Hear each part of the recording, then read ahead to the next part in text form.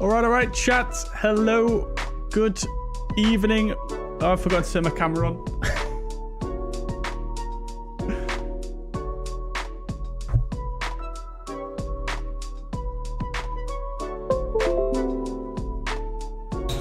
There we go. Good evening, chat. Hello. Welcome to the stream. I hope we're doing well today. Welcome indeed. Sorry for the slightly extended intro there. Just had a few more things to take care of before we got going today. But nevertheless, welcome. Welcome. Hope we're all having a good week so far. Welcome to the stream.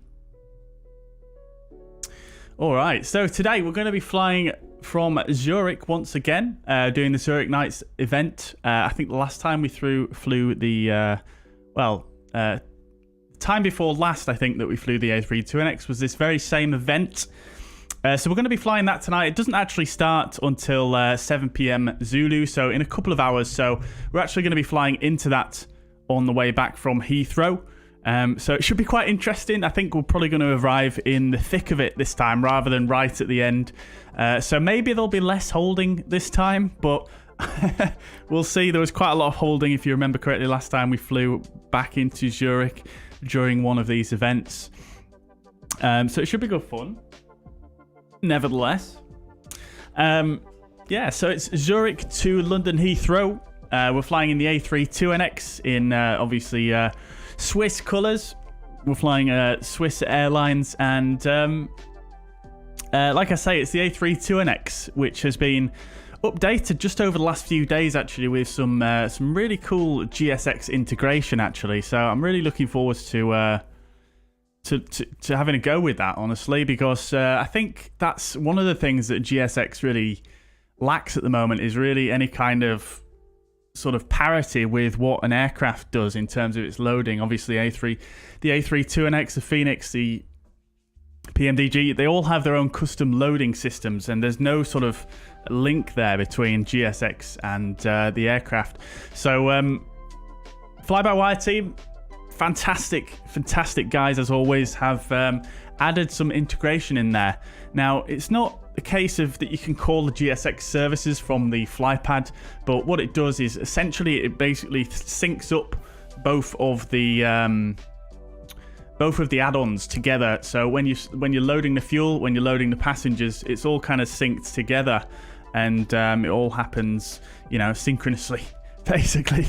So it should be pretty cool. I'm really looking forward to giving that a try out.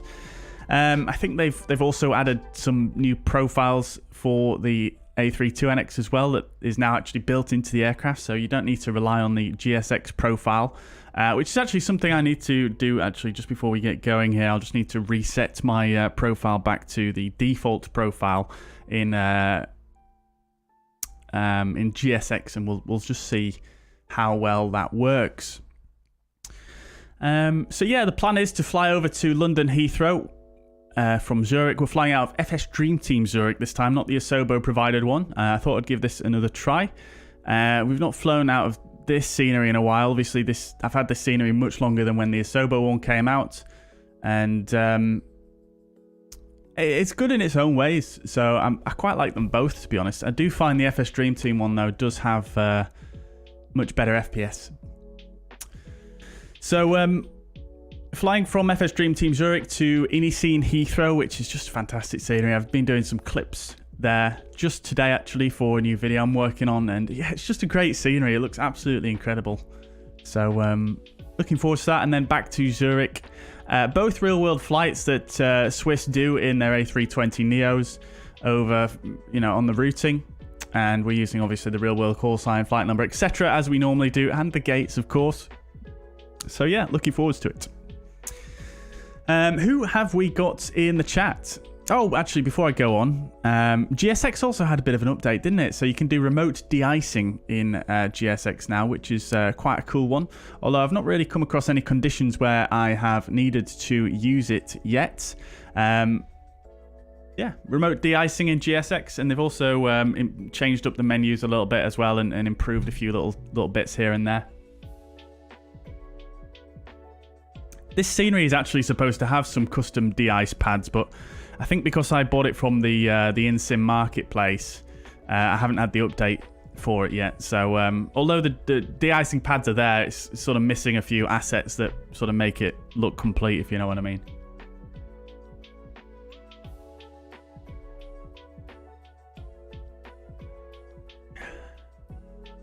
Right. Yeah, like I say, who have we got in the chat? So we've got Lawrence. Welcome to the chat, dude. I hope you're doing well. Welcome indeed. The commentators here, welcome indeed. Thank you very much for your comment in Discord as well, by the way, regarding the thumbnail. SimGB's here. Welcome to the chat. Peter's here as well. Peter DR, good afternoon to you too. I hope you're doing well. Welcome indeed. Mikhail, welcome to the chat. Hope you're doing well. Long time no see, I feel, Mikhail, unless you've been lurking in the chat. I've not seen your name in the chat for a while. But welcome back, dude. Welcome. Glad to have you back. Hope you're doing well.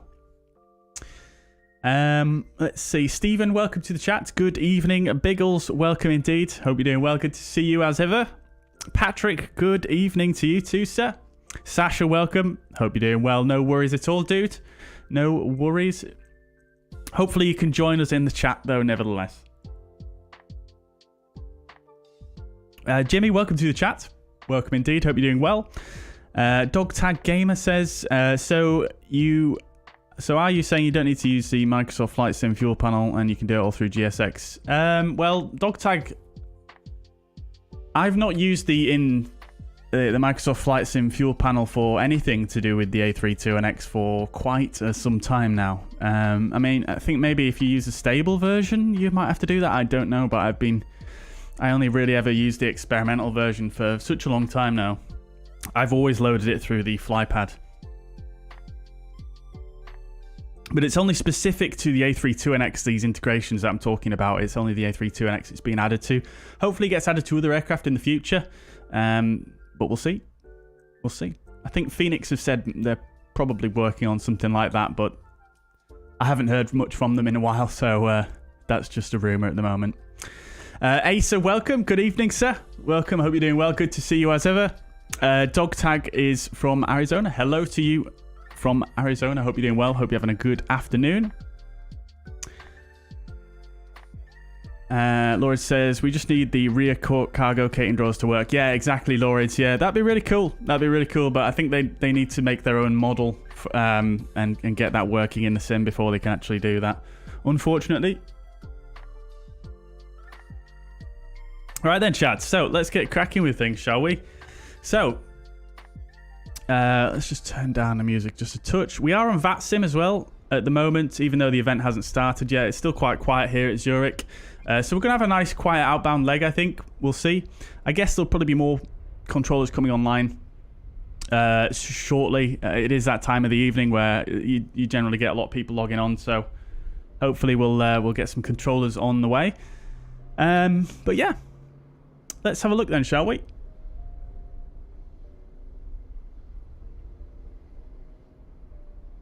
Right. So, first of all, let's have a look at, in fact, what I'm going to do, just before I forget though, chat, because I will forget. I'm just going to go to Customize Airplane here. I'm just going to reset this to default because I have customized this a little bit. And we, basically, you can see here now, we've got, you can see here at the top that we've now got, we've got internal GSX database, that's fine. We've also got user customization, which is what I've done, because obviously the A32NX doesn't have all the exits and things that the usual aircraft has.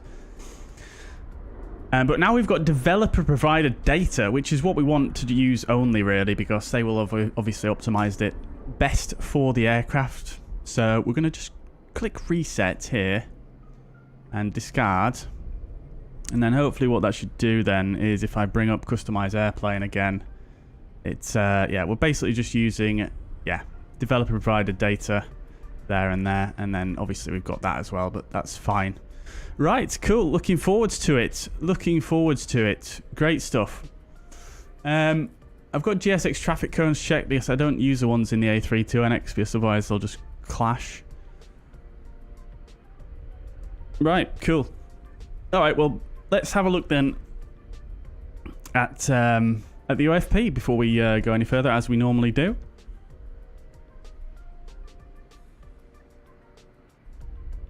Rapunzel, I don't know if I thanked you, but thank you very much for the sub. Welcome to the channel.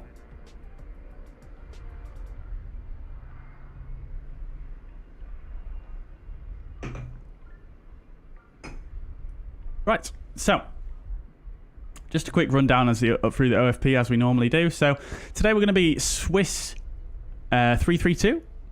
That is the flight number. We're going from Zurich to Heathrow. We're in a A20N, A320neo. Registration is Hotel Bravo Juliet Delta Alpha.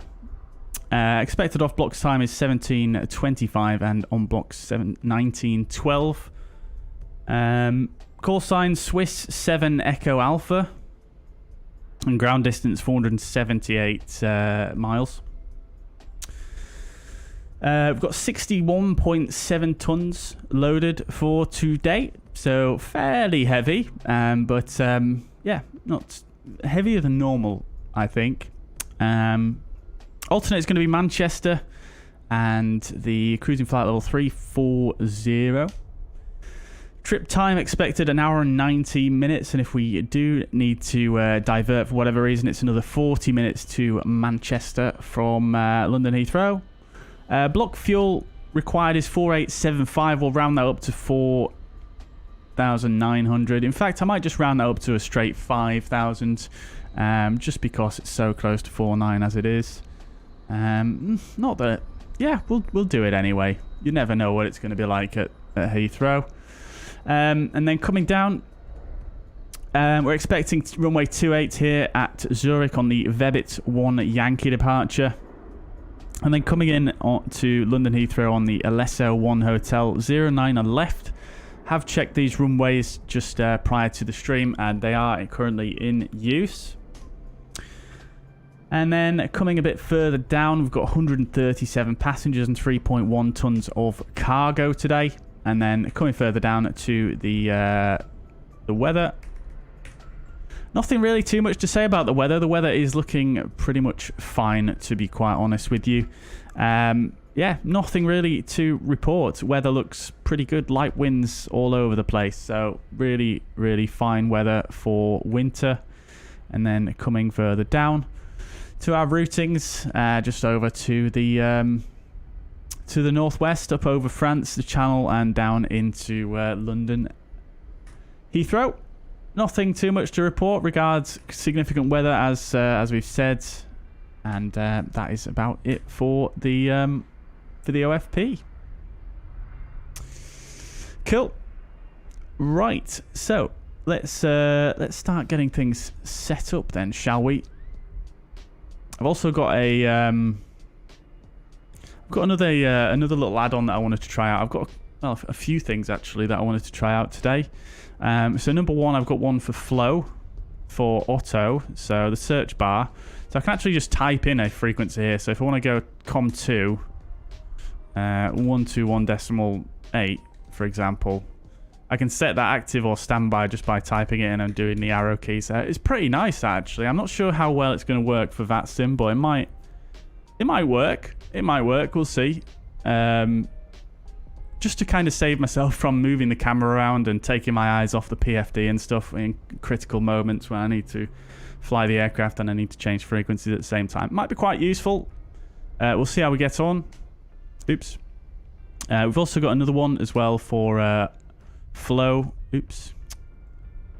We've got another one for flow as well, which is... Oh, I just need to remove this guy as well. Because Navigraph charts, the panel has actually come out of beta now. So congratulations to Navigraph for that. Very, very nice indeed. So I've just downloaded the up-to-date version there. And then we've got a couple here. So we've got this SimBrief panel, which I caught wind of because of 737NG pilots, which is looking quite interesting. But there's also one actually that someone did specifically for flow as well. So I'm interested to see how they compare in terms of the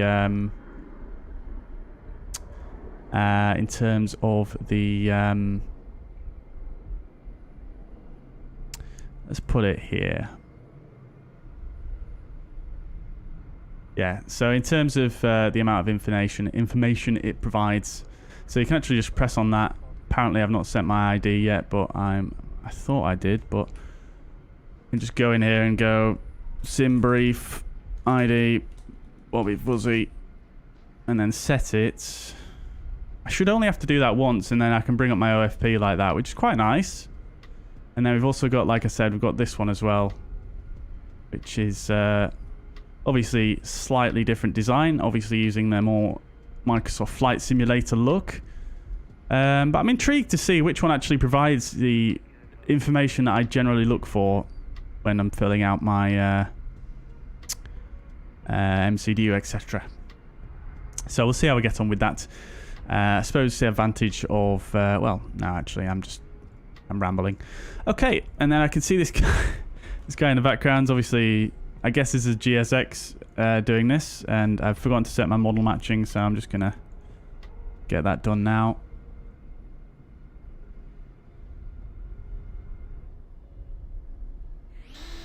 Right, there we go, lovely.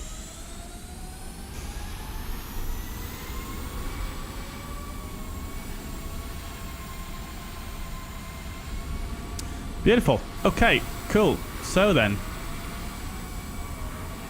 another aircraft over there in the distance. Love to see it.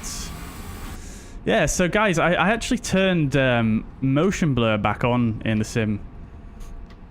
Now I wanted to give that a try as well and see how it feels. I turned it off previously because generally, as a rule, I turn motion blur off in any game that I play. But I don't know. It's quite nice to have on for replays and things like that. It makes it look. It looks pretty cool in my opinion. But we'll see how we get on with it. I'm not sure if it's affecting my frame rate really too much, but again, we'll see how we get on. Dave, good evening. Welcome indeed, dude. Hope you're doing well. Brian says, good evening, sir. It looks great. Good evening, Brian. Yes, it is a decent rendition, I will say. It's not quite as detailed, I would say, as the one that Asobo have provided.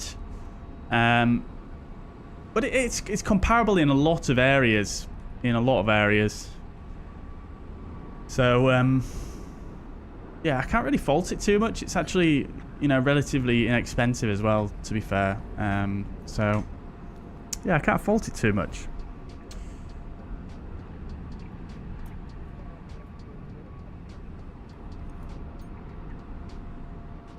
What was that noise that I can hear? There's someone talking on Unicom, I think. Alfie, good evening. Hope you're doing well. Welcome indeed. Congrats on your new channel badge there. Your 2 months. Dave says, getting the vPilot screen in Flow would really help, as I could read messages in VR, helping with no notes. Yeah, exactly. I mean, the best you can do, Dave, is at the moment is if you go into your general options, if you go into assistance options here and then notification and turn on software tips. I'm assuming these work in VR, and then what you should do is you can see I've got my messages appearing here from vPilot, so that's someone on obviously Unicom sending these messages here. And then, but also the downside is that you get these annoying Asobo notifications. You can just click on them to get rid of them as well.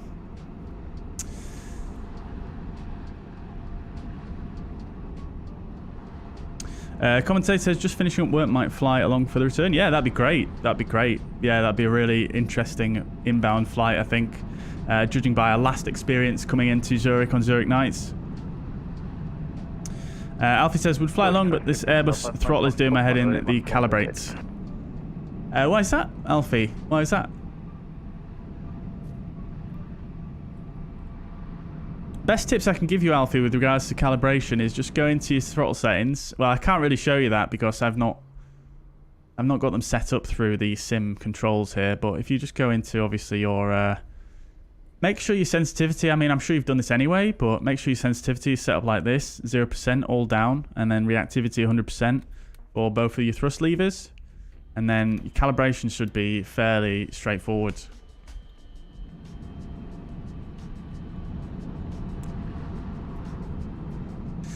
Dave says they do work, but they don't stay on the screen long enough. Oh, I see. Right. Yeah, the thing is, it's weird, Dave. They used to actually stay on the screen permanently until you actually click them off, and then they changed it. So, yeah.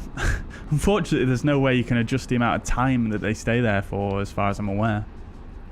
I wonder if there might be an add-on on FlightSim.to maybe that changes that, potentially.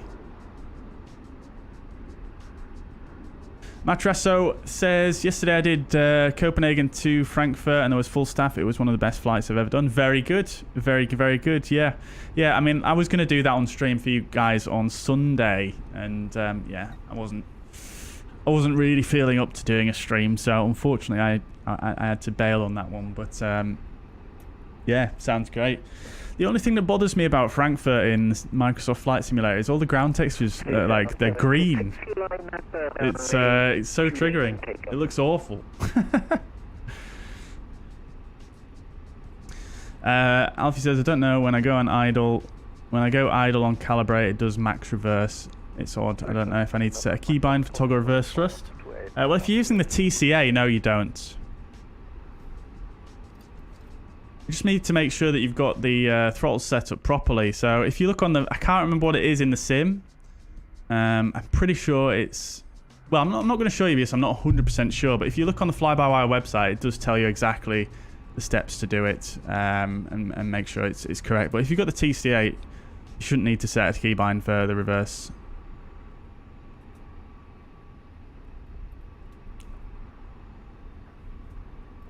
Same with the Fenix, Alfie. Yeah, it's the same.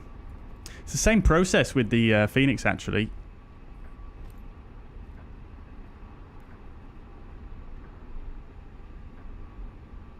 Commentator did... oh, yeah, you did the Amsterdam overload, didn't you?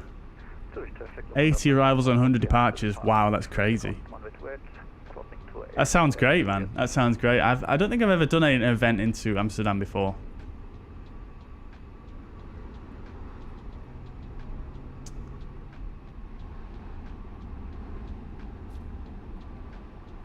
Yeah, that sounds great. Right, anyway, I'm going to stop waffling on here, guys. And we'll crack on with the setup then, shall we? So, right. So, our pilot monitoring for today. The captain has already been in here and done a little bit of setup. We'll chuck the fuel pumps on. What we'll do as well is we'll call the refueler. I just look outside and make sure all the ground services look appropriate. Now I've reset the profile. It does. Great stuff. I've got a Swiss A321 next to us. Very nice indeed. Love to see it. The night lighting at this one is really quite nice, I think.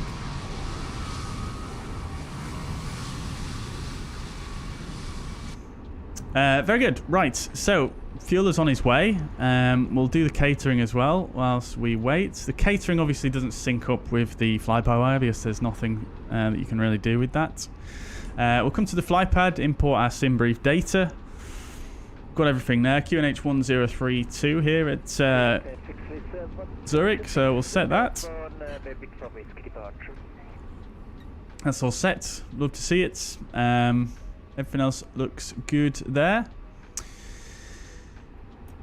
Going further down. What is this overview? Oh, okay, there we go.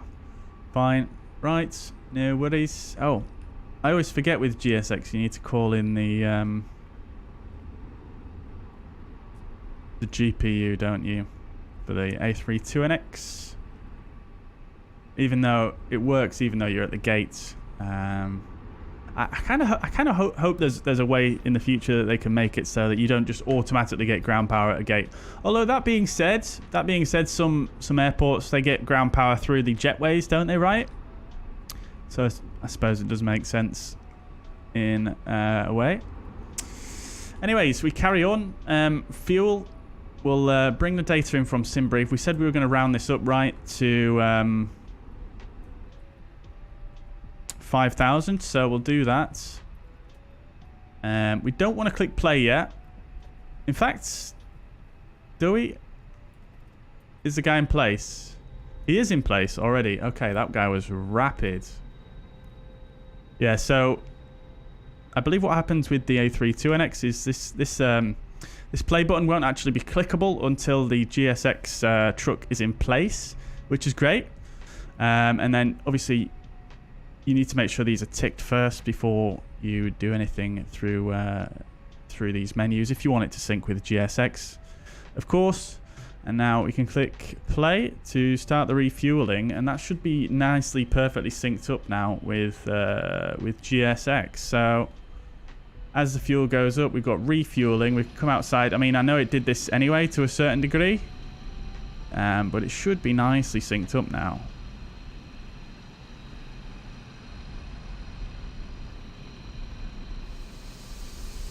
Yeah, it looks like it is. It's going up nice and slowly, unlike what it did before, which is great.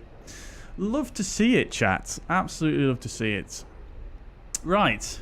Okay, and then we'll start the boarding of passengers. Well, let's do it now, shall we? Bring in the sim brief data. And that's all you need to do then. Because obviously, look, the loading buttons have actually disappeared off this page. It used to be somewhere around here, I believe. But now what you do, just go to the GSX menu. And you request boarding.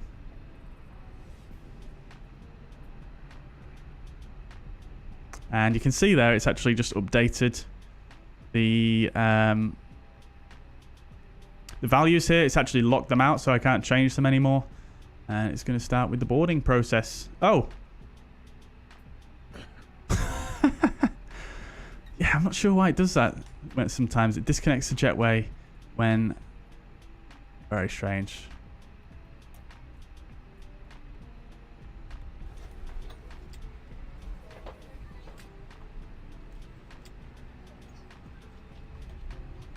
There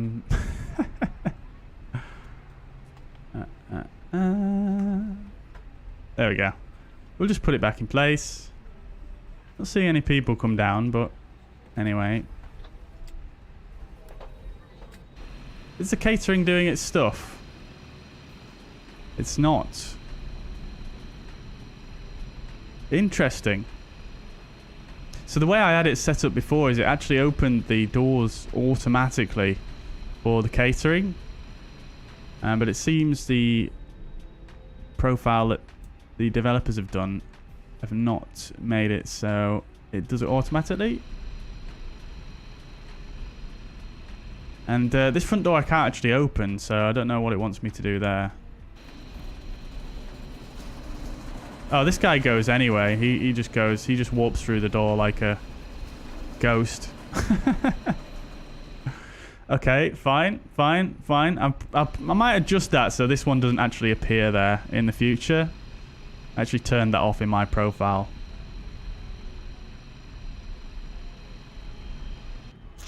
Okay, fine. No worries. So we've got the payload coming on. Oh, crikey. That's loaded quick. 108 passengers already. But you can see it's not loaded any cargo yet because the cargo train hasn't connected to the... Well, it's not started loading any cargo yet, which is quite cool. 108 though already. That's rapid. Anyway, we monitor. I don't see any passengers coming on though, which is interesting. Usually you can see them walk down these kind of jetways, can't you?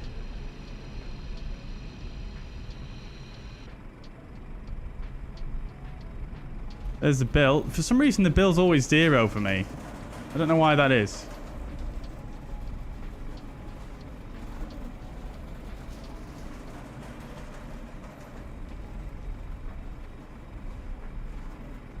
Interesting. Right. Okay. Well, we'll let it do its thing. You can obviously hear the GSX sounds playing. But hey ho.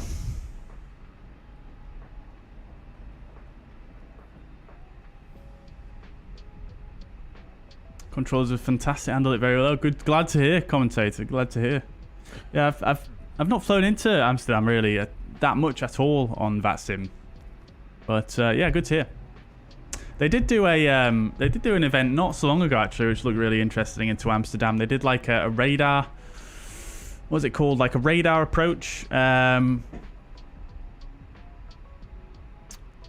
VATSIM event where, I mean, there's a type of approach you can do at Amsterdam where the traffic controller will basically guide you down onto the approach rather than you using an ILS or anything like that. They will basically tell you your altitude and what track you need to fly and stuff like that, and they will guide you down like that. And they did an event like that which looked quite cool. Unfortunately I didn't do that one either.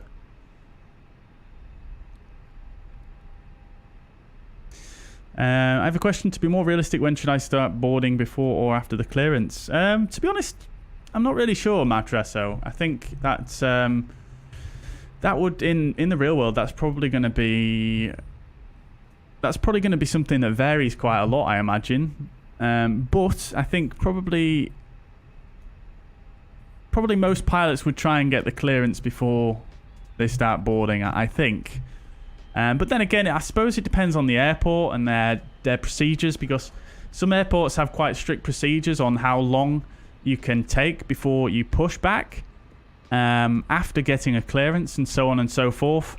So it might depend also on how big your airplane is, how many passengers you've got on board, how much cargo you've got to board, and other factors. But I think for short haul operations, probably before you board the passengers, I think.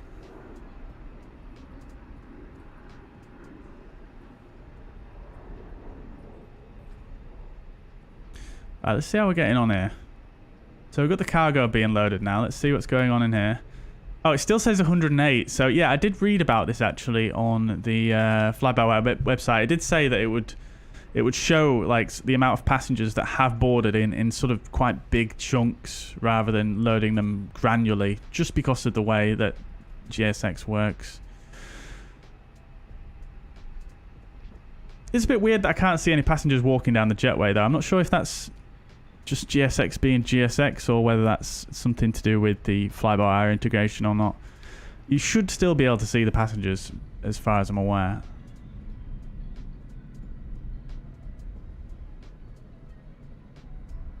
But there we go. The baggage is now, well, it's not being loaded just yet. The guy's gone off to get the bags. We should start to see the cargo figure going up soon, I guess. Right. Cool. Lovely. Right. So, where were we? Then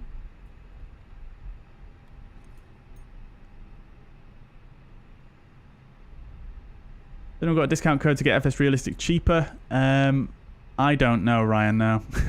I got it when it was on sale over Christmas, I think. So, just wait for a sale. There's sales all the time these days. Probably the next sale will be what?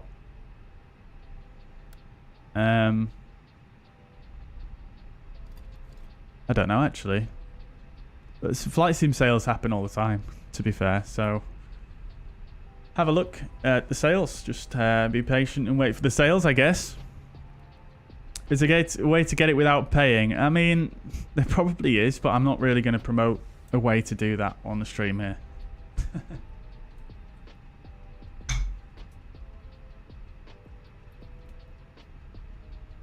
Although that being said, FS Realistic, you do need a license to use it, so there's also that.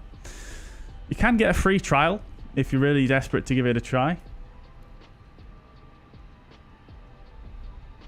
Gabrielle says, try restarting GSX option in the FS menu.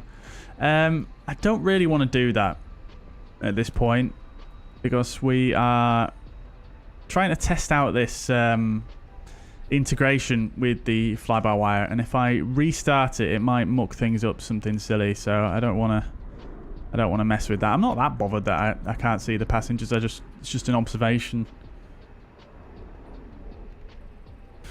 Patrick, welcome. I'm doing very well. Yeah, thank you. Thanks for asking. How are you doing, Patrick? Right, where were we, chat? I got totally carried away then with something. Oh, it was all the ground services and that, wasn't it? Right, okay, so we got the weather. That's all fine. The aircraft is more or less set, at least initially. So we'll come down here and we'll start plugging into the MCDU then. So we'll go in it, Prez, and we'll bring in our flight plan.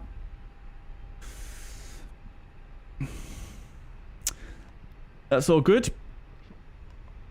We'll come back here, check the nav data is current, which it is by 1 day remaining, which is absolutely fine. We'll go in its request. We've got Zurich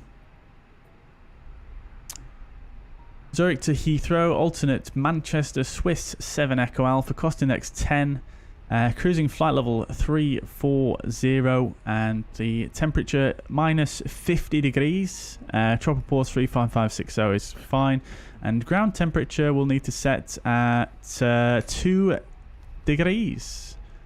Let's just bring up the sim brief panels then, and we'll just see which one of these is gonna work well for us here. So we'll put this one here, and we'll put this one here. And well, let's just see which one provides the best information here. So,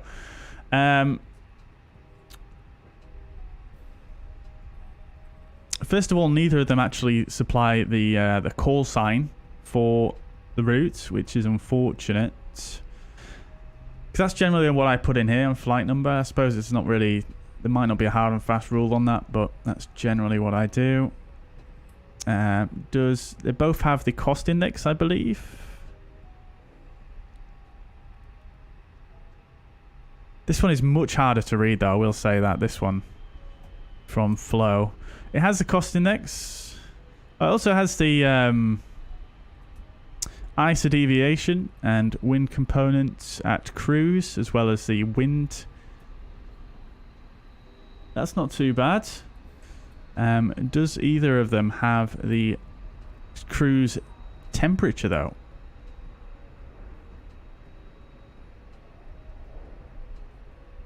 Top climb temperature, yeah, it has it on this one. This one doesn't have it. This one has some weather information, which is quite nice.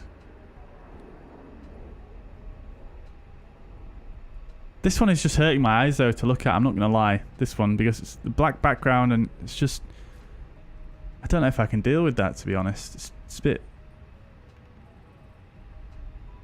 There's not enough differentiation between the different... between the white and the grey here. It just all kind of blends into each other, which is... yeah, it's kind of hurting my eyes a bit, that. Let's just sack that one off. I think this one is actually... I think this one's better. Right, so minus 58 at the top. Minus 58, everything else is fine. We'll come to flight plan and departure. Vebit 1 Yankee, runway 28. We'll insert that, and then into Heathrow. 09 left is what we're expecting, and the LSZH hotel. Now, we could put a via in there. We might as well, although it's usually vectors from Biggin Hill. But we'll put in Biggin Hill because that's where we're going to go through prior. So we'll insert that and come down here. We'll remove the disco. So Vebit Tango 51 Danze. Vebit Tango 51 Layson, which is also fine. Cool.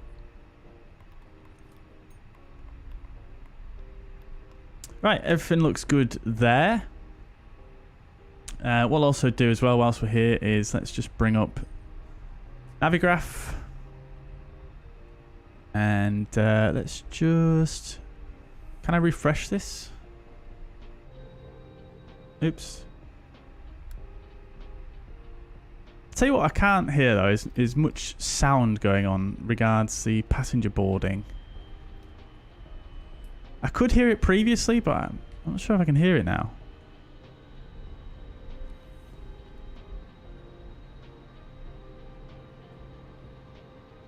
Yeah, I can't really hear it.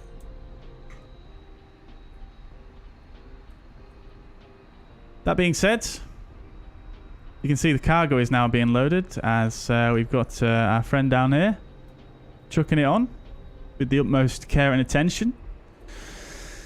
Right, let's carry on. I'm just going to refresh the Navigraph charts window there. And we'll bring in our flight. So just taking a look at our departure here, make sure we've got all the restrictions in that we need. So nothing too crazy. We've got 210 knots at Zulu Hotel 546, which is in there. Brego 5,000 minimum. Zulu Hotel 554 is a 6,000 minimum, and Zulu Hotel 558 7,000 or flight level 70 minimum, which is all in there. That's all good. It's an RNP departure. I'm not actually sure if the fly-by-wire can actually do an RMP departure just yet, to be quite honest. Let's see how it's drawn it out. It looks like it can. It looks like it's going to be able to manage the radius to fix leg there. Alright, fine. We'll give it a go. Right, and I think that's about everything that we need there. So, lovely stuff. Navigraph's charts, we still can't close it with the keybind unless it's in focus, so unfortunately. Right, is there some settings on this one? What does this one do? Just a username. Okay, cool.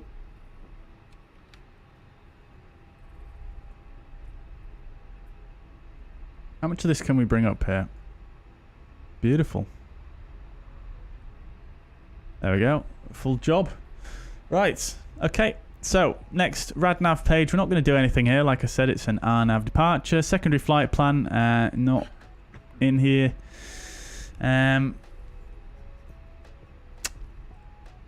Zero fuel weight, we're expecting 57.1 tons. And we'll actually come over here and just get the expected CG as well. 34.37.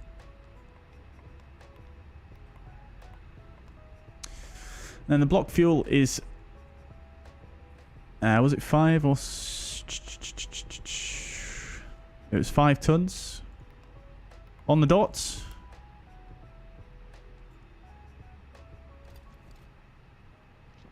Lovely jubbly.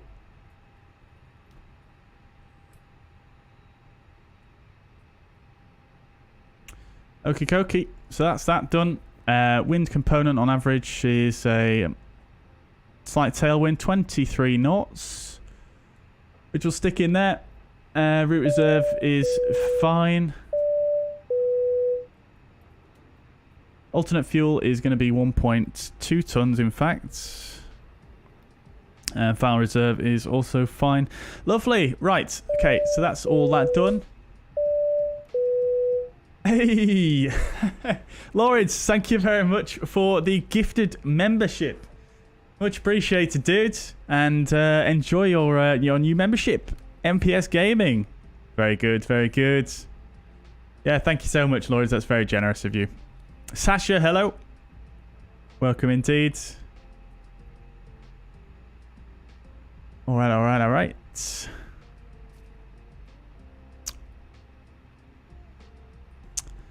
Slow going here. I'm not sure if this has gone wrong or what. I haven't seen those figures go up in a while. Oh, he's gone. We should be fully loaded now.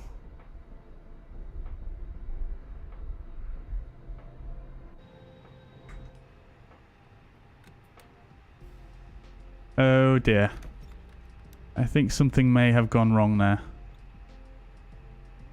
Is something still happening here, guys? Did something just happen there? Can't tell if it did.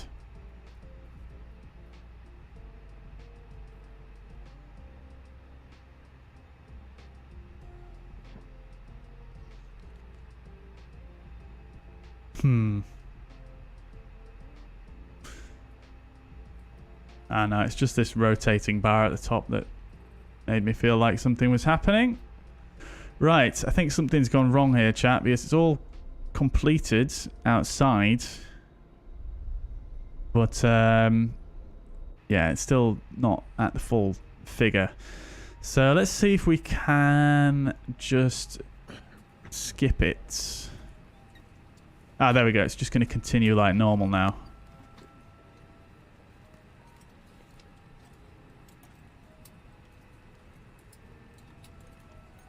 I have to say the fly-by-wire sounds, though.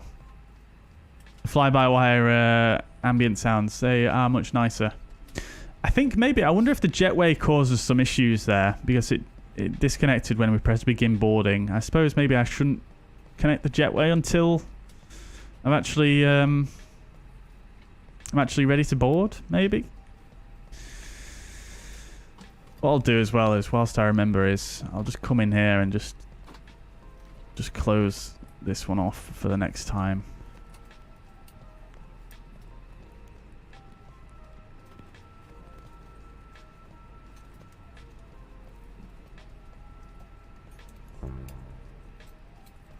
These set parking brakes immediately.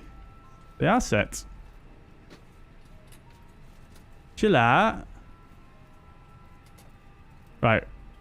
What is occurring here? 93 passengers. It's going down. I'm sure that just went down.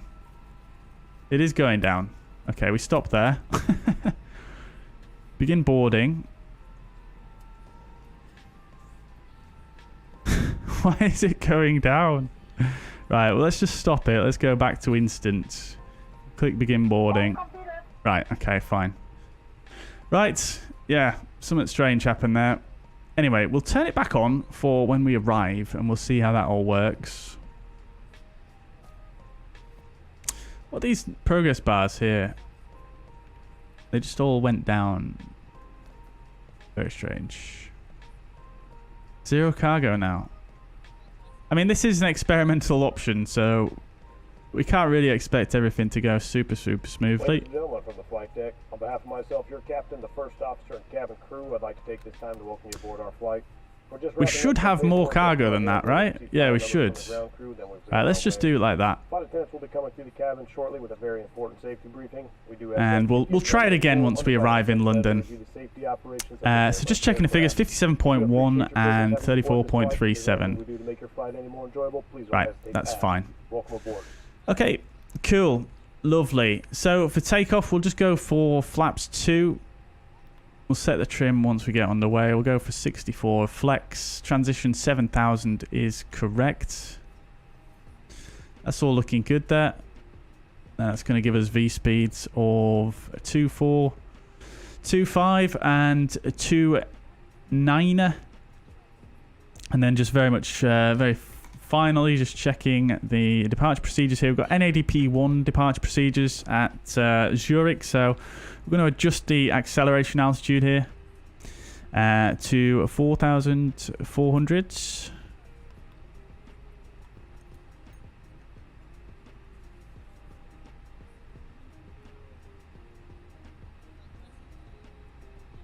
And then engine out acceleration would be 3,300. Lovely. That is all set and looking good. So, fantastic. Initial climb from the chart as well is going to be 5,000 feet. So, we'll set that here on the FCU. Right. And we're ready to go. Lovely. So, we'll come back here. Just check the weather again. 1650. So, it's just over half an hour old now. I'm not sure if there's any way to force this to refresh. But it's recent enough, I think. Lovely. Right, let's get the APU fired up then.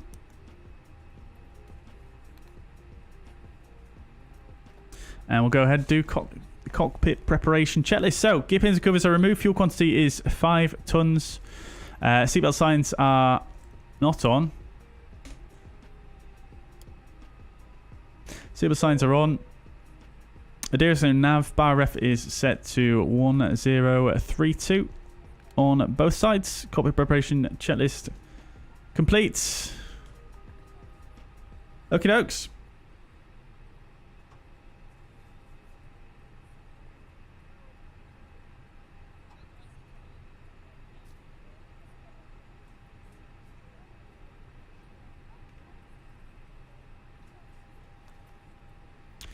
Right.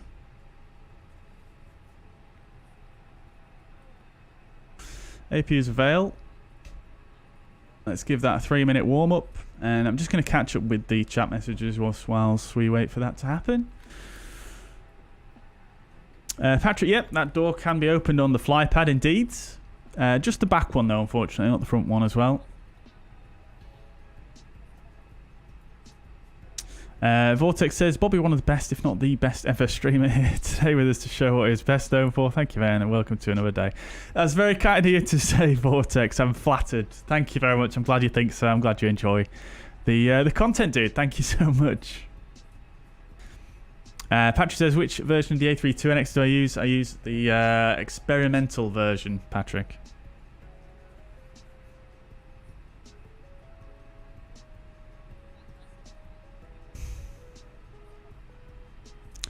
Rapenza says, hello to you. Nice to meet you. Yeah, usually you just wait until you press board and it can fully work. Yeah, I think I will do that next time. Yeah, the only thing is I like to connect the jetway first because it kind of doesn't make sense, does it, if you're sat in the aircraft as a pilot.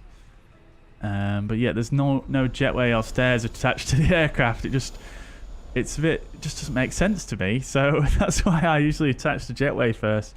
But I suppose there's some logic built into the fly-by-wire, isn't there, where if you click start boarding, it connects the jetway.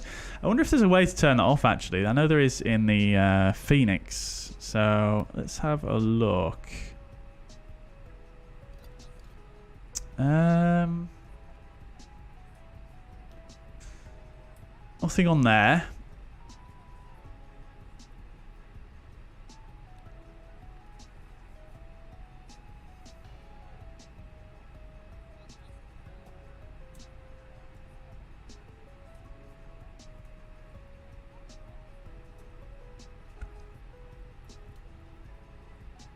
No, I don't think there is there? Maybe there's something on here, but I haven't seen it previously.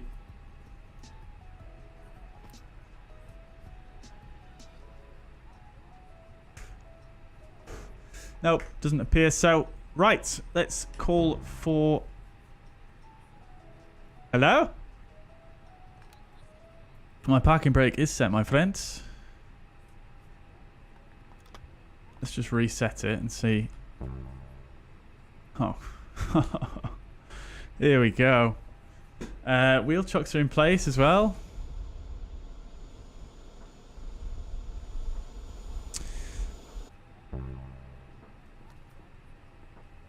Alright, but what if I just want to open up the GSX settings? Okay, that's a problem. I think I know why that is, chat. I think it's because of the fact that I messed with the aircraft profile whilst it was boarding. I think that's possibly what's causing that. So I suppose what I do then is I just go and delete my config that I've just made. Restart GSX, even though it's going to put all the ground services back there, which isn't that cool, is it? But hey ho, what can you do? Alright, let's bring up GSX again.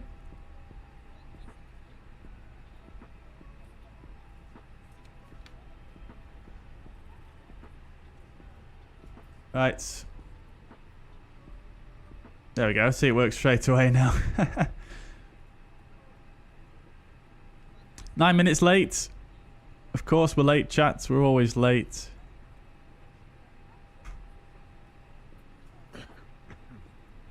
That's good, actually, that is. Hello, Captain. Oh, wait, sorry. 9 hours. I'm 9 hours early, actually, aren't I? Sorry. It's because I'm not using the same time as real time. Never mind, we just ignore those times.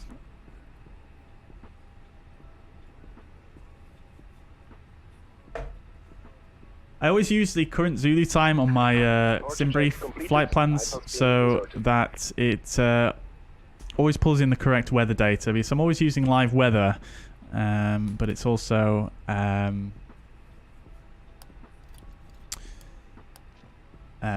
I've regularly changed the time of day. Oh no, we still got a ground power unit wire there. Oh, that's a problem, isn't it? Let's just abort pushback for now. Because we want to get rid of that wire. I don't want that there for the whole flight.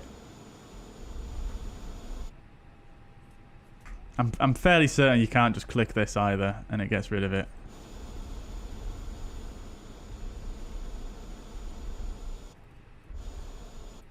Right, no you can't. So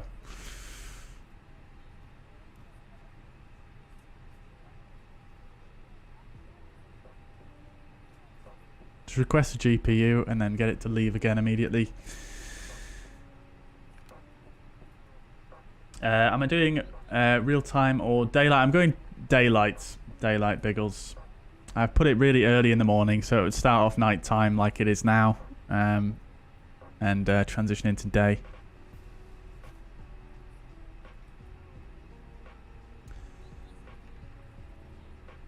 Might join on the return leg. Yeah, absolutely no problem, Sasha. No problems at all. Ace says I had no issues with passengers loading yesterday, but I had the parking brake issue, set parking brake nagging. Although it was set, I ended up closing GSX. Yeah, I think there might be maybe some things in the profile that is not perfect just yet. Maybe, I'm not sure. I'm not sure. Right, has the GPU come? It has. So if we now get rid of the GPU.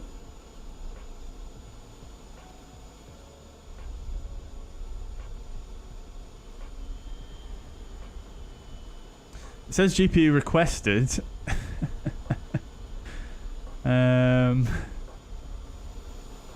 Hello, it's there. Can I not dismiss it?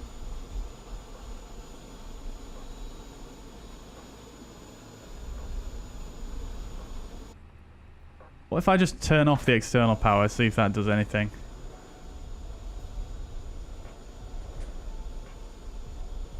There we go. Okay, it was just taking a minute. So click dismiss. And that should send him on his way. Okay. Let's get the beacon light on. Flight attendants, armed doors, and cross-check. Cool.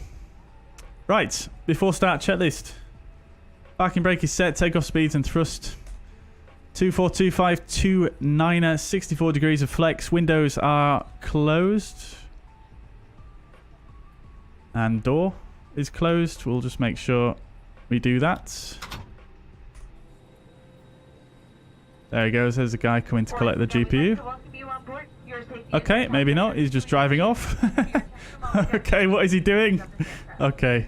Look at that cute little truck though. That's so cute. See ya.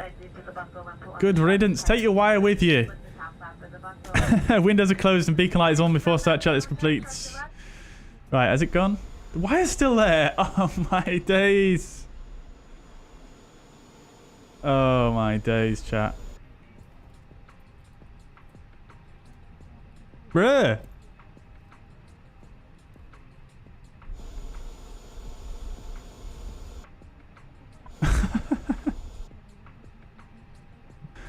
Oh dear. And the cones are still here for some reason, but that might go away once we do this. Yeah, they do. Okay. Oh, the wire's gone as well. Fantastic. Okay, fine. We just needed to do that. There must have been some bug, though. I'm sure that wire's not supposed to stay there. Right. Okay, so... let's turn the music down for the engine start, shall we? Hello, Captain. We are ready for pushback. Oh, you've still not worked that out, Matt Rasser, with the Xbox issue. Yeah, that's unfortunate. Hopefully someone will get back to you on that one, hopefully.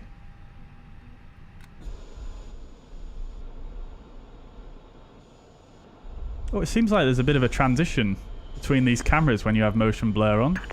Departure check completed. Light has been inserted.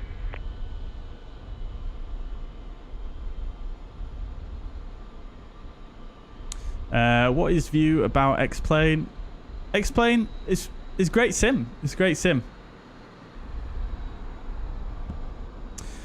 I would like to be a mod. When do you look at that? Well, we've got loads of mods at the moment, Sasha, so we're not really in any great need for any more mods right now. Right, let's see how we're doing. There's no one around, so we can pretty much just push straight away. We'll reset the chrono. Get the APU bleed on. And we'll push straight away. Release parking brakes. Parking brake release. Commencing push.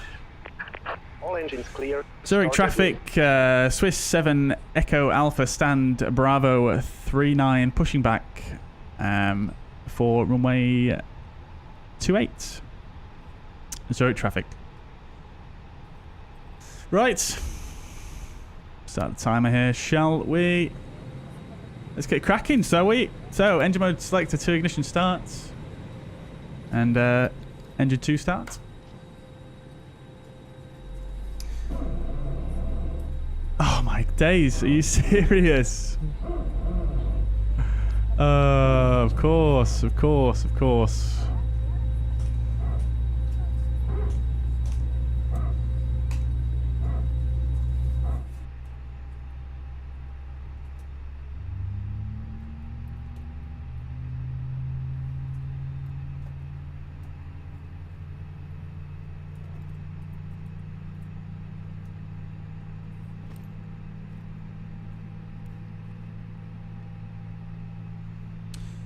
Right, let's grab the ATIS as well. Got Oscar 1032. Swiss 9 Uniform Victor Victor Taxi.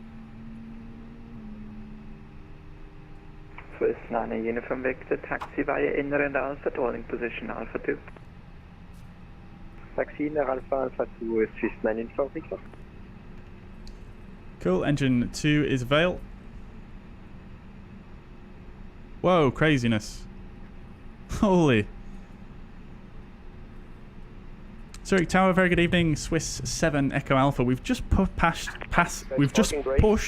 correction from stand Bravo 39, type A20N, information Oscar QNH 1032, requesting clearance to London Heathrow.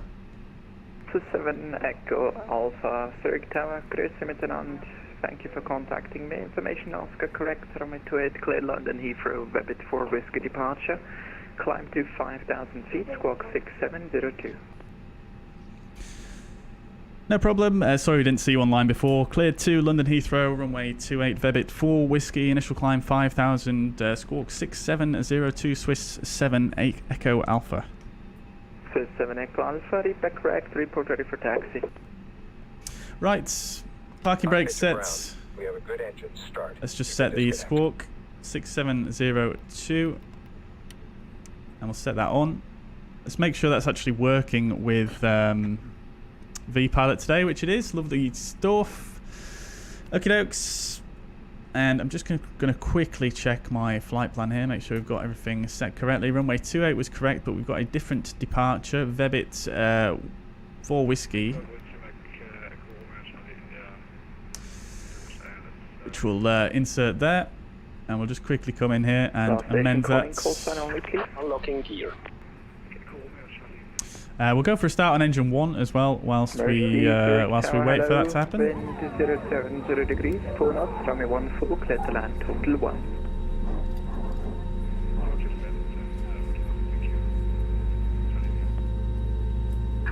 Tow truck disconnected. Pipe has been removed. Left is clear, right is clear. Right. Cool. So I've not done a departure briefing, I just realised, chat. However, I've rambled on enough for the beginning of this stream, so we're just going to crack on, I think. Everything is incorrectly, so we've got Brego, which is a flyover waypoint. We've got the little triangle there, that's correct. Above 5,000, which we are going to be. No speed restrictions except for the usual. Zurich Hotel 554, Zulu Hotel 554 above 6,000, and 558 above 7,000, which we're all going to make, so that's absolutely fine. No issues at all there, and then we need to call when ready for a taxi. So that's all set. We've got both engines available. We'll get engine mode selector back to norm. Right, initial climb is still 5,000. Zurich Tower, good evening, Speedbird 71. Okay, cool. A320, so, Alpha 15. arm the ground spoilers, set the flaps to 2. Speedbird 71 Tango, Zurich Tower, hello. Call you back for clearance. Stand by with 2 minutes. Good job. Good job. EasyJet there as well. Love to see it. Right, cool. And let's see. Predictive wind shear and weather radar will stick on. We'll check ECAM status. Do Zurich a Tower quick check of the flight controls. Uniform X-ray, 8 miles line on the runway 14. Cancel line 8, Uniform X-ray, Zurich Tower, continue approach number 2. Continue approach number 2, Cancel line 8, Uniform X-ray. Auto brake will set to max. We'll get the terrain display on both sides. That's all looking good. APU can come off now. Blocked. Lufthansa 1 Papa Foxtrot, expect late landing clearance. Right. Clearance 1 Papa Foxtrot. And the trim as well. So we'll go fuel prediction and the CG 34.7. Lufthansa 1 Papa Foxtrot, wind 070 degrees, 4 knots, runway 14, clear to land, correction, vacate by Hotel 1. I should just about do it. Clear to land, 14, Lufthansa 1 Papa Foxtrot.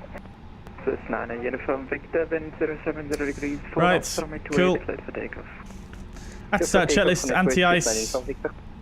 We are actually going to have on for the takeoff. Taxi via Hotel and Kilo, hold short, runway 28. Anti-ice engine only is on. Ecom status check. Pitch trim is set. Rudder trim is neutral. After start checklist complete. Cool. Right, ready to go. And then we are going to go to where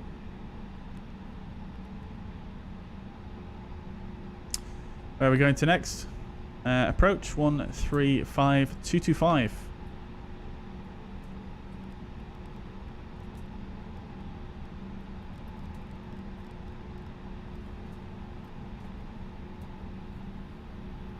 Cool. Right. We'll do a takeoff config check as well whilst we're here. Bring the cabin as well. Never works first time. Right, lovely. Right, guys, I'll catch up with your messages momentarily. Let's just get underway here. Swiss 7 Echo Alpha request taxi. Swiss 7 Echo Alpha, stand by, call you back. Break, cancel line 8, Uniform X-ray. Okay, we'll have a look at the taxi anyway that we're expecting. Runway 14, clear to land, Cancel line 8, Uniform So we're expecting straightforward in November, right? Expecting a right turn onto Foxtrot, then a right turn inner, or maybe a right turn onto Alpha here, and all the way down to runway 28. After crossing taxi via Alpha to GSC sector 1. Crossing 28, crossing Alpha to GA1. Thank you very much. Bibet 1 Tango, correction, break. Swiss 9 Uniform Victor, contact Zurich arrival 135, decimal 225. 135, 225, Swiss 9 Uniform Victor 128. Bibet 1 Tango, are you ready to copy your clearance? 871 seconds. Oh, it's a commentator. Very good. Correct, runway 28, cleared London Heathrow, Rabbit 4 whiskey departure, climb 5 down. Look at the beacon reflecting there. 705. That's from the EasyJet. We're holding him up now. Squawk 6775, sorry, speedbird 71 seconds. Speedbird 1 Tango, negative, squawk 6705. Clear to London Heathrow, runway 28, Rabbit 4 whiskey departure, climb 5,000 feet and... Trying to see if I can spot the commentator, but I can't see his tail anywhere. Speedbird 1 Tango, reback correct, break, left to 1 Papa. Maybe he's round this corner here. Cross runway 28 after crossing taxi via Juliet and inner stand Alpha 07. Okay, cross to Eva Juliet, and that is Juliet in air to Alpha 07, Lufthansa 1 Papa Foxtrot.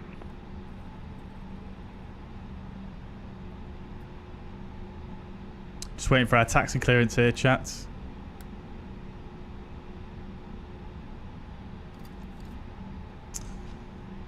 Right, let's review what we've got anyway. We've got brake max, climb, nav blue, 5000 blue, 1 FD2, QNH 1032. Cancel line 8, Uniform X-ray, welcome to Zurich, taxi via Juliet, hold short runway 28.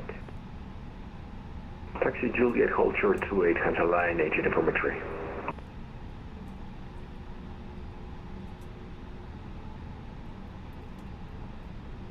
Swiss 7 Echo Alpha, taxi via November, Foxtrot, inner and Alpha to holding position Alpha 2.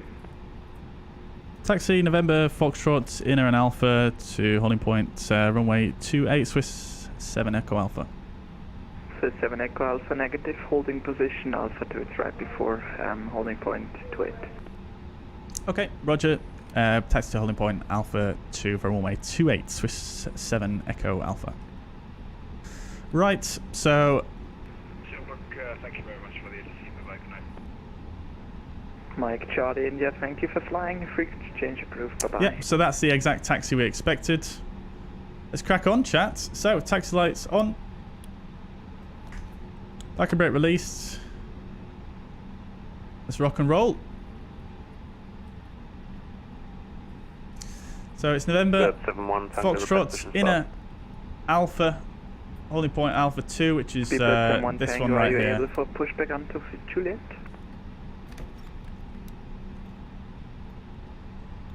Which we can just see there. We can give it a go, Speedbird 71 Tango. Speedbird 71 Tango, yeah, or I can also just hold position for now. I'll call you back so you can push onto inner. It's 1 minute delay. Roger, thanks. Speedbird 71 Tango. Sorry, the commentator, I'm holding you up.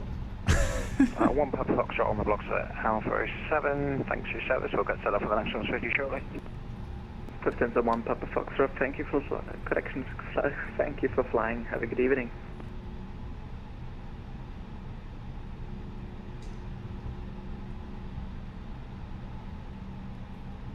Cancel line 8 Uniform X-ray, taxiway Juliet cross runway 28 after crossing taxi via Alpha Echo Mike to stand Bravo 38. Which branch of the A32NX is this? This is the experimental. Guile, welcome to the chat though, hope you're doing well.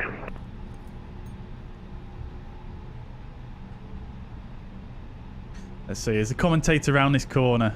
I think he is. That's him there. Yes, I see him. British Airways.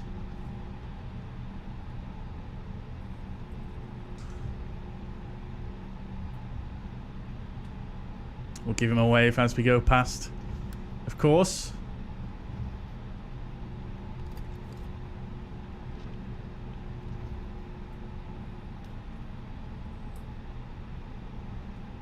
I'm not sure why he didn't just send us all the way around on Alpha rather than down inner if he had someone else ready to depart. 71 Tango 1's clear of the Swiss Airbus A320 on inner. Oh no, fire truck collision! No!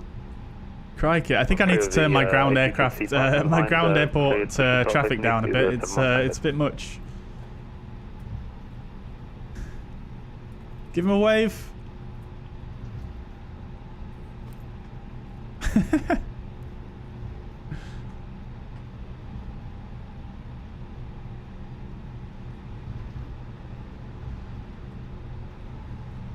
I should have flashed my lights at you, shouldn't I? Should have done that. Roy, good evening. Welcome indeed. Hope you're doing well. Good to see you.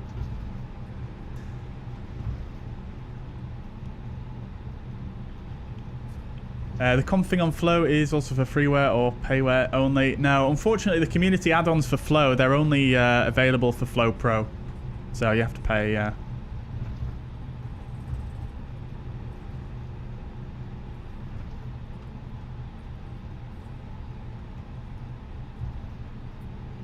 Sounds on this are way better than the Fenix. Yeah, I think the sounds are absolutely stunning on this, to be honest. Boris absolutely killed it. Boris has actually started releasing his own sound packs now as well, I believe, which is really cool. I think he just released one for the Cessna 172. Same guy that did the sounds for the fly-by-wire.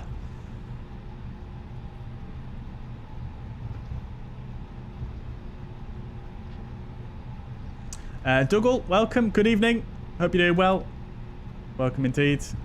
Stian as well, welcome indeed. Hope you're doing well. Good to see you. Swiss 7 Echo Alpha, are you ready for departure?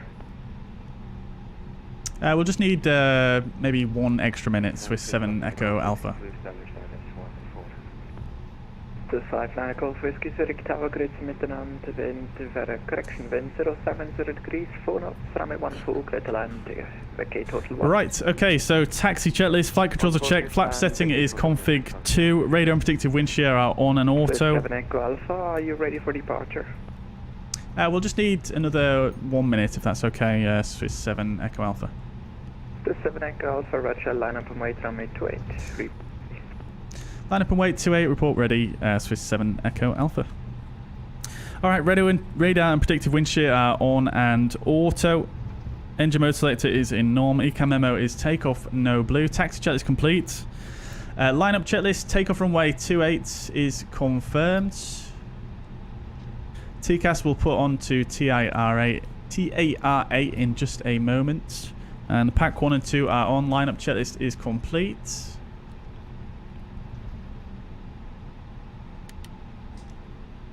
Flight attendants, please prepare for takeoff. A little bit of a hill coming onto this runway there.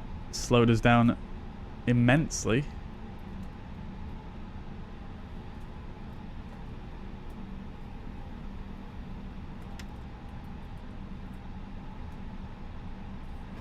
Zurich Tower, hello again, it's Lufthansa 2 Echo November this time at Alpha 7. We have Oscar on board requesting clearance to Munich. Lufthansa 2 Echo November, Zurich Tower, welcome back. Information Strobe lights are on. Let's just set the parking brake temporarily. I just want to go in here and just check my sensitivity settings before we actually take off. Squawk 6706.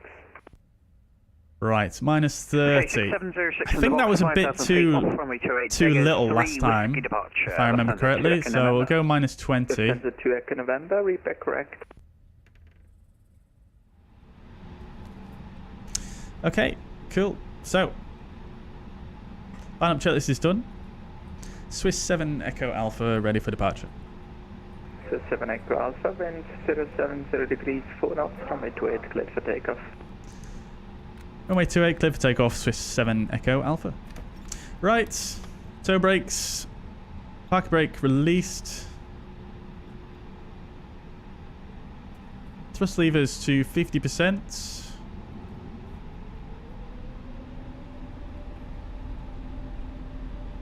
Engines are stable, releasing the toe brakes and up to flex.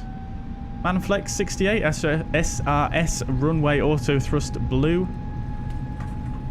Flex set. Airspeed alive.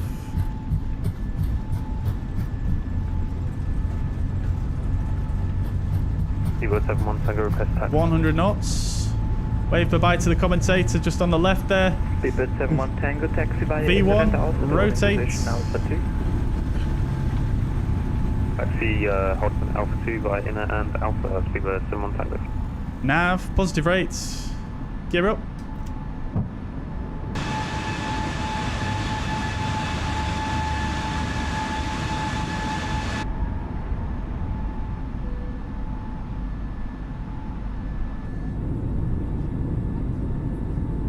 Beauty.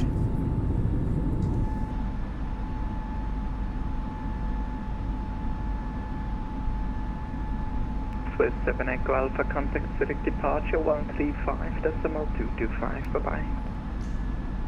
135.225, Swiss 7 Echo Alpha. Lever climb, thrust climb, auto thrust. Lufthansa 2 Echo November Alpha 7, ready push start. Lufthansa 2. Let's go AP2. Zurich departure, very good evening. Swiss 7 Echo Alpha passing 3,700 for 5,000. Verbit for whiskey departure. Swiss 7 Echo Alpha 3, arrival grid for identify, climb flight level 120. Climb flight level 120, Swiss 7 Echo Alpha. Speed VS 1000. Let's go up to 120 now, and we'll pull. Thrust climb, open climb. We'll pull for standard. Standard is set, flight level 120 blue. We're above the F speeds. Let's get the flaps retracted, or at least the flaps 1. At least 131 Golf.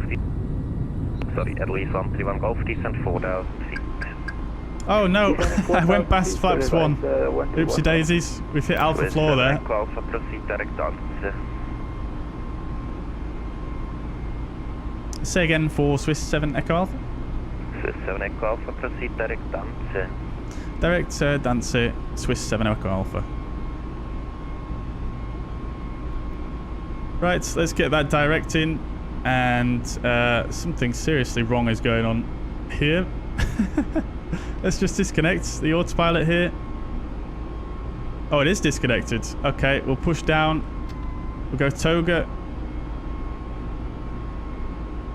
SRS, go around track. Middle East 131 Golf, turn right, heading 110, clear Alice approach, runway 14. Right, 110, clear Alice approach, runway 14, device 121 Golf.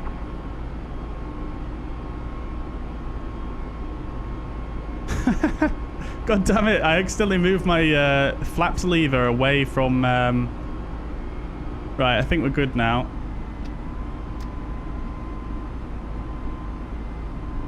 Right, we're above the S speed now. We'll go flap 0.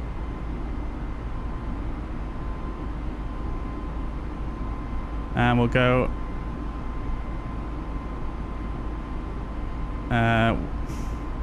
let's see, we can't come back into nav. Oh, we can. We've still got toga lock here, though. For some reason, even though we're good on speed now. 7 Echo Alpha, unfortunately no further ATC service available for the client on Unicom 122, that's Malay, bye-bye. 1228, Swiss 7 Echo Alpha. Thank you, bye-bye.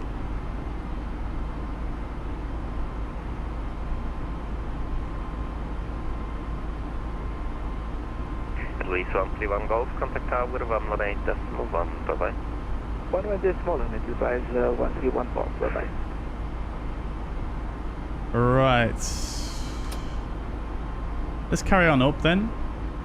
We'll go flight level 200 for now. We still have toga lock though, it's not coming out of toga lock.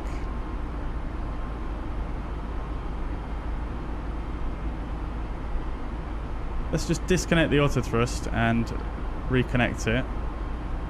We've got man MCT. Have I put it in the wrong detent? I have.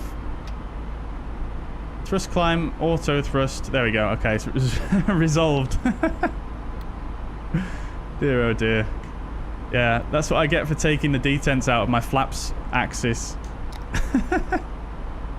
Dear oh dear. I forgot the landing lights as well, of course. Oh Christ.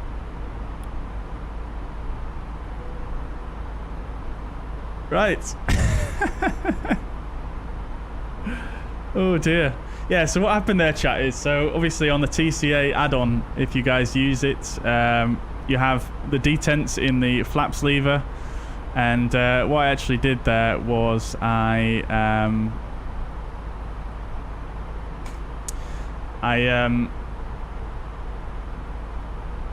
taken the detents out of it because to use with the 737, and I thought, oh, I can't be bothered putting those back in for the A320, I'll be fine. And what I've just done there is I've accidentally slightly moved the flaps lever. When I moved it from 2 to 1, I accidentally moved it a bit too far, and it brought both stages of flaps in when I only wanted one stage in. Yeah, that's why I ended up in that low speed event there, and toga lock and the autopilot disconnected. But when it all happened, I was obviously on the passenger view here, so I didn't hear it all happen. Oh dear, what an idiot.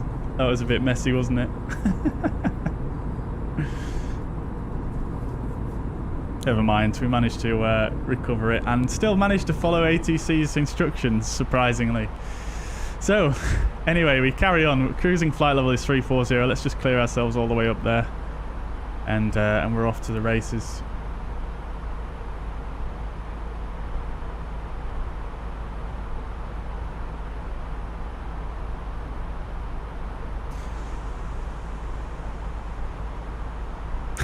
Glad you found it entertaining, Roy.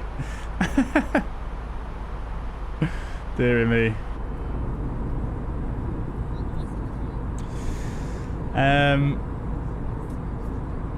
Kulqui, is that Kulqui? Hopefully I'm pronouncing that right. Welcome, nevertheless. Hope you're doing well. At what distance for the airport I should start descending? Well, it depends really. It depends on what altitude you're at currently and what altitude the airport is at. If you're using the A32NX, it's actually quite easy because you can just go into this calculator here and calculate the top of descent using this. But if you don't want to do that, there is a way you can obviously calculate it yourself. So basically what you can do is, let's just bring up a calculator here. So if you're at, let's say you're at flight level 100 and you want to descend to sea level, what you want to do is take 100, I've actually forgotten the mass. Times it by 3. And then divide that by 10, which is going to give you 30. Is that right? I've completely forgotten the mass. And that should give you about 30 miles to descend. And then if you're in an airliner, usually you want to add about 10 miles to slow down. So 40 miles, that is right actually, so that's correct. And then add 10 to slow down. And then if you want to get fancy, if you want to take into account the wind as well. So for every 10 knots of wind, you want to add 1 mile. So if it's 10 knots of headwind, you want to deduct 1 mile. Or if it's 10 knots of tailwind, you want to add 1 mile per 10 knots. And that's how you calculate, and that's how you calculate your top of descent.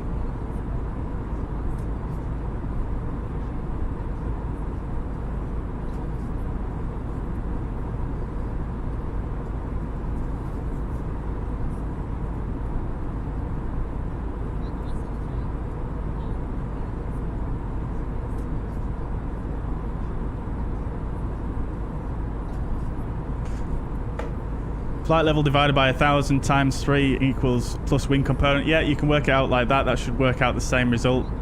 Roy, yeah.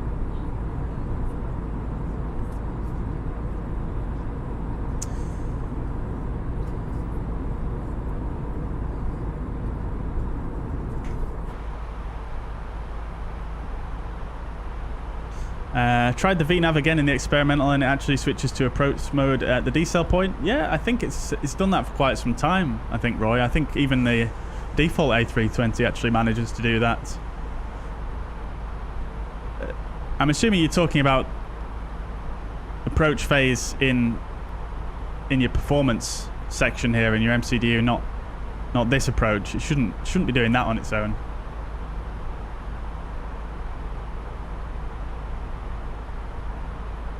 You're in a 777-200 descending to Seoul Airport. Obviously, you need to know what altitude you're at currently, what your altitude you want to descend from as well. But I've just given you the maths, so you should be able to work it out based on that. How has the VNav in the fly-by-wire been working? I'm sticking to the stable release, but I'd really like VNav. It worked really well last time we used it. I think it worked a lot better than I thought it was going to do, to be fair. So, yeah, I'm quite impressed with it, actually.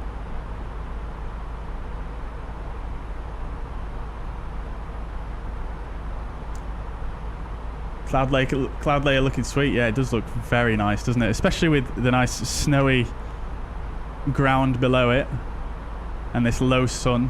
Just looks absolutely incredible, doesn't it?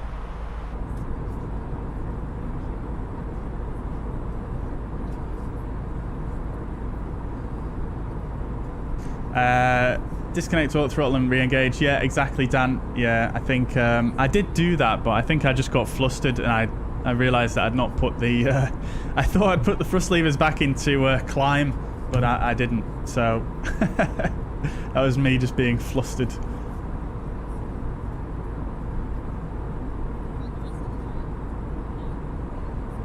Oh, did I miss the chrono, Patrick? Oh, I knew there's always something, isn't there? There's always something.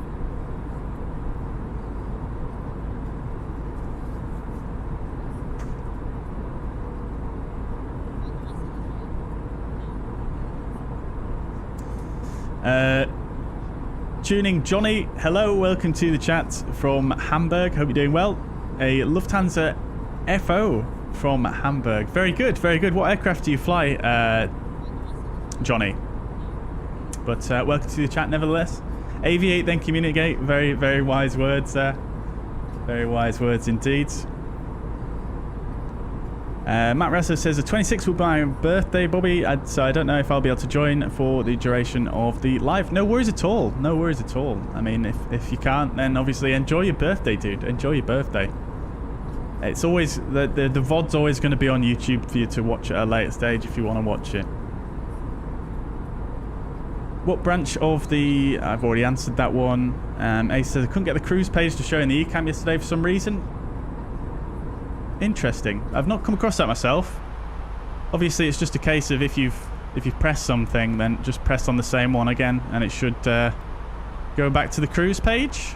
Unless something weird has happened, or you can press all and then come around all the way past this. Actually, no, it doesn't come back on, does it, if you go on all? And then you just press back on whatever it's on.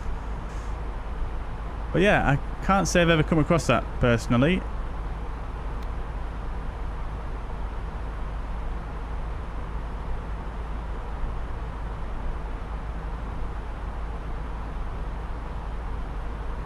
Yeah, Peter, the GSX animation is a little bit janky, isn't it, Peter? But I suppose it's better than no animation. Can you show us wing view set video? There's plenty of videos actually on YouTube about setting wing views, Sasha. I'd recommend just checking those. There's already tons of them. It's not really worth me making one for it. And Sasha, I already answered your question regarding mods.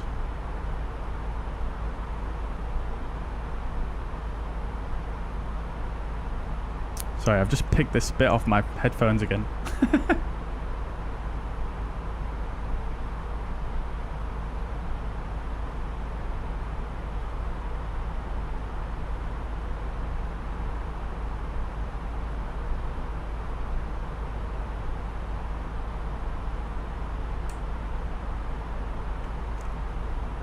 Right.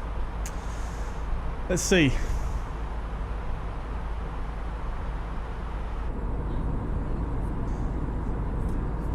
Yesterday I was late of only 3 minutes, would have made it on time, but I had a problem with my clearance.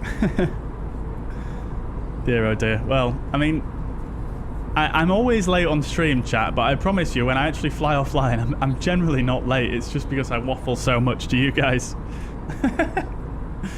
Adam says, do you think GSX increased immersion a lot? I think it does. It does, yeah, but it definitely has some quirks which sometimes can be a little bit annoying to try and sort out when you just try to get going. As you probably witnessed earlier on, if you watched all the setup. I think really what would be ideal is, I mean, what the fly-by-wire team are trying to do is doing some sort of full integration with the aircraft loading system and GSX, and hopefully that would increase immersion definitely a lot.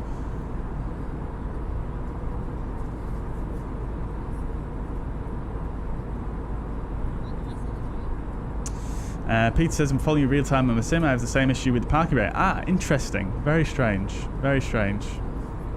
Yeah. I wonder if it's something to do with the new profile that they've built in.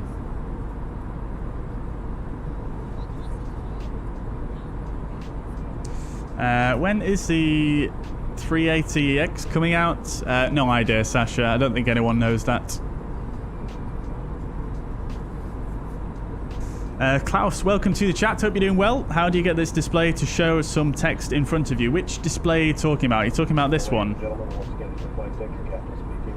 We've just reached our cruising altitude for the flight. As we begin to settle in, I do want to remind you to please keep your feet all right. Alt cruise. Lovely. Also, one more reminder to please refrain from congregating with the front galley when the flight deck door is located. Getting some very nice frames in the fly-by-wire today, I do have to say.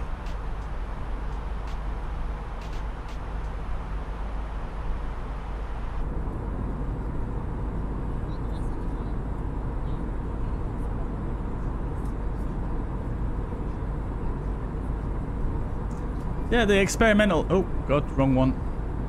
Might have to switch over to experimental.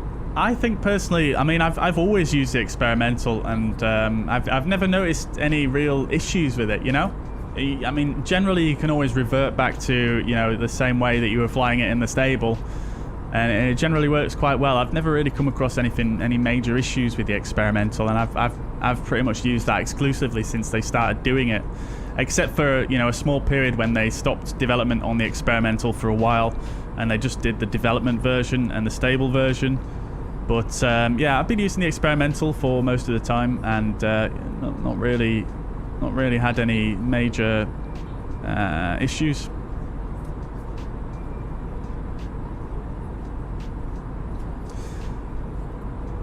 You forget how much less. Oh, Christ, that made me jump.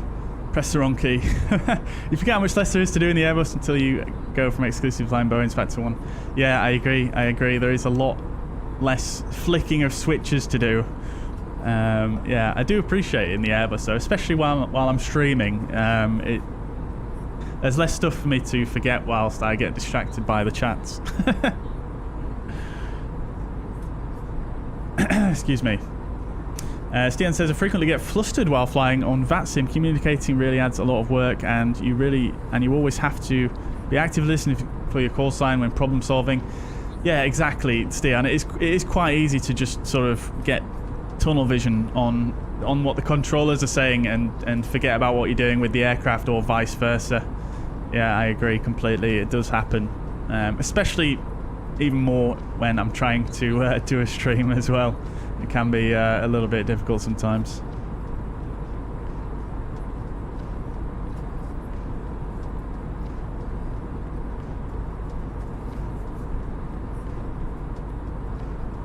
Yeah, I mean, Peter, the animations in GSX, I don't think they're the worst in the world, because it's not like you spend forever. It's not like you spend that much time looking at them, really, in my experience. So it's not, I don't think it's necessarily the absolute end of the world. But yeah, I mean, I suppose they probably could be better.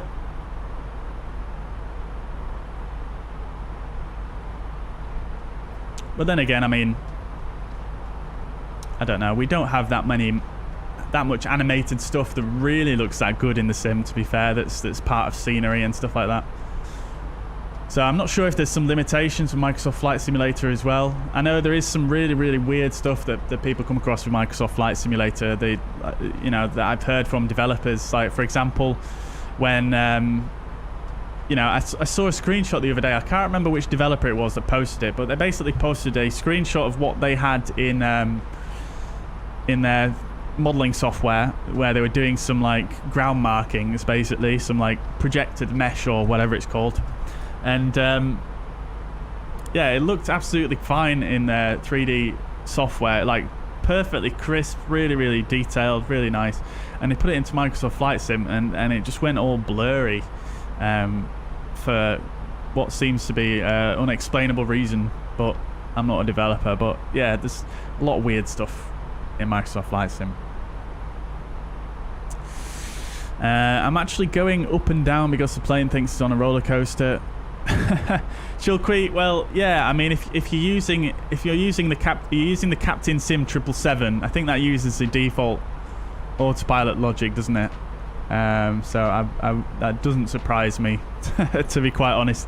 If you might be able to prevent that by adding a bit of a dead zone in your joystick or your yoke. You might be able to reduce that potentially, but I don't know if obviously the Captain Sim's based on some of the default logic, so it might be something that is also not preventable.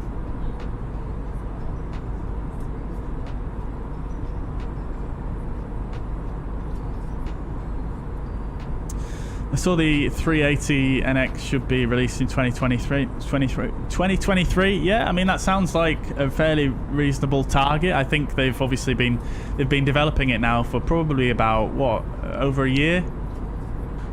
So yeah, that seems like it could probably fall into the right time frame. Obviously, it's just volunteers that are doing it, aren't they? So when it gets released, it gets released. They're doing it for free, so it's just amazing that they're doing it in the first place, in my opinion. Roy says, that's what I love about the A310, the more buttons and switches, the better. Yeah. I mean, that being said, though, the A310 is actually, I mean, even compared to a Boeing, it's still quite automated, I think. But yeah, definitely less than the modern Airbuses. Commentator says, I found 738 a fair bit easier to land since I got it a couple of weeks ago. Been fairly consistent, good landings, but I'm very inconsistent with the Fenix. Yeah, I actually agree with that, the commentator. I do find I end up the same with... yeah, I'm a little bit... I feel like I'm a little bit more consistent with the PMDG than the Fenix. With fly-by-wire, I don't really fly enough to really have a consistency at the moment, but yeah, I definitely see that. CN says, I was a big Boeing fan growing up, but I've been converted to Airbus. Yeah, well, yeah, I've always thought Airbus. I mean, I've said this so many times on the stream. Airbus, it just speaks my language a little bit more, really. And I personally think fly-by-wire is just brilliant. And it's obviously a proven system. And it's just, yeah, it's just great, honestly. But I'm a bit of a computer nerd when it comes down to it, so maybe that's why I get along with Airbus a bit more. Because I've always been interested in programming computers and, well, not programming computers, but just general tinkering and, you know, stuff like that.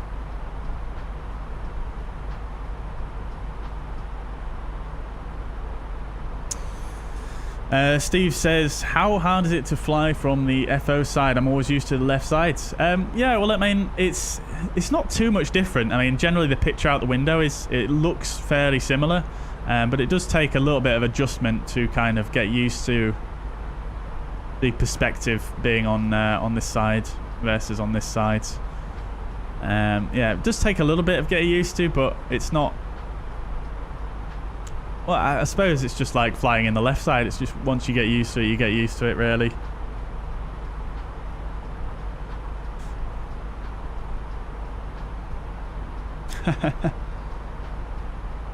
We can shake hands, says Roy. Why is that? Is that because you're into your computer tinkering also? Stian says, after learning more about systems redundancies, I feel more at ease flying on them. Yeah, it's pretty amazing.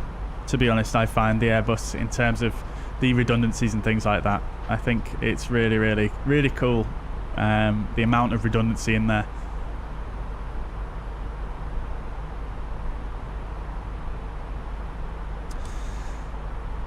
Have you ever tried shared cockpits? I have, but not for a very long time, actually, Matrasso. It was probably well over a year ago since I last tried it, but it worked pretty well. I think it was in X-Plane in the Zebo mod. I don't think I've ever done it in Microsoft Flight Simulator, but it is great. It is great. We did it on VATSIM, and it's just brilliant because obviously you've got someone who can just fly the aircraft, and the other person can do the radios. It's super, like, I mean, obviously that's what happens in the real world, but it is really nice in the flight sim too. Yeah, really nice. Ah, yes, Roy, yeah, of course, yeah. Of course.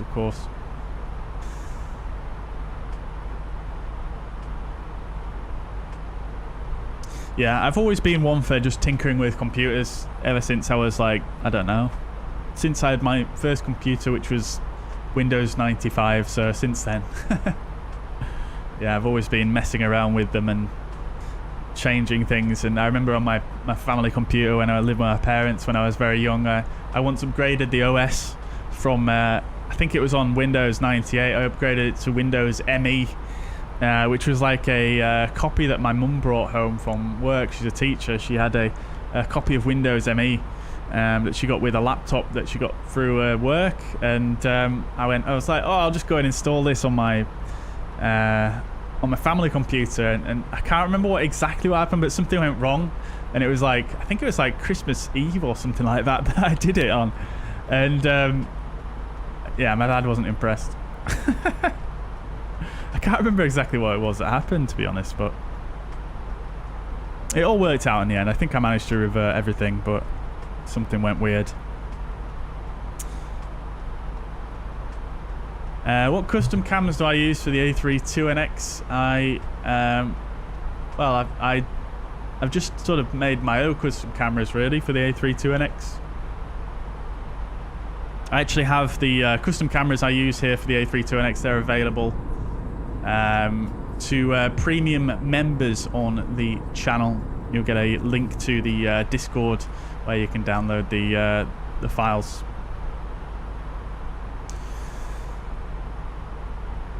Right, let's see how progress is doing. Arrival time expected 09 and 03. So we've got about 40 minutes left. Top of descent is coming up in 160 miles. So I'm just going to nip away and just take a quick 2-minute break, chat, whilst we're in cruise here. Let's just check there's no controllers online that we're imminently about to fly into the airspace. I don't think there is. Surprisingly, actually, but I don't think there is. There's a lot of traffic around London now, so this could be interesting. But there isn't any ATC on, so I'm just going to... Excuse me. I'm just going to take 2 minutes, chat, and I'll be back with you. And we'll crack on.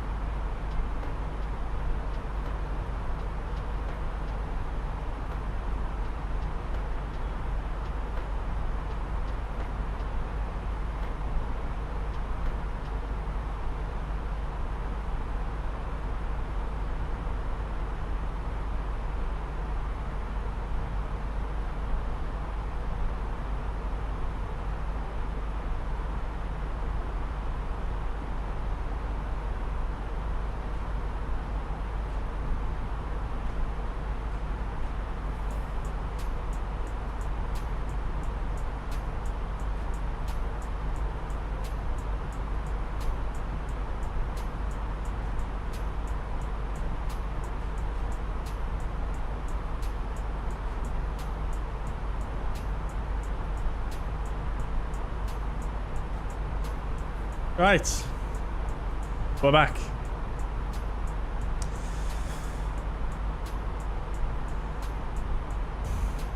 Stian says, I've personally never experienced Microsoft, but I've not heard a single good thing about it, and your story just adds to the list.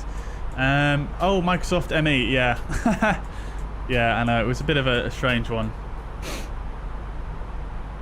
Yeah, it was kind of like Windows 2000, but just not as good.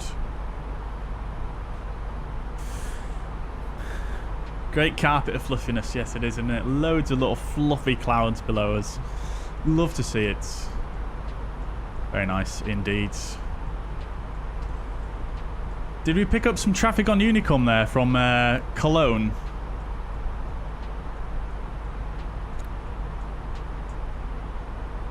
We've got, I think this will be the commentator we can see on our TCAS just behind us there. Love to see it. Okie dokes. Right, let's have a quick look at where we are actually at in the world.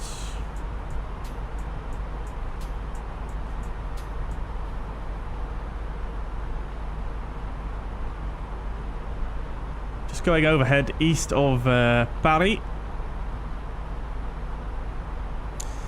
Top of descent in just about 100 miles. So we'll go ahead and do a arrival briefing in just a moment.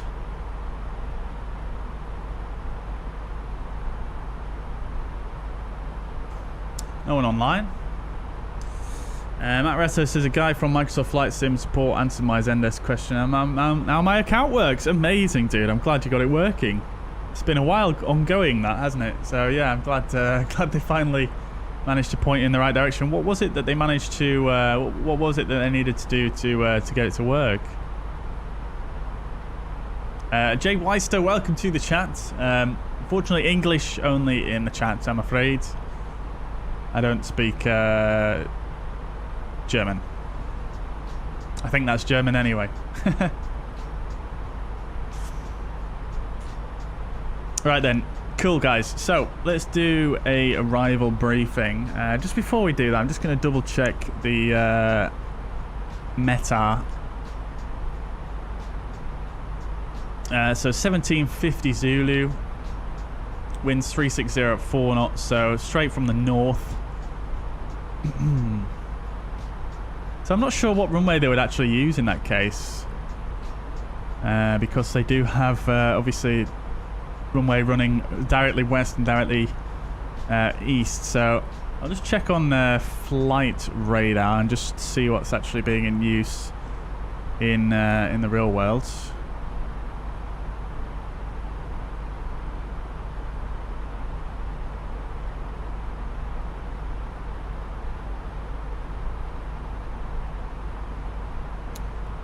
I feel like it's probably going to be 27 right. Because I think that is the preferred runway, if I remember correctly. I know it's 09 on the left, still in use. Okay, that's the one we'll go for then. Right, okay, so we'll do a arrival briefing then, shall we?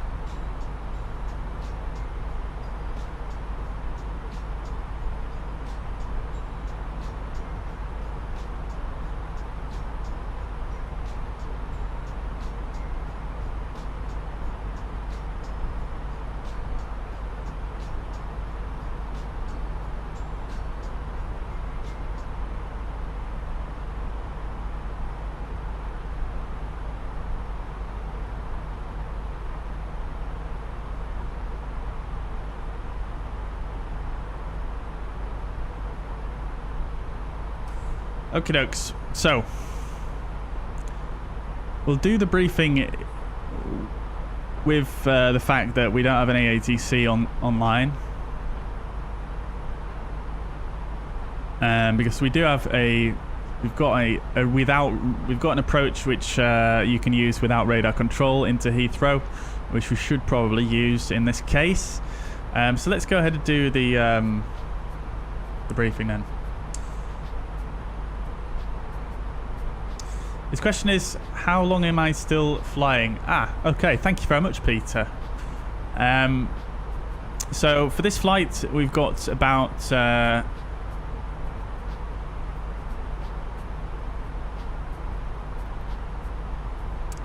half an hour left in the air for this flight, just over.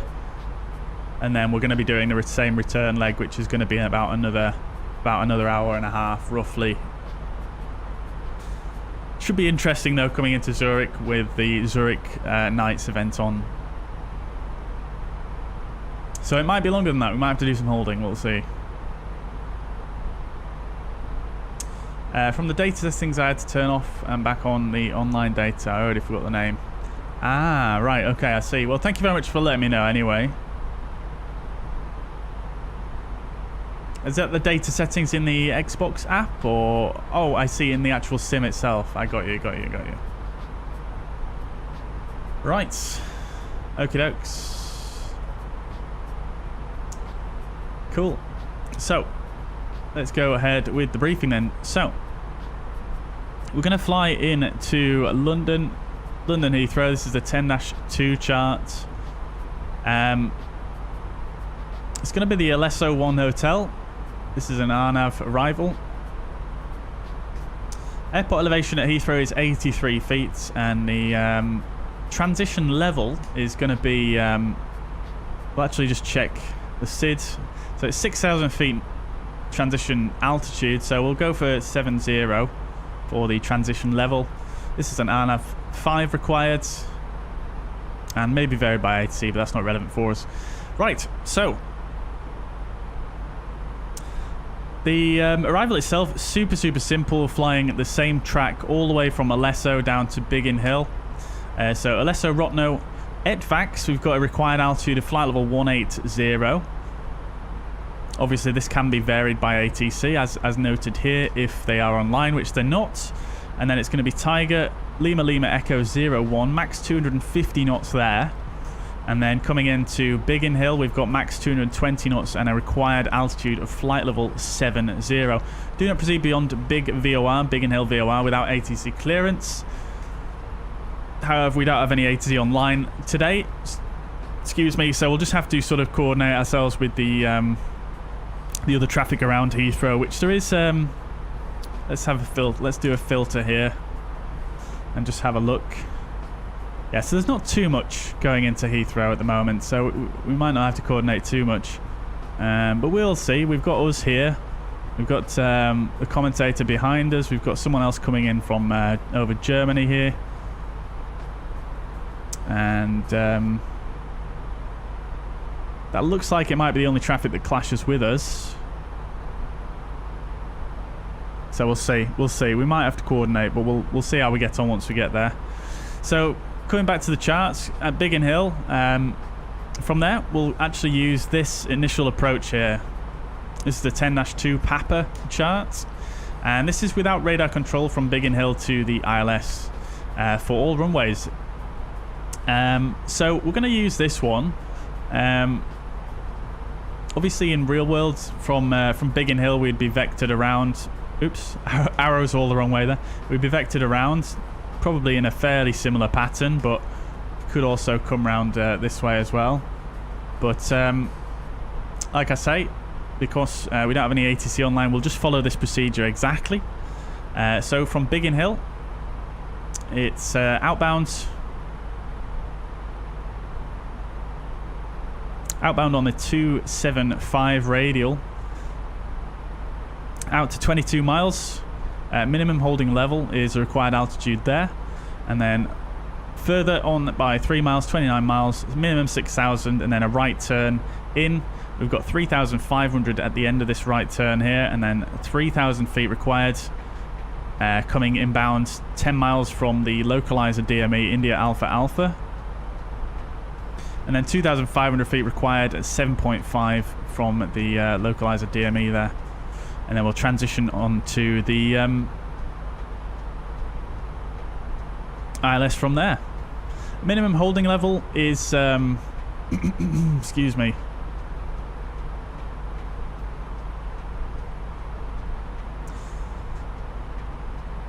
is here. Minimum holding level, flight level equivalent of 7,000. is above T8 and will be allocated by ATC.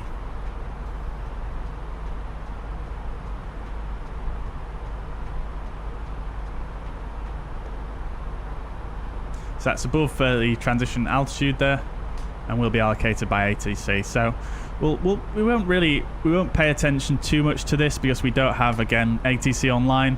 We'll just try and do a continuous descent all the way from Biggin Hill all the way around to the ILS.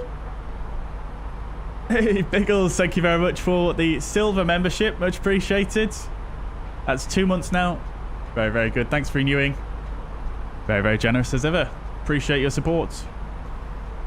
Mariner, welcome. Hope you're doing well. Good to see you. I'm doing very good. Yeah, thank you. Hope you're doing well as well. Is Dio here, though? I'm not sure, Biggles. I've not seen him in the chat so far. Right, so just carrying on with the briefing.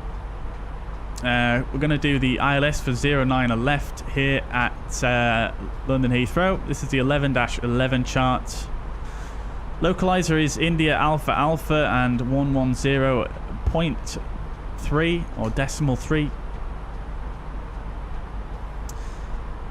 Final approach course 089 degrees and the final approach fix 7.5. India Alpha Alpha 2,500 feet, which we've already been through. Runway elevation is slightly lower than the airport at 79 feet, and the MSA highest in the northwest at 2,200 feet. The ILS itself is standard 3 degrees descent profile. And we're not allowed to descend below the descent profile. Pappy to the left of the runway, and the minimum we're going to use is 279 feet. And then if we need to go around, it's straight ahead, and then it's passing over the localizer, or 1,580 feet. Take a left turn, climbing on track 036 to 3,000 feet. So 3,000 feet is our go around altitude, and then as directed. So if we go around, essentially it's going to be we'll have to do it ourselves. So we'll just take that left turn, and then we'll probably vector ourselves around to the left, back for another approach onto 09 left. And then upon arriving, we're going to come in on 09 left here. And I've forgotten which stand we are going for, but it's basically here, Terminal 2A. I'll check that in a moment. So what we'll do is we'll roll out probably till Alpha 6 here. We'll aim to vacate Alpha 6 and then taxi basically Kilo, and then to Terminal 2A here. So a fairly simple straight taxi in, and we could probably get away with I guess low auto brake for that. So that's a taxi in. We'll just have another quick look at the taxi charts just to make sure of things. So parking stands here. Yeah, so Alpha 6 Kilo. And I think it was 218, but we'll yeah, I'll double check that once we in just a moment. So that's the arrival briefing. Let's just make sure we've got everything in. We are coming to the top of descent now. Just in 10 miles.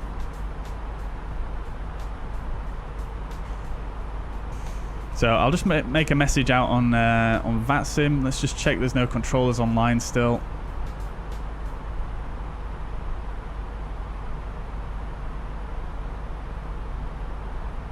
There isn't.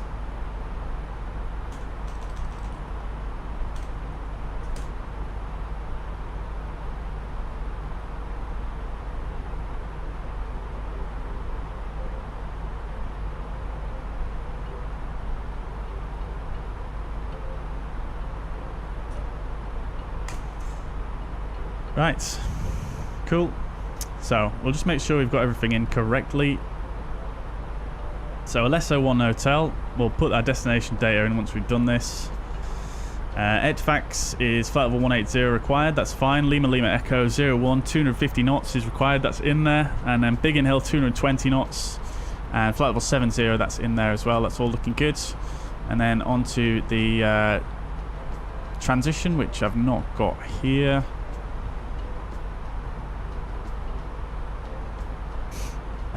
Let's go here.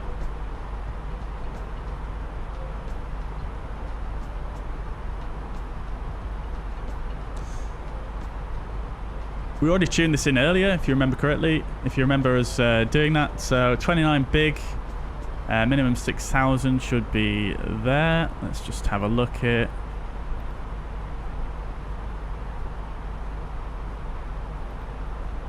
Uh, 6,000 or above is actually in there. It says we're going to be at 5750, so we'll see how we get on with that. We'll just monitor 3,500 minimum there. 3,000 coming around the corner, and 2,500 at the centre fix.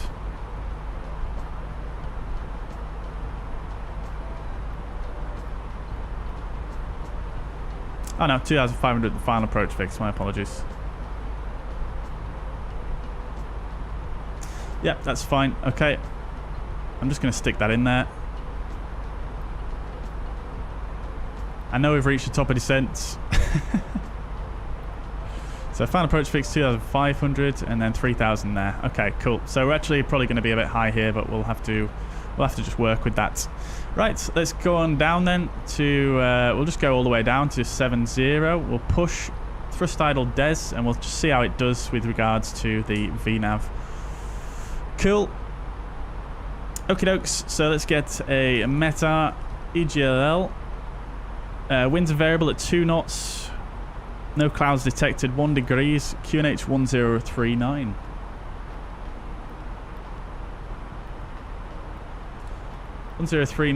Temperature of 1 degrees, and the the winds are variable, so we'll put in the reciprocal of what we're flying, so 269. If you are up, once you return to your seat, we ask that you remain seated until the aircraft arrives safely at the gate. Pilot attendants, please prepare the cabin for arrival. So we'll basically just prepare for if we needed to, if we had a tailwind, for example. So 2 knots there, that's going to be worst case scenario. And then the minimum's 279 feet. And then we'll just double check the noise abatement at Heathrow. I believe it's NADB 2 anyway. So that is all correct and looking fine. Lovely stuff. So that's everything set in there. We'll go for auto brake low. And we're absolutely flying down here, 4,000 feet per minute.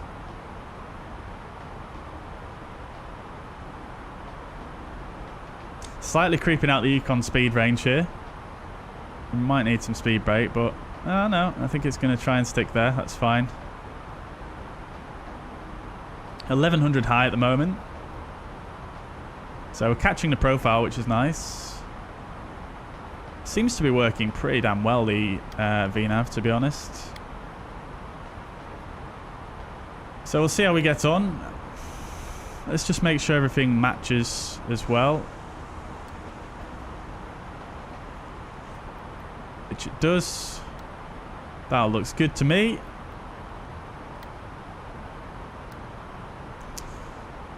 Cool. Okay, we come London. Landing 10. And then the gate, I didn't check that one, did I? So let's just do that now.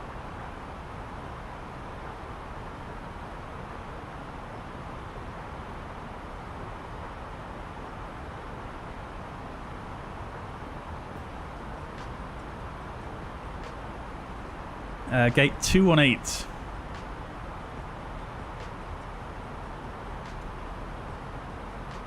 Yeah, that is the gate I thought.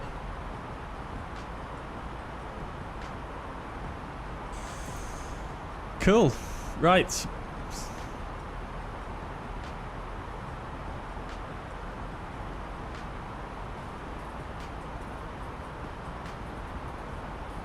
Lovely stuff.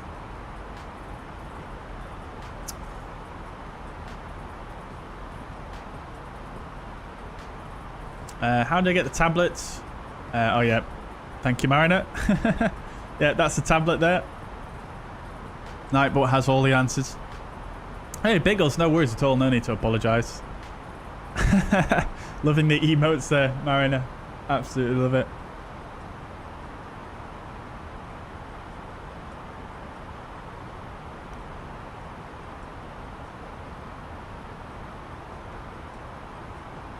Klukwi has just done a go-around. Well, I hope it all went well, dude. I hope it all went well. I know the feeling all too well. Quizzy, welcome to the chat. Hope you're doing well. Excuse me, good to see you. Ramsey, welcome, dude. Hope you're doing well. Good to see you as always. Welcome, welcome. High pressure in the UK at the moment. Yeah, indeed. Very, very high pressure.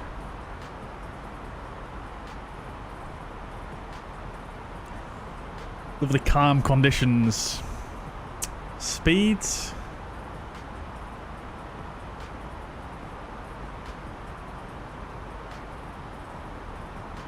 So the VNav's doing a pretty good job, I can't lie. Thrust idle.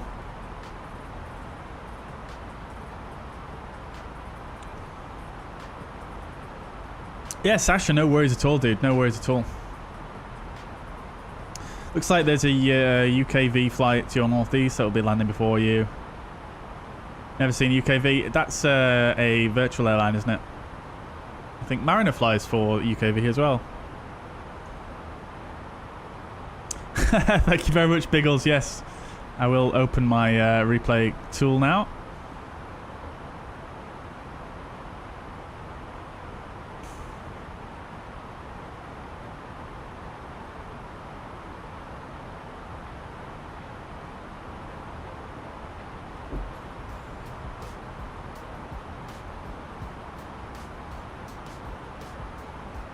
Alright, let's see if I can find this UKV.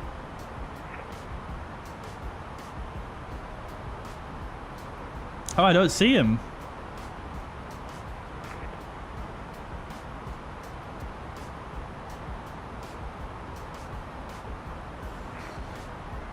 Oh, I don't see the UKV on my sim aware.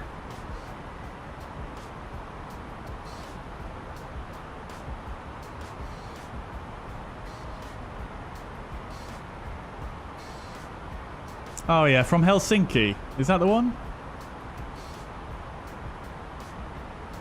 Oh no, that's got to be a different one. They're miles away.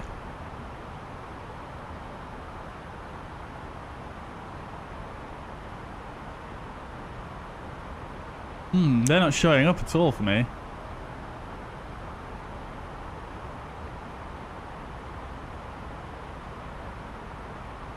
Well, we'll have to coordinate with them once we get a bit closer. See if SimToolkitPro will show it.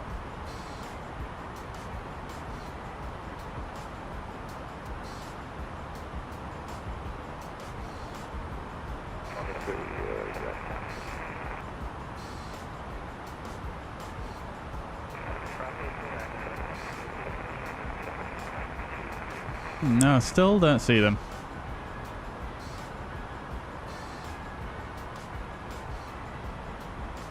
Oh, I do see them now. I see them. UKV 617. They're going to Gatwick, though.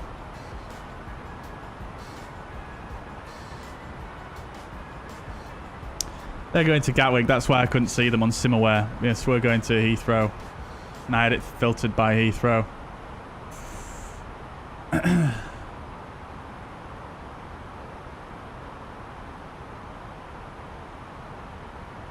Alright.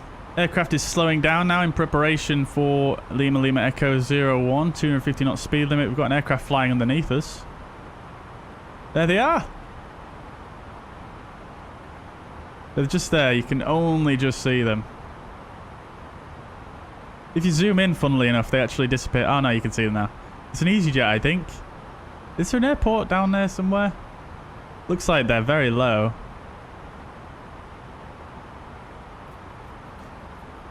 Oops.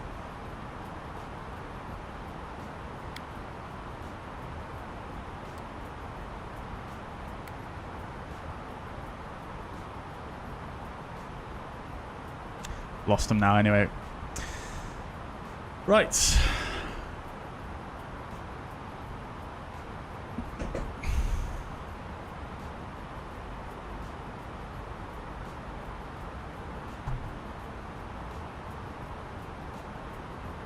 Okie dokie.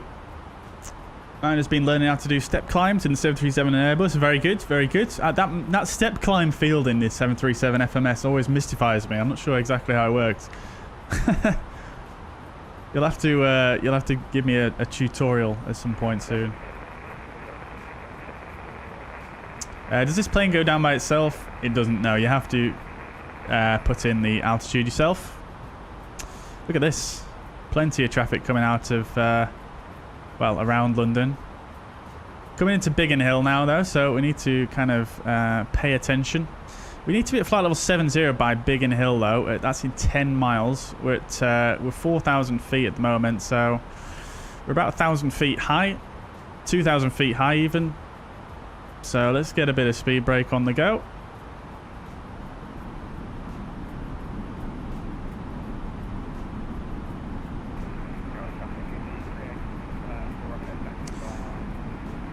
Can I do a tutorial on charts? There are quite a good few charts, actually, quite a good few tutorials out on doing that already, so I probably wouldn't be the greatest person to do that, to be quite honest. Traffic is on 5 Zulu Yankee. But if you search on YouTube, there are actually some good tutorials that I personally learned from as well, so yeah, I mean, I'd recommend looking them up. It's probably a bit too much of a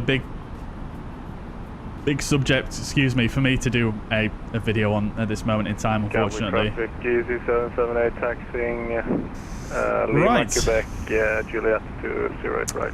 Let's keep coming down then. Traffic. We are a bit high here. We should be at flight level 70 at Biggin Hill, but we're not. But never mind. We're just going to continue on down. We'll set local altimeter, which I've forgotten what it was. 1039.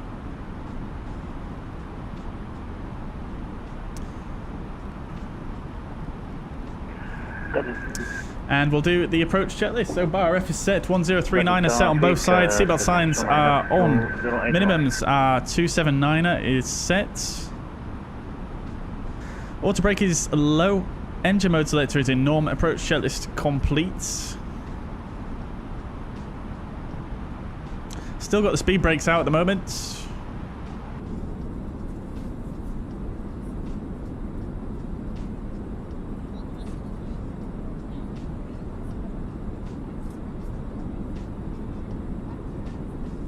Be able to see the city of London somewhere down there. It's a bit covered in clouds though right now.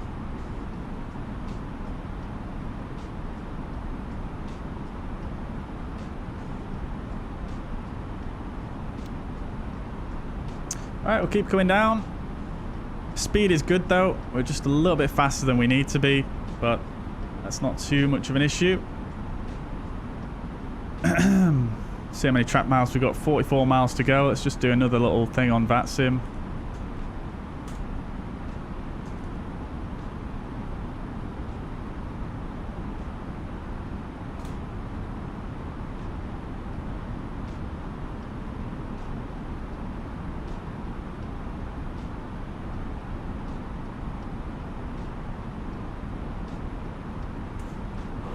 Speed, alt, constraint. Now, I'm not sure that's correct.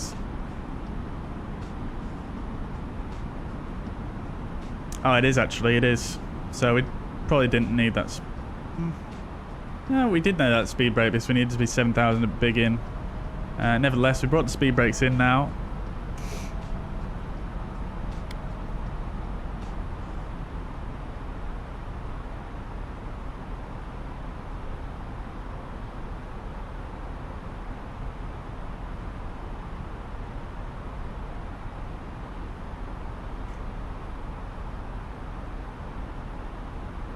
There's landing. Down there. You can see all the melted buildings. See the River Thames. Traffic is on 5 Zulu Yankee line up straight right.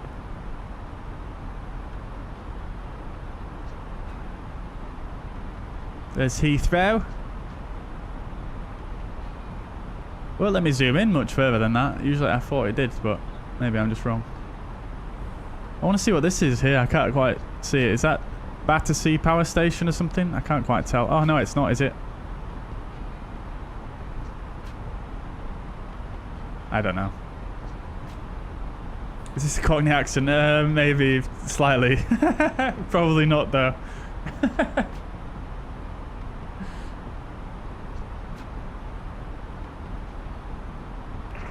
Taxification on 53 and keep takeoff 0 at right.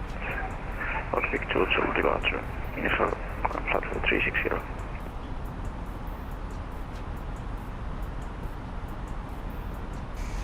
Yeah, that's a great recommendation, Stian.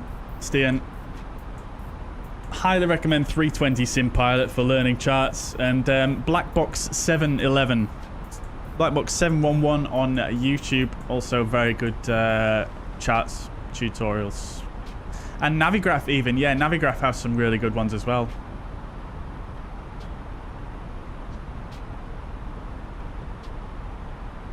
Show us a little more of your sweater. Hang on, Ramsey, hang on. No, it's just like this all over, dude. Thank you very much, so.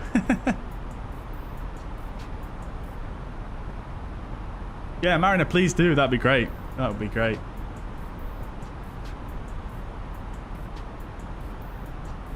Ouch, that sounds rough. Chilqueet. Pushing back, facing east. That sounds a little bit rough.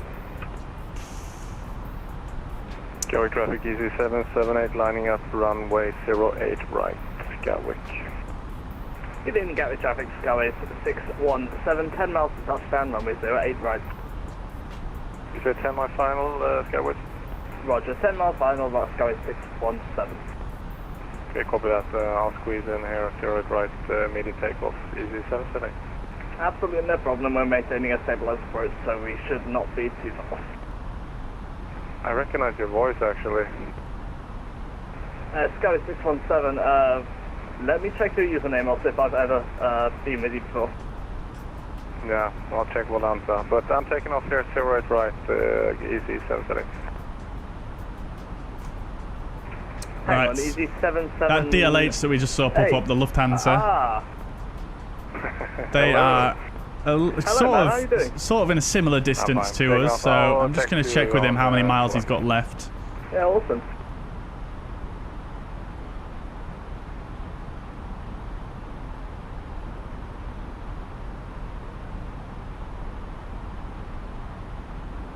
Oh, baby. Traffic is 778 departing at 08 right, Gatwick. 20 miles from Fields. Crikey.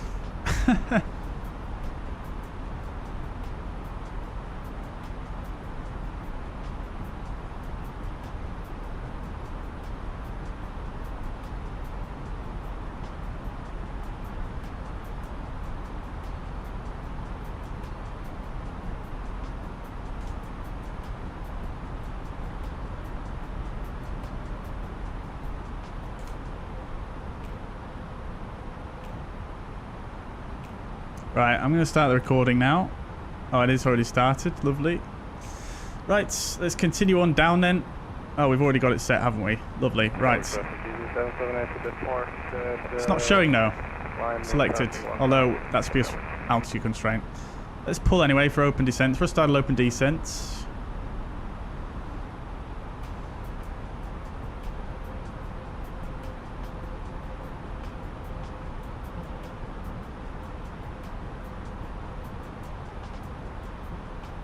Okay, yeah, we're ahead of the Lufthansa, so no problems there. Lovely stuff. We don't want to descend too quick here, so we'll just pull for vertical speed 1000 speeds. Decel, as we've gone through the decel point as well, so we're in approach phase. That's looking good. Might as well go for config 3, I think, because we are doing a long rollout and it's not windy at all.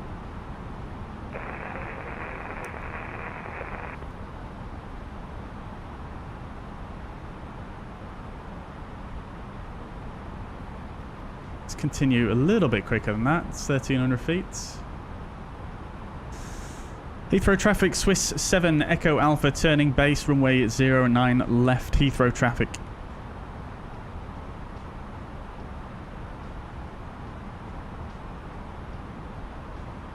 Heathrow traffic, British Airways A3220 taxiing to 09 right. First tidal open descent. Alpha.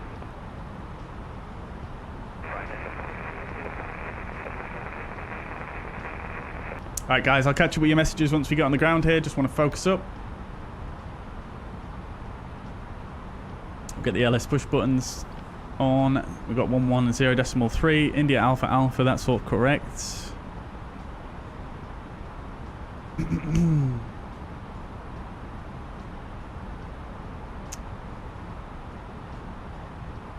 We are going to be a little bit high here, I think. So let's get some flaps out. So we'll go for flaps 1. Speed is checked. Flaps set to 1.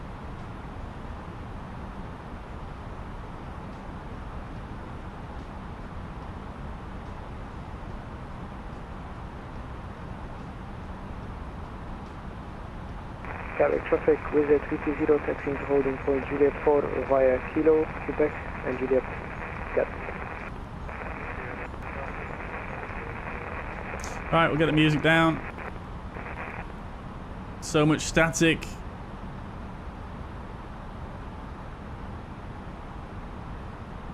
We'll stay at the S speed for now.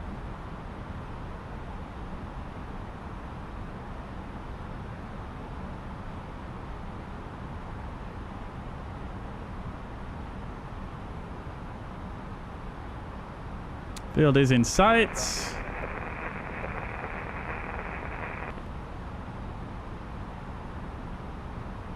Arm approach, Cat 1, locker blue, glide slope blue, alt blue, Cat 3 single.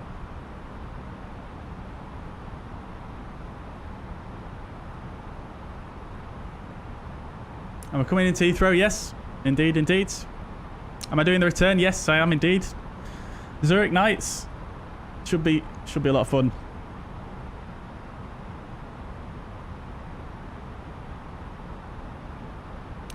Okay, expecting a localizer capture somewhere around here.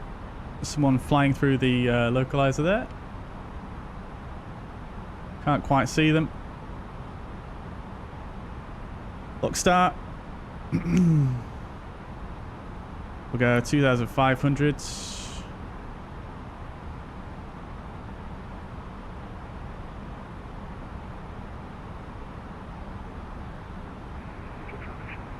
Gonna get a little bit of speed break out here.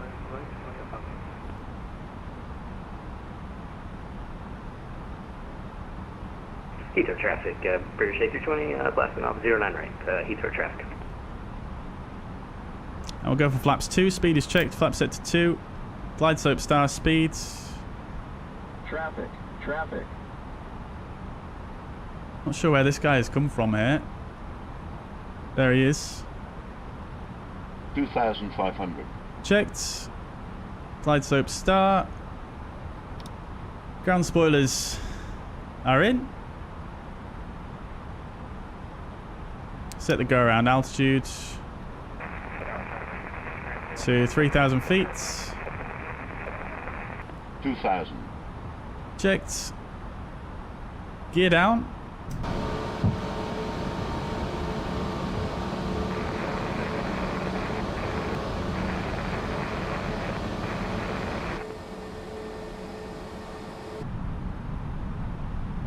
Alright, flap set to 3, speed is checked. We'll check with the cabin. Landing checklist. ECAM memo, landing no blue. Go around altitude, 3,000 feet set. Cabin crew advised. Landing checklist complete. Heathrow traffic, Swiss 7 Echo Alpha, ILS 07 left, 4 miles to go, final. Heathrow traffic. Right, let's do this thing then, chat. Autopilot disconnected, auto thrust disconnected.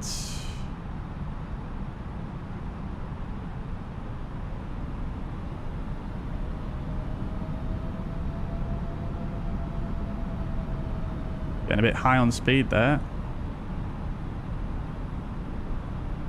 1,000. 2 whites, 2 reds currently. 1,000 feet is checked. We are stabilized, a little bit fast, but we are visual.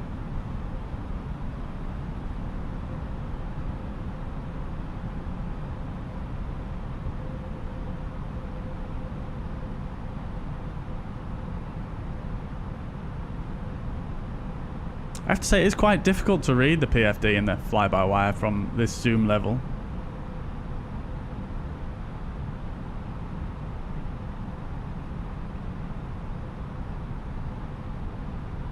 500. Checked. Stabilized. 400. Land. 300. 100 above. 200. Minimum. Continue. 100.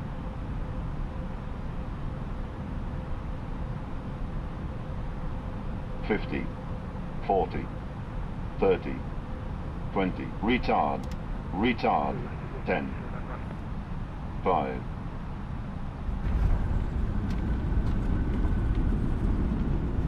Reverse idle. Spoilers. Decel. Reverse green. Seabird 3 Papa Golf. Heathrow traffic is pushing back from stand 518. Reverse is stowed. Manual braking. Right, we're looking to come off just somewhere at the end of this tunnel, Majiggy.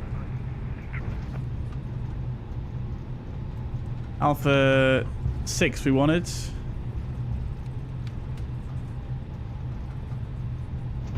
We're down.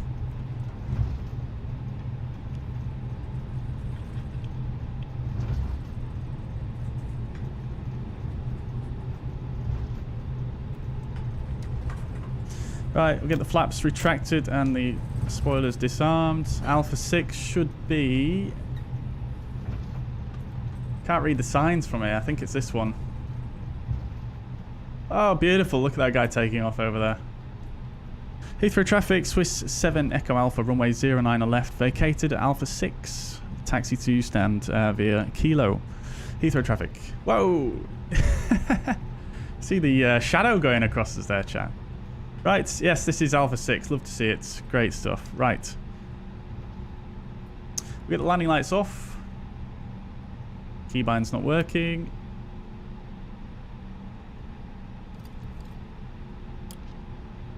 There we go.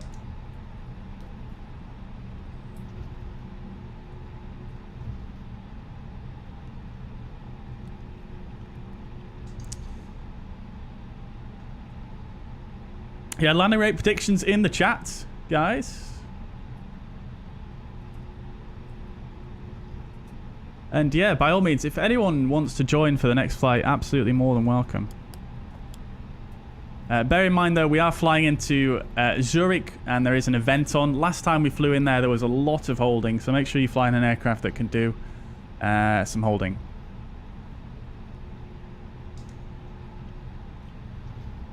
Right, after landing checklist, radar and predictive wind shear are off. After landing checklist complete.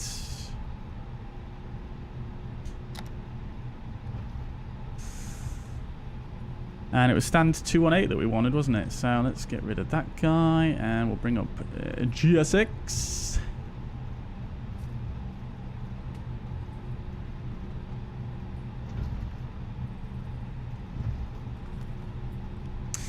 Get the APU fired up. Get those guys retracted. Ignore the fire truck.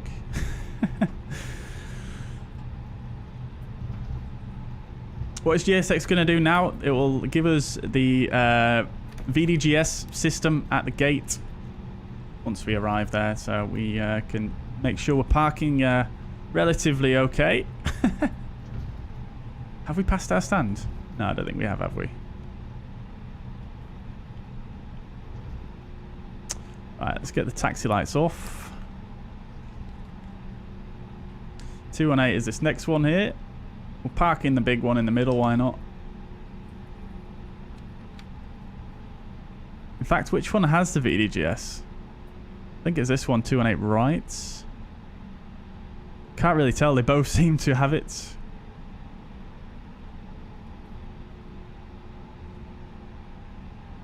Oh. Oh, it's the next one. Hahaha.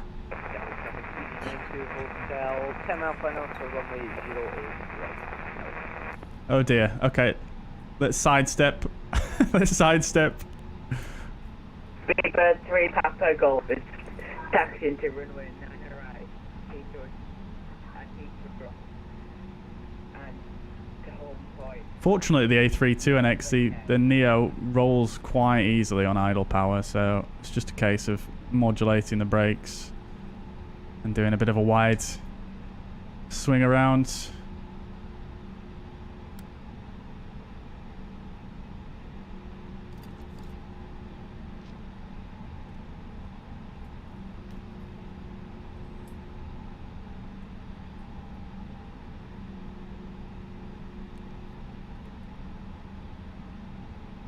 Oh, I was going way too quick then. Too far. Oh well, that's fine. Right, okay, so we're at stand, APU is avail, lovely stuff. We'll get the engines off. Oh, strobe I completely forgot to turn off. Beacon lights can come off as well. We'll just hang fire for the moment with the deboarding. Fuel pumps can come off. Seatbelt signs can come off. We'll get the transponder off. TCAS I forgot to turn off as well. That's fine, no worries. We'll unlock this guy and we're good to go. So parking checklist, parking brake is set, engines are off, wing lights are off, fuel pumps are off. Parking checklist complete. Right, so let's see if this is going to work properly with GSX now.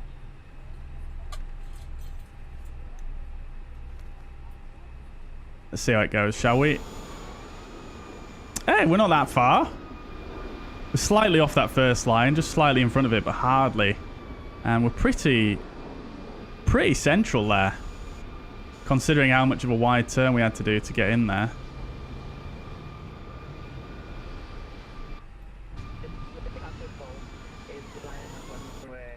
Right. We shall... What I'm going to do first, chat, is I'm just going to request a refueling, actually. Because I don't want GSX to run through the catering. So I'll request deboarding now. And we'll see if that all syncs up properly with the fly pad here.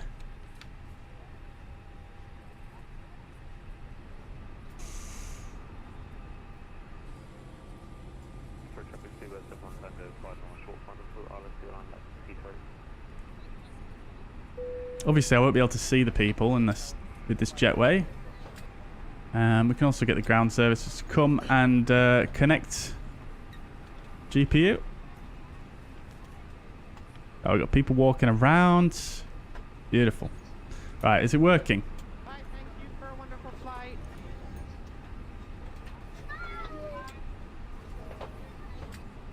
Don't think so, but we'll see. It kind of said that it does it in blocks, doesn't it? So we'll see how that goes.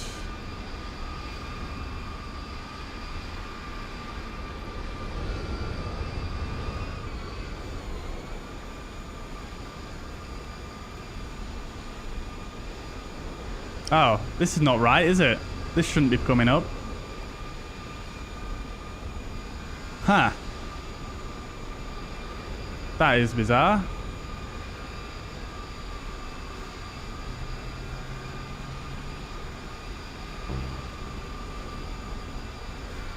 So you said parking brakes immediately. Christ. Oh. Oh, maybe I can see the passengers then. We're walking in the air. Okay then, buddy.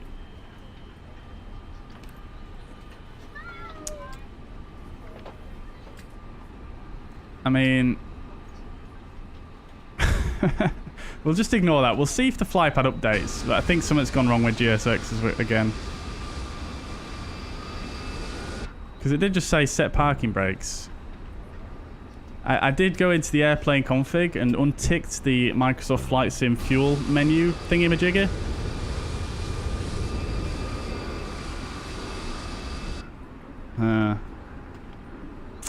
Anyway, we'll see how it goes then. We'll see how it goes. Right.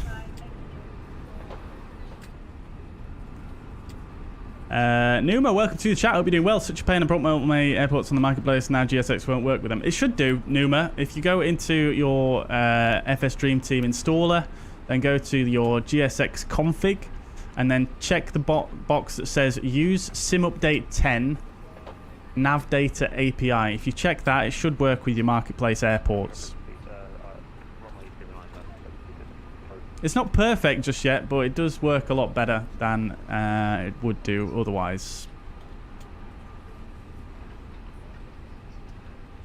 Yeah, it doesn't seem like it's syncing up very well. I'm not sure if I'm maybe doing something wrong here.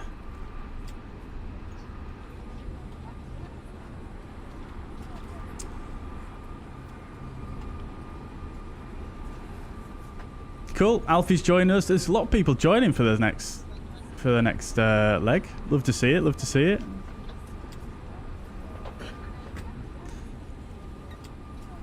Barkin is always saying you're too far this way or that way. It's too close, so annoying. Yeah, it's a bit harsh, isn't it, I think? But then again, I don't know. I mean, I suppose it's probably not that harsh, but I suppose it might be just a bit easier to modulate the brakes with real aircraft brakes. So I suppose it's just based on the logic that exists in the real world.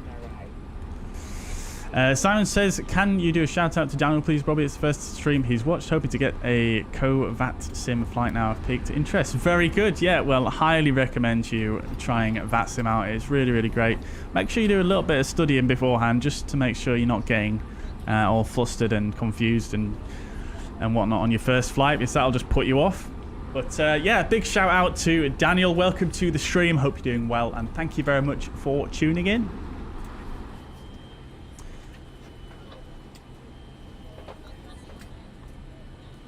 Yeah, no worries at all, Numa. It does work quite well.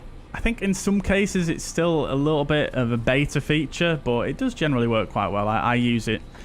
I've been using it for ages, and to be honest, most of my airports are not bought on the marketplace, but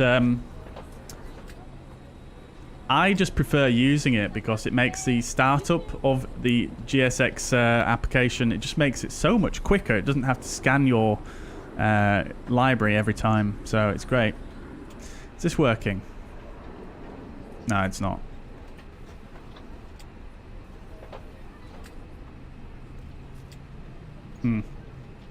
Strange.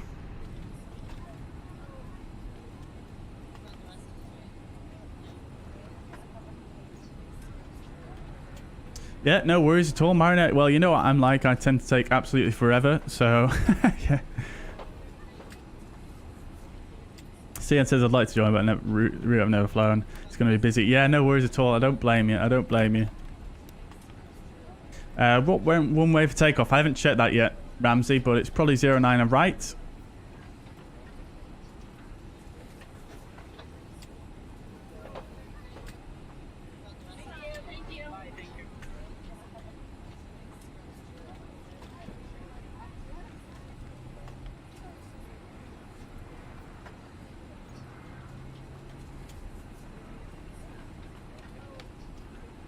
Some people are declaring emergency because of low fuel. Yeah. Yeah, it's mad, isn't it? I'm definitely going to take extra fuel. Definitely. Right. Let's have a look at the landing report anyway whilst we wait for deboarding, and then we'll get set up for the next flight. So we've got some good landing rate predictions. I'm fairly happy with that landing, I will say, but let's have a look.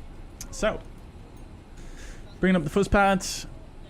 The landing rate, vertical speed, was 222 feet per minute. So a little bit on the positive side, but that means that the winner is, I believe, it is Stien, I believe, with 211. Very good. Nicely done there, sir. I hope I'm pronouncing your name correctly, by the way. And yeah, touchdown zone we got, and center line we were just slightly to the right by 10 feet, but we'll have a look at the replay after we've landed in Zurich. We'll have a look at the replay for the both landings once we land in Zurich, and we'll see how far we were actually off center line there, because I felt like we were pretty much bang on. But yeah, fairly happy with that, actually. Fairly happy with that. I don't think I've done a flaps 3 in the A32NX before. I can't remember if we did that one recently or not. I just can't remember. But not bad. Not bad.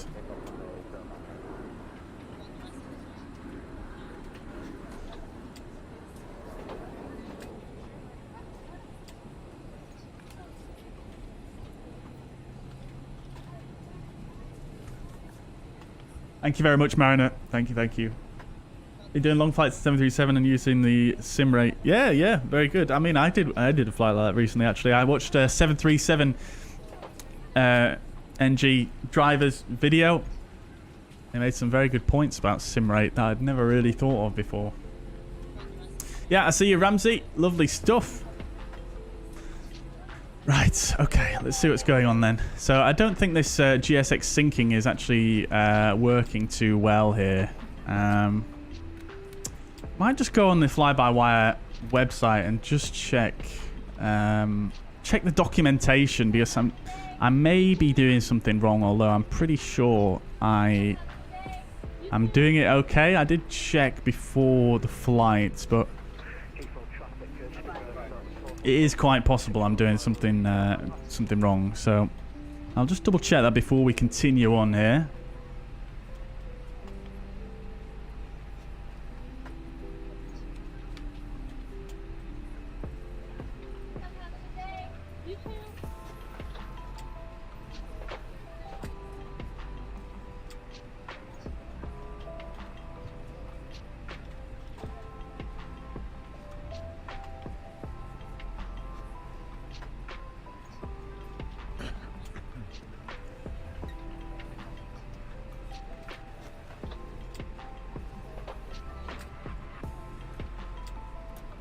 I think there is actually an update out already which fixes some stuff.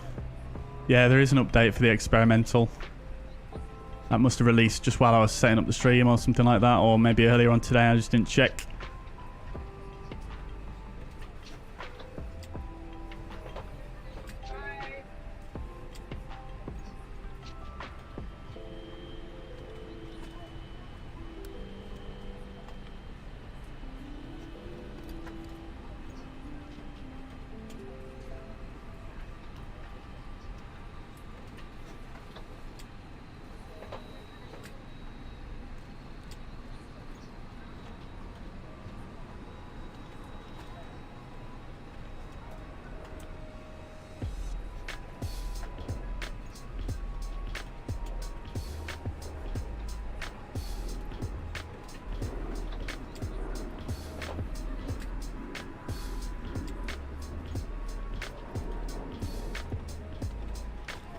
Yeah, so we got the fuel loading down. That worked fine.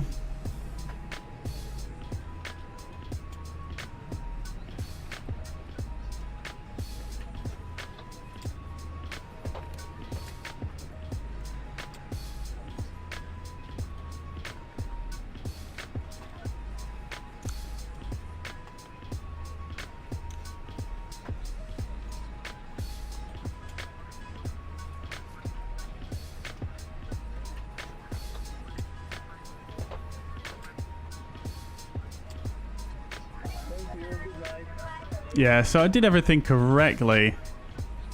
I just think maybe it's a little bit skewy with at the moment.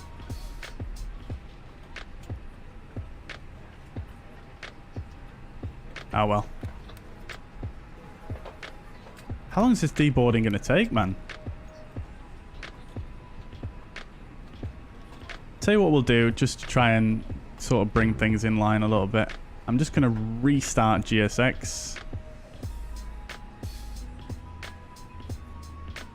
And let's just untick these options here for GSX. We'll just untick them and retick them. And I think that's going to reset everything. No, it's not, but just come here and just untick them both temporarily. And we'll just do an instant deboard like so. Right. And then we'll retick them for loading up. See if we can get it to work, but I'm not sure it will. This parking brakes thing is an issue.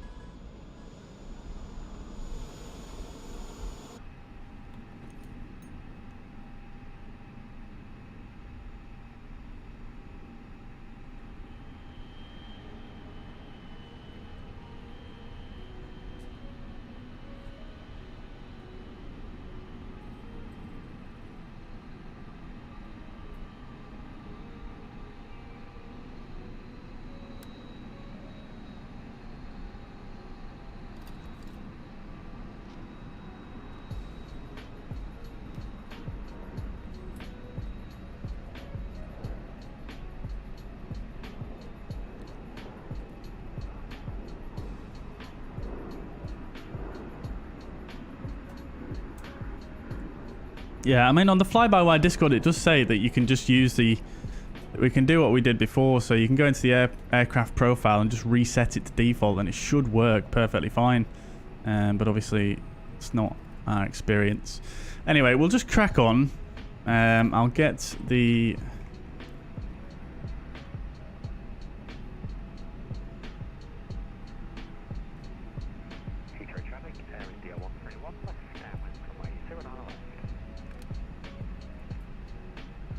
And we'll just continue. Heathrow traffic should be there to 904 Hotel Golf vacated 091.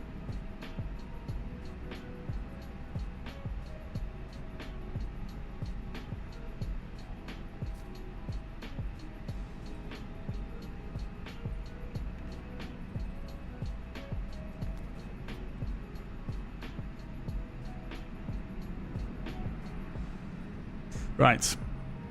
Just going to get my OFP generated.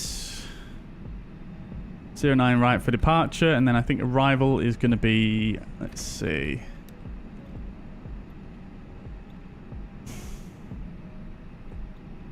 runway 14 for arrivals.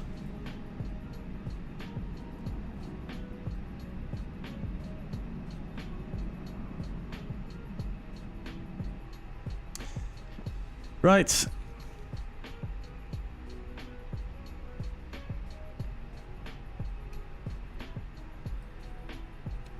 I'm just going to pre-file that. Then we'll get cracking.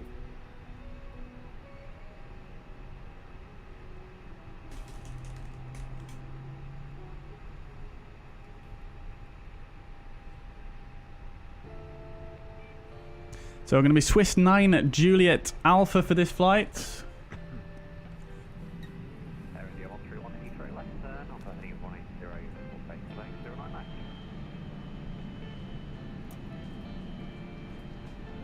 Okie dokes.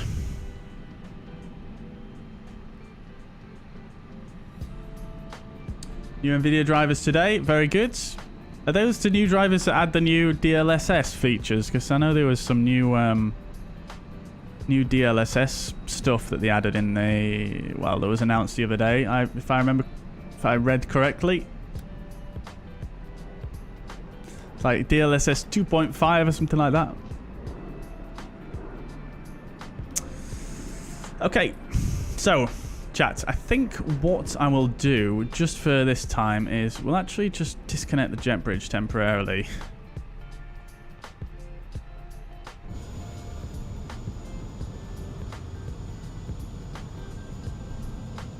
Let's reload the sim brief on GSX.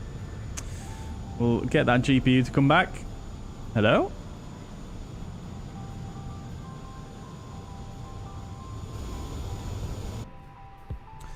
Cool. Right.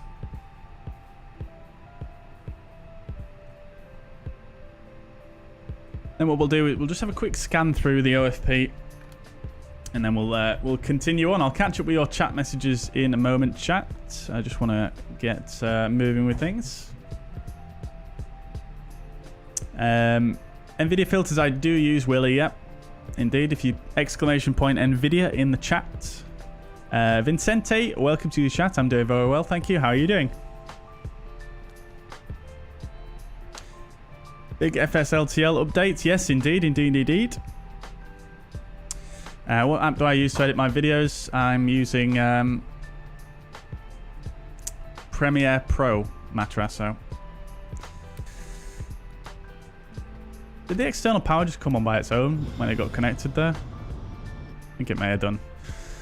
Anyways, right. Let's crack on then, shall we, chat? So let's start with the boarding first and just see if that actually works. So we've got it ticked. We've got our sim brief done. We'll import our data. This is a new flight plan. We'll come here. Have we got the fueler connected? We don't. We'll start with the refueling. This guy's grayed out like it should be. Let's see how much. 6.6025 from SimBrief. We'll take 6,200. Actually, I'm feeling 6,300. So I'll put that in there. We'll bring in our figures from SimBrief here as well. So that's all set. So we shouldn't need to do anything now. We should just need to request boarding through GSX. So let's do that and see if it works.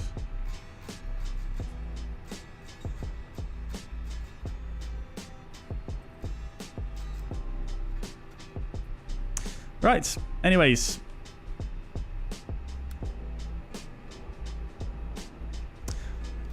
Let's carry on with the setup, shall we? We'll reset our squawk.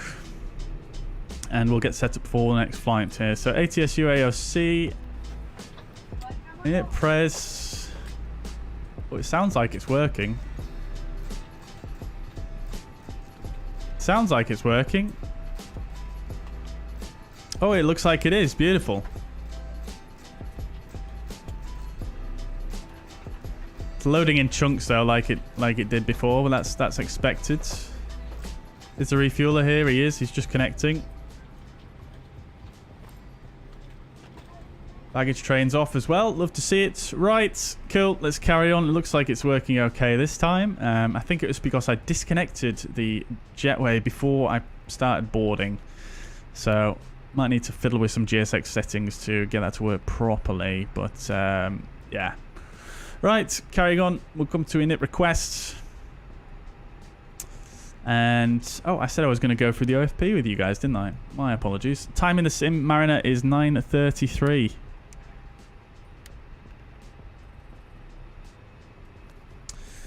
VDGS Vincente is from GSX. Right, let's run through the OFP real quick. How'd you delete the old flight plan from the FMC? It should delete itself when you land, basically. After you've been on the ground for, I think it's something like 10 seconds or 5 seconds, it will reset. Sam says, am I already at Heathrow? Yes, we are indeed. We're going back to Zurich momentarily. Right, so quick look at the OFP. This time we're going to be Swiss 333, Callsign Swiss 9 Juliet Alpha.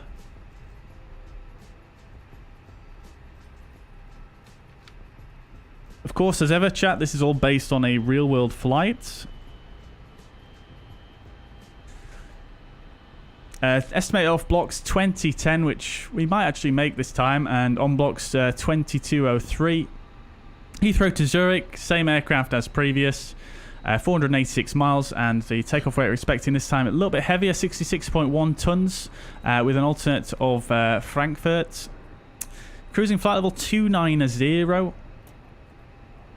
And en route time 1 hour 25. Block fuel 6025 kilograms. We're going to request 6.3 because we do have some potential for holding in Zurich.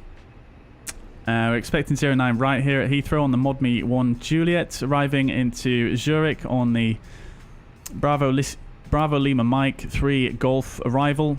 Runway 14. Runway 14 I have checked is the in-use runway currently. 172 passengers and 3.4 tons of cargo this time. And then looking further down at the weather. Weather is still looking very, very fine indeed. Nothing really too much to report there. Yeah, nothing really to say about the weather. It's really quite good. And then the routing, of course, over to the southwest. Back. Basically the reverse of what we've just done, down over near Paris and then to the east into Switzerland. And that is it for the OFP. So we'll carry on with the setup here then, and we'll bring up this little panel here once again. Top of climb wind is, top of climb temperature -5.8. Temperature on the ground here is 1 degrees. Oh, that's just reminded me. The fueler is ready to go, so we'll start that as well. Payload seems to have got stuck again. I don't hear any more sounds in terms of the boarding sounds. I don't know if you guys can hear that well.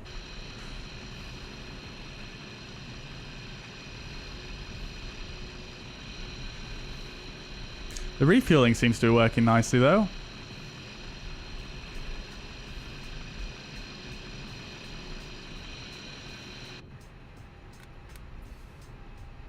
I think I need to update my A32NX. There is an update out. Stephen, apologies that command is not up to date, but you'll find the list of the scenery we're using in the current stream in the video description just down below. Right, so that's all correct. Lovely stuff. So departure is going to be... Oh, this is the wrong... I thought it was -58 last time. Let's just fetch that again. -47 this time. Okay, cool. Flight level 290 is correct. Swiss 9 Juliet Alpha. Everything else is correct. Cool. So Heathrow departure 09 right, and the ModMe 1 Juliet, which we'll insert.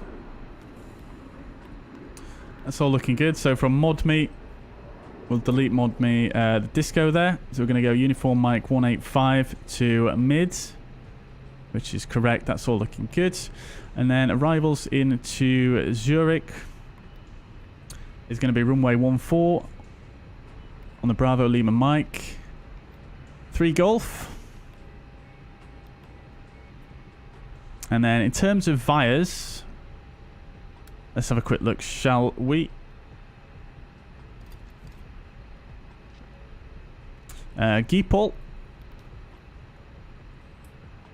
which we'll insert. So that's looking good.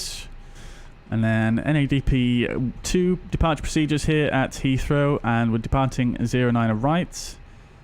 So engine out SID is 6 DME to 6 DME London VOR. So I'll put a 6-mile ring around that. And then a left turn to the Chiltern, NDB, and hold. So I'll put CHT in as well. And that's it. We'll just leave that in there. In fact, I'll put a 2-mile ring around it just so it's a bit more obvious. So that's the engine out SID if we need it, which we won't. And the departure itself for flying is standard departure. So we could actually put some stuff in on the RadNav page. So we've got the... Actually going to bring this up in the sim so you guys can see it a bit better.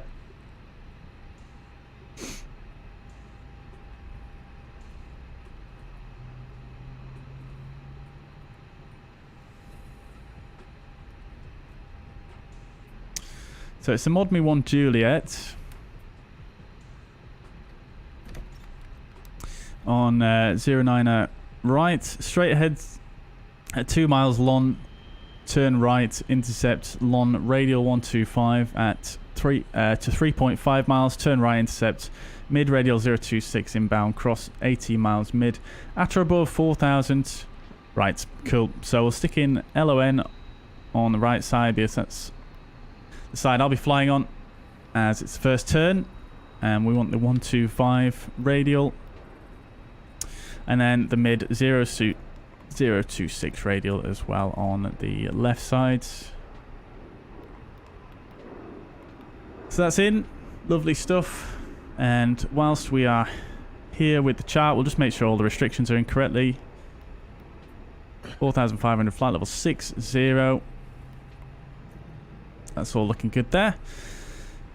Lovely stuff. So stop altitude 6,000 feet, which we can go ahead and set on the FCU. Lovely. Right. Cool. Secondary flight plan's not in use. Init B. Now, I think this is broken again, so we'll come here and we'll just deselect the... Yeah, and we'll let it instant board. That's fine. That looks like the wrong payload, though, so I'm just going to reload that, and we're just going to do an instant again. So there we go. That's set nicely now. The fueling worked fine, so let's just check the fuel figure. 6.3, that's fine. Set the seatbelt signs on now as we have fuel on board. So the figures are going to be 60.3, which is correct. 60.3 and 34, we'll put 35. 60.3 and 35. Cool. And then 6.3 tons. Wind component is going to be headwind of 31 knots. Alternate fuel is going to be 1.8. And we've got 0.1, not that much extra actually, according to the MCDU here. So SimBrief has calculated the trip fuel at 0.2 less than what we've got here. But we do have obviously the alternate fuel. We're not expecting to have to divert, although you wouldn't obviously use that necessarily, but I think we should be okay. So that's that done. Great, and we'll go for flaps 2 takeoff. We'll do the same figures as what we did last time. 64 degrees of flex. Transition altitude 6,000 feet is correct. We'll set the V speeds 128, 129 and 133. That's all set. Right, lovely. Let's get an up-to-date QNH, which is 1039er. That was an hour ago, however. Can we force this to refresh? Not sure if we can. This is the most recent meta. 1039er is correct. Lovely stuff. Right, cool. All right, so we're pretty much there, ready to rock and roll. We'll get the APU on.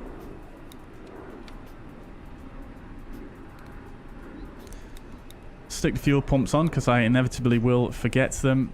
We'll also disconnect the jet bridge as well. There's no sensing having that in place, seeing as though we've got all of the passengers on board now.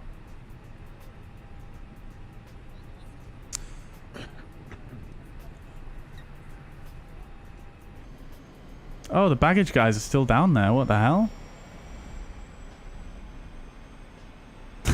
What the heck? Something happened. Something went wrong with GSX, I think.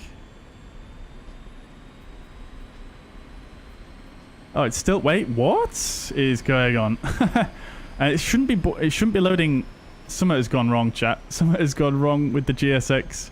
Right. Well, I'll tell you what we'll do is once the APU is started up, I'm going to... APU is available. We'll start the chrono. We'll dismiss the GPU.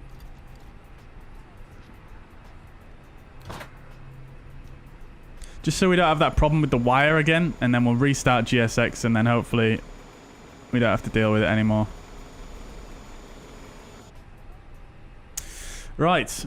Okie dokes then, chat. So...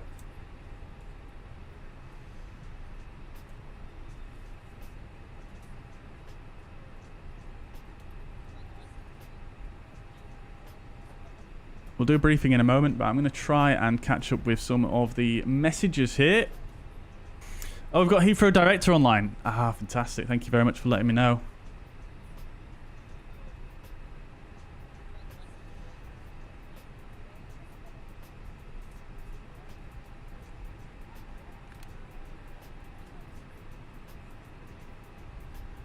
I don't see him. I don't see him online.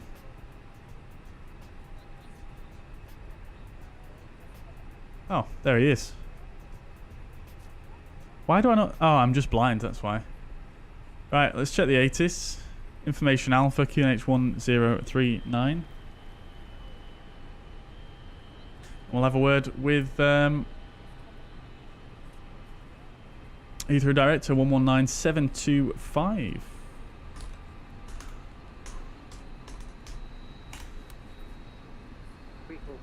Speedbird 461 Mike.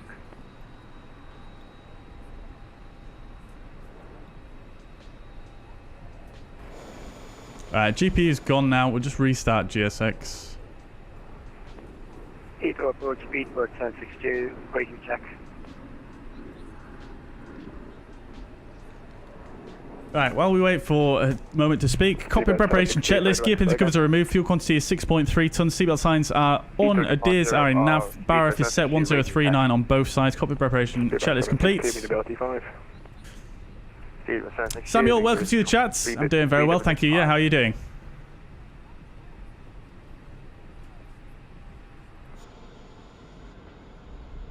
Speedbird 684, ready for taxi. Speedbird 684, taxi via Alpha, hold up November Bravo 10. So who have we got with us? We've got Alfie, we've got Ramsey. I think Mariner's joining as well. Bravo, November Bravo 10, Speedbird 684. Heathrow Director, very good evening, Swiss 9, Juliet Alpha Stand 218, Type A20N. Information Alpha QNH 1039, request clearance to Zurich. Swiss 9 Juliet Alpha, Heathrow Director, good evening, clear to Zurich, Mod Me 1 Juliet, departure, squawk 6702. Clear to Zurich, Mod Me 1 Juliet, departure, squawk 6702, Swiss 9 Juliet Alpha. Swiss 9 Juliet Alpha, correct. Right, lovely, 6702. Flight level 4, Speedbird 461 APU is nicely warmed up now. Let's get the APU bleed on. Speedbird 461 Mike, descend now to altitude 4,000 feet, QNH 1039.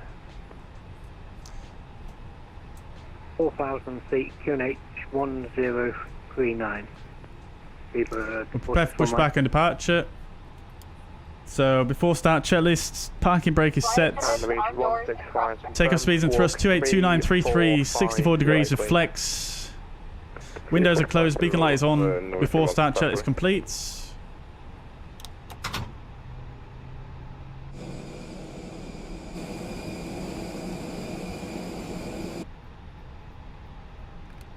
Right. What is Mugz UI mod? You're best off looking it up on flightsim.to, but it just changes some elements of the user interface, like the multiplayer tags, the top bar, and some other things. But to truth be told, I'm not actually using that anymore because I have Flow, which essentially does the same thing. Excuse me. Departure check completed. Bypass pin inserted. Right, we'll get the tug connected and then we'll request push.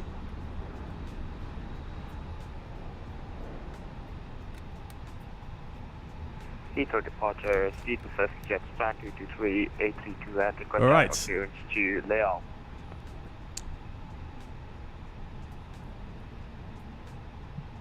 Speedbird 762. Got London South Centre on. We'll probably get past to them afterwards. So 129425. Speedbird 760, could you repeat again, please? Thank you. Speedbird 762, Mod Me 1 Juliet, departure, squawk 0341. Speedbird 762, Mod Me 1J, squawk 0341. Alicante. Speedbird 762, correct. Information Alpha, QNH 1039. Speedbird 762, Information Alpha, QNH 1039.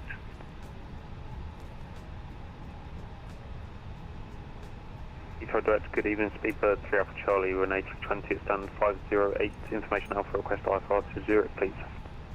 Speedbird, oh, is that you, the commentator? You're joining us as well. Zurich, Amazing, amazing. Squawk 6705, QNH 1039.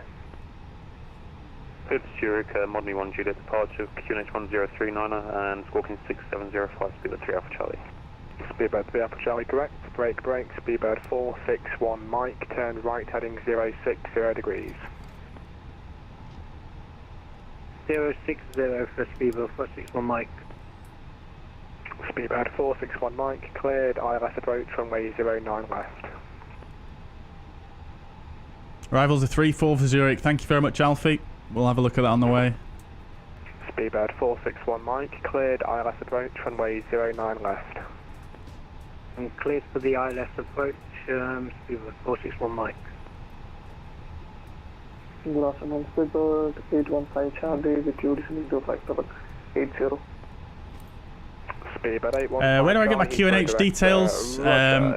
Usually from the ATIS if there's ATC online. So we've got the EGLL ATIS here. You can click on the I and get the QNH here, 1039. Or you can get it from the Meta, which is also here. But you should use the ATIS if the ATC are online. Golf, Foxtrot, Mike. Sorry, I didn't quite catch all that to say. Again, your intended routing? I request a turn transfer via Maple Course, Vernon, Ascot and Bisley Bridge. Golf, Foxtrot, Mike. I'm not going to do that tonight, I'm afraid. You can remain outside the controlled airspace. I can offer you a basic service if you wish. Your basic service remain outside the controlled airspace. I'll just go around. You go Foxtrot, Mike, thanks. Golf, Foxtrot, Mike, Roger. The Heathrow QNH is 1039 and squawk mode Charlie, please. Just wait for a second to speak here, chat. 1039 mode Charlie, Golf, Foxtrot, Mike. Norwich in 165. Don't you switch to Q&E? No, we don't use Q&E in IFR flying in right Alpha, Europe. That's November Bravo 8. Delta right Alpha, hold November Bravo 8, Delta 165. If I thought I don't speed it, even my mic would be descended to 90. Speedbird 8, Romeo Mike, Heathrow Director, Roger, stand by. Break, Speedbird 684 from November Bravo 10, runway 09 right, circle 3003, 3 knots, clear for takeoff. Okay, so runway 09 right, Speedbird 684. Speedbird 8, Romeo Mike. We'll do a single engine taxi, chat. Descend flight level 100, information Alpha is current. Just to save a bit of, tiny bit of fuel. Speedbird 815, Charlie, speed 300 knots for greater, please. My speed is currently 305 knots, Speedbird 815 Charlie. Roger. Swiss 9 Juliet Alpha stand 218, ready for push and start. Clearance delivery to Zurich with Alpha, gate 217. Oh, sorry, Ramsey, I just blocked you. Swiss 9 Juliet Alpha, push. Correct, yep. Swiss 9 Juliet Alpha, stand 218. Push and start approved. Push and start approved. Which way you want us to face? South, Swiss 9 Juliet Alpha? If you've got the new scenery, then actually, yeah, face south, please. I'm not sure if you run the old scenery with the cul-de-sac. I do, yeah. We'll push face south, Swiss 9 Juliet Alpha. Speedbird 815, Charlie. Right, lovely. 265. Lovely stuff. We can go through that. Right, let's carry on. I'm heading 265, Speedbird 815 Charlie. Speedbird 8, Romeo Mike, speed 220 knots. Okie doke, let's go, chats. Back your brake released. Speedbird 461 Mike, runway 09 left, surface wind 020 degrees, 3 knots, clear to land. Off we go. Clear to land, Speedbird 461 Mike. Alright, engine mode selected to ignition start. Engine 1 start. Shuttle to Quebec, Heathrow Director, good evening. Clear to Manchester, Hull Tip 1 Juliet departure, squawk 2711. Hull Tip 1 Juliet, 2711. Shuttle to Quebec, correct. Heathrow Director, Speedbird 512 with you at gate 217, Type A320, requesting clearance delivery to Zurich with Alpha. Stand by 1 please, Speedbird 8 Romeo Mike, turn left. I'm not sure if they actually use Q&E. Yes, 245. Do you mean QFE, Biggles? I don't think they use that. I don't think they use that in the US either, to be honest. I think that's like a Russian thing. I think they use it in Russia, but I'm not sure if they use it anywhere else. Clear to Zurich via the Madi 1 Juliet departure, squawk 6333 and 1039. Speedbird 512. Speedbird 512, correct. Speedbird 815 Charlie, descend flight level 80. Descend flight level 80, Speedbird 815 Charlie. Speedbird 684, contact London 129.45, goodbye. Here's Alfie, give him a wave. Waving. Go Foxtrot, my request for clearance to London 129.425 for basic service. And we've got Ramsey, give him a wave. Is that you, Dave, down there as well? I'll give him a wave as well. 129.45 by shuttle, Go Foxtrot, Mike. Right. Engine 1 is Vale. Good evening, Speedbird 71. There's Mariner as well. Romeo, stand 221, A320. We've got Alpha on board, requesting close to Zurich, please. Have you got a new microphone, Mariner? Speedbird 71. Parking brake set. Hello, close to Zurich, North Me 1, Juliet. Right, engine mode selected to normal. Information Alpha. Get the transponder on. Arm the speed brakes. Set the flaps to 2. Roger, close to Zurich. Make sure that rudder trim is reset. We'll get predictive wind shear and the weather radar on. 039, Speedbird 710 Romeo. ECAM status is checked. Speedbird 8 Romeo, Mike, turn right heading 280. 35% is the CG. Speedbird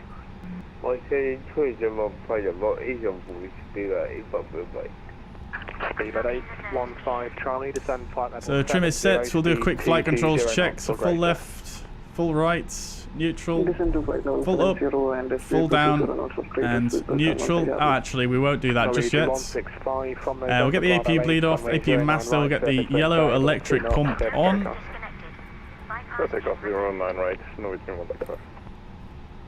Right, now we'll do a flight controls check. So full left, full right, and neutral, full up, full down, and neutral, full left on the rudder, full right, and neutral. Auto brake can go to max. Speedbird 461 Mike, taxi right Alpha, stand 512, good day. Right, and then we'll use anti-ice on both engines for the departure. And we'll do the after-start checklist. Anti-ice is engine only, ECAM status is checked, pitch trim is set, rudder trim is neutral, after-start checklist complete. That's 2748, even the mic. Swiss 9 Juliet Alpha, request taxi. 6 Heavy, passing flight level 160-480. Bijan 886, Heathrow Director, good evening. It's information Bravo, descend flight level 80. No worries, Matt Rasso. Bravo, acknowledge, and down to 80, Vision 86 Heavy. Eva 3 Alpha Charlie, stand 508, request push and start. Takeoff config tests. Speedbird 3 Alpha Charlie, 508, push and start approved, face south. Push and start approved, facing south, 3 Alpha Charlie. My keybind's not working for it. Speedbird 461 Mike. Oh, it's just not working at all. Continue taxi Alpha. Oh, it's because I've only got one engine. Join Bravo, link 5. I'm so used to 2 engine. Stand 512. Right, so for taxi, you're expecting a right onto Bravo all the way down. Link 5-3 probably. Speedbird 461 Mike. We'll look at that in a moment. Speedbird 461 Mike, go ahead. Sorry. Speedbird 461 Mike, taxi via Alpha, link 58, join Bravo, link 55, join Alpha, stand 512. Alpha, link, you send it me in text please for Speedbird 461 Mike. Yep. Thank you. Swiss 9 Juliet Alpha, request taxi. For Speedbird 815 Charlie, descend to altitude 4,000 feet, QNH 1039. Listen to 4,000 feet and QNH 1039, Speedbird 815 Charlie. Swiss 9 Juliet Alpha, taxi second right Alpha, hold out November Bravo 8. Taxi second right Alpha, hold at November Bravo 8, Swiss 9 Juliet Alpha. Right, off we go. Parking brake released, run one engine. Get the taxi lights on. And what I'm going to do just before we set off here, chat, I'm getting absolutely triggered by the amount of ground traffic here. I'm going to reduce this all the way down. Heathrow Director, Speedbird 372 with you, information Bravo, type A320, stand 532, request RFR clearance, please, to Toulouse. Right, okay, off we go. So, Speedbird 372, Heathrow Director, hello, cleared to Lima Foxtrot Bravo Oscar, Mortimer 1 Juliet departure, squawk 7504, QNH 1039. So we're going second right onto Alpha, so down here. Mortimer 1 Juliet departure, squawk 7504. Then hold at November Bravo 8. Sorry, Speedbird 372. Speedbird 372, correct, brake, Swiss 5 Alpha Papa, stand 238, push and start approved, face south. Which doesn't appear to be on this chart, so we'll go and check the proper charts. I'm going to do that on my other screen here.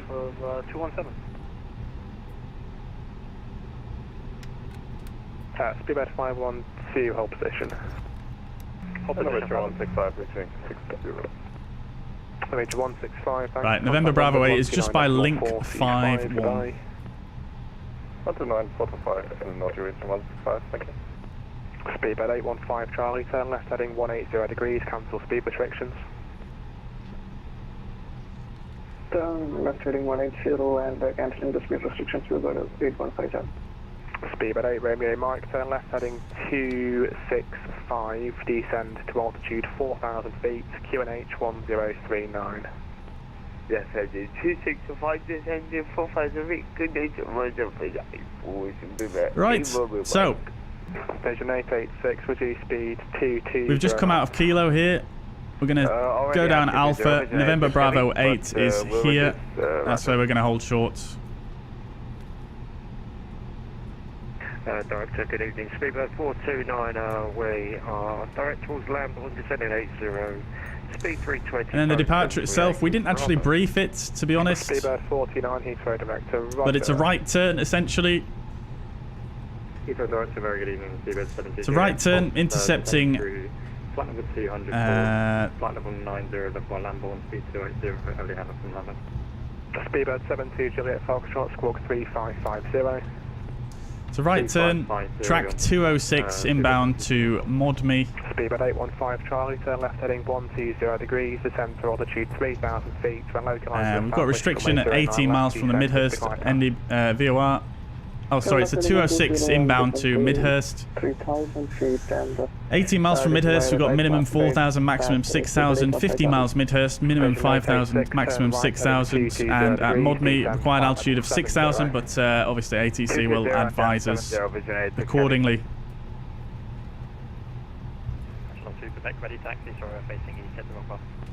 Sure, to Quebec, no problem. Taxi Yankee, hold on, November Bravo 11. We'll start the engines when we get to, I think, November 7. Doesn't look like there's anyone really in front of us for a departure. Speedbird 3 Alpha Charlie, taxi via Alpha, hold at November Bravo 10. Right, Alpha, hold November Bravo 10, Speedbird 3 Alpha Charlie. Speedbird 815 Charlie, runway 09 left, surface wind variable 2 knots, clear to land. Runway 09 left, clear to land, Speedbird 815 Charlie, thank you. Speedbird 8 Romeo Mike, turn left heading 180 degrees, reduce speed 180 knots.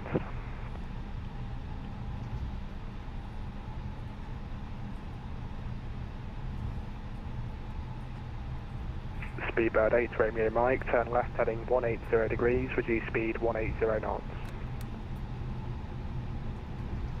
Constantly having to adjust left here because of the single engine.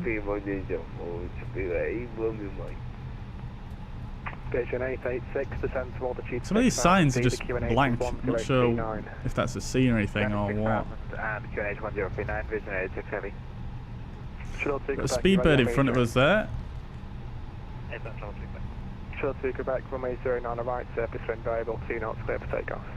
This guy's got cleared for takeoff immediately. We'll probably get the same if no one else makes an appearance. So we'll start the engine. This is November 6 here. November 7 is just the next one. We'll start it just after passing November 6. Facing west, 710 Romeo. So we'll do a cross bleed start. We'll open the cross bleeds. 4290, still need 320 knots. Stand by. Speedbird 8 Romeo Mike, descend to altitude 3,000 feet. Engine mode selected to ignition starts. And we'll go for a start on engine number 2. Speedbird 8 Romeo Mike, turn left heading 120 degrees, descend to altitude 3,000 feet, cleared ILS approach, runway 09 left. Descending 120, descending 3,000 feet, and kick digest. 09 left forward, Speedbird 8 Romeo Mike. Vision 886, descend to altitude 4,000 feet. Down to there we go. Light off. Speedbird 429, speed 220 knots or greater, leave Lambourne heading 265. Just going to leave both the throttles at idle whilst this starts. 220 or greater on the speed, Speedbird 429. Speedbird 72, Juliet Foxtrot, leave Lambourne heading 265. Leave Lambourne heading 265, Speedbird 72, Juliet Foxtrot. Speedbird 3 Alpha Charlie via November Bravo 10, line up runway 09 right. Speedbird 762, stand 223, requesting push-on start. Speedbird 762, hold position. Speedbird 3 Alpha Charlie, by November Bravo 10, line up runway 09 right. Off he goes. On up runway 0 Right. on the right by November Bravo 10. Engine 2 stable. That's looking good. That's Veil. We'll do a takeoff config test now. Takeoff config normal. Engine mode selector to Papa taxi second right Alpha, hold out to norm. November Bravo 8. Right, lovely stuff. We'll put the cross speed back to auto. We'll turn the yellow electric pump off. And we'll do the taxi checklist. Flight controls are checked. Flap setting is config 2. Radar and predictive wind shear are on and auto. Engine mode selector is normal. Ecam memo takeoff no blue. 180 and 180 on the speed, Vision 886 heavy. Speedbird 8 Romeo Mike, speed 160 knots, maintained to 4 DME. 160 on to 4. So when's a good time to start the second engine? Well, I believe the warm-up time for Shuttle to Quebec, squawk mode Charlie. for an engine is around 3 minutes before you want to put any large amounts of thrust into it. So whatever is going to give you that amount of time before taking off. 0 degrees, descend to altitude 3,000 feet. The localizer established from way 09 left. Right, coming up to November Bravo 8 here, so Continue left turn to 130 and down to 3,000 when established localizer descend on we do need to hold short here. Shuttle to Quebec, contact London 120.025, goodbye. As you can see, the engine's already been on for nearly 3 minutes, 3 Alpha Charlie, runway 09 right. so we should be good. 2 knots, clear for takeoff. Takeoff runway 09 on the right, Speedbird 3 Alpha Charlie. Speedbird 512, stand T17, push and start approved, face south. Push and start approach facing south for Sweeper 500. Swiss 9 Juliet Alpha behind departing British Airways Airbus 320 by November Bravo 8, line up runway 09 right, behind. Behind the departing Speedbird A320, CEO via November Bravo 8, line up and wait behind Swiss 9 Juliet Alpha. Speedbird Right, Juliet Foxtrot, 1 level. get the strobe lights on as we're entering the runway. 1 level speed 220 knots, Speedbird 7 Juliet.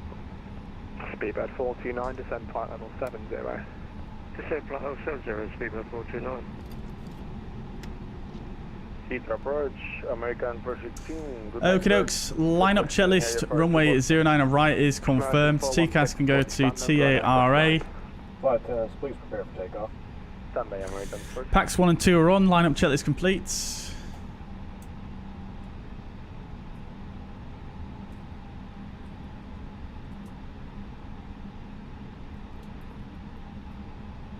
Right, I'll be on the left on the takeoff. Love to see it. We'll see if we can spot you. Speedbird 815 Charlie, taxi right Alpha, stand 513. We didn't calculate from this intersection, but we don't have a takeoff performance calculator for this aircraft.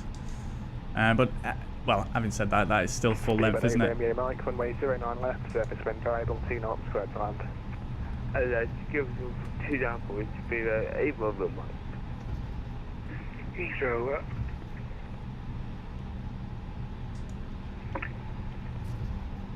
Heathrow approach, Speedbird 137, or Speedbird 372, request clearance push back to 522.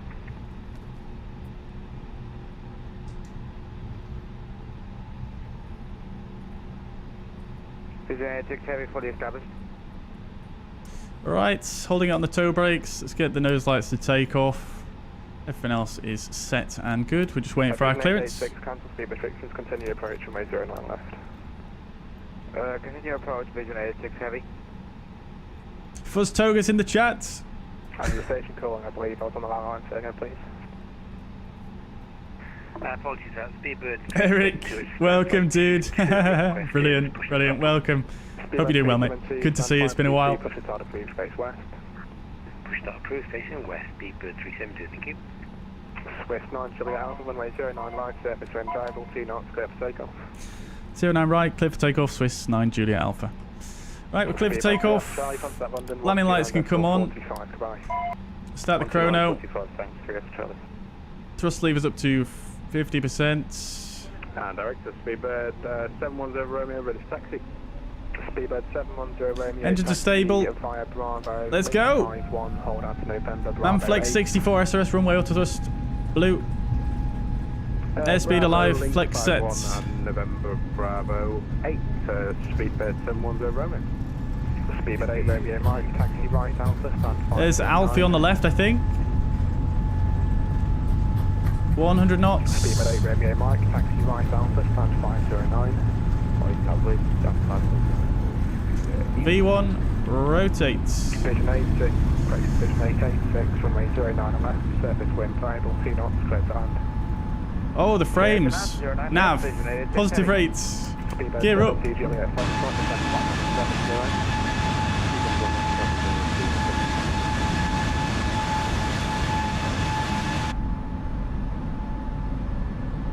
Look at that contrail in front of us, that's brilliant. Speedbird 8 Romeo Mike, you've made a long turn there, so continue on Bravo, link 56 to join Alpha, stand 509. Always link 56 to join Alpha, or give up with me. Lever climb, climb, thrust climb, Alpha, contact London 129, auto thrust. 45, goodbye. 129.45, Swiss 9 Juliet Alpha. Swiss 5 Alpha Papa, 5 November Bravo 8, final runway 09 right. Alright, we're above the F speed, let's get the flaps up to 1. Speed is checked. I'm not going to put both the flaps up this time like I did earlier on. Control, very good evening, shuttle 9 vehicle, if passing 4,200 feet, land 110 departure. Shuttle 903 Echo, London Control, climb down flight level 190. Climb 190, shuttle 9 vehicle. London Control, very good afternoon. Swiss 9 Juliet Alpha, passing 2,800 for 6,000. Mod me 1 Juliet, departure. Swiss 9 Juliet Alpha, London Control, climb down flight level 100. Climb now, flight level 100, Swiss 9 Juliet Alpha. Alright, flaps up, speed is checked. Flight level 100. Pull for open climb. London Control, easy 44 with you at flight level 150. Easy 44, London Control. Disarm the ground spoilers. And we'll get the nose lights off. London Control, Air Transit 522 with you. Take a right turn, still just flying this manually here. Come back online, switch back to previous frequency 118.475. Set standard, flight level 100 blue.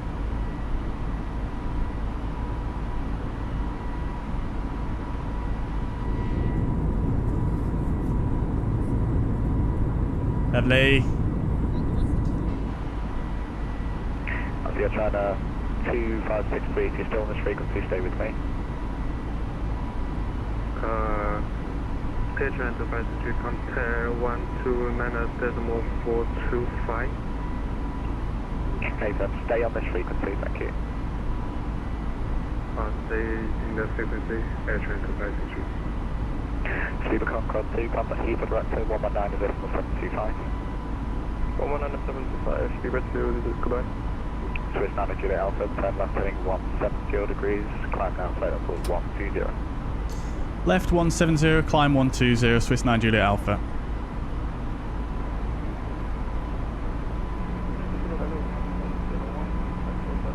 Right, heading 170 set, flight level 120 blue. 101 with the control, climb down flight level 290. Shuttle 93 Echo, turn left heading 330. Beautiful. 330, shuttle 90 Echo.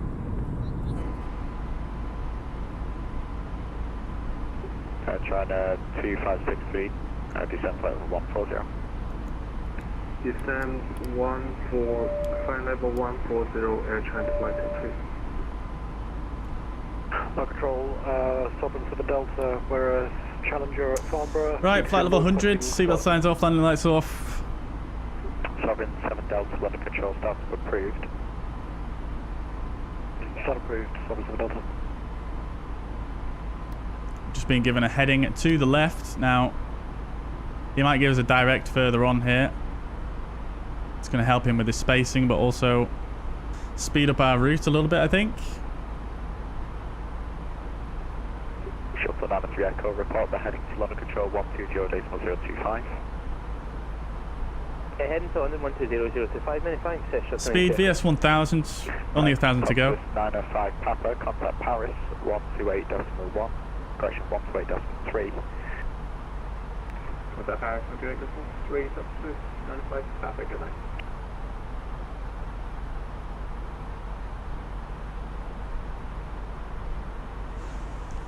I'm guessing he's possibly going to contact me in a moment, so I'm just hanging fire, chats. Swiss 9 Juliet Alpha, climb now, flight level 290. Climb now, 290, Swiss 9 Juliet Alpha. Alright, up to 290. Route direct to Coxie, Kilo Oscar Kilo. Swiss climb, open climb, flight level 290 blue.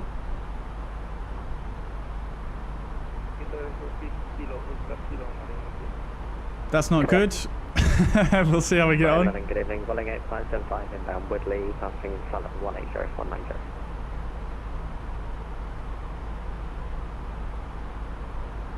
Standby.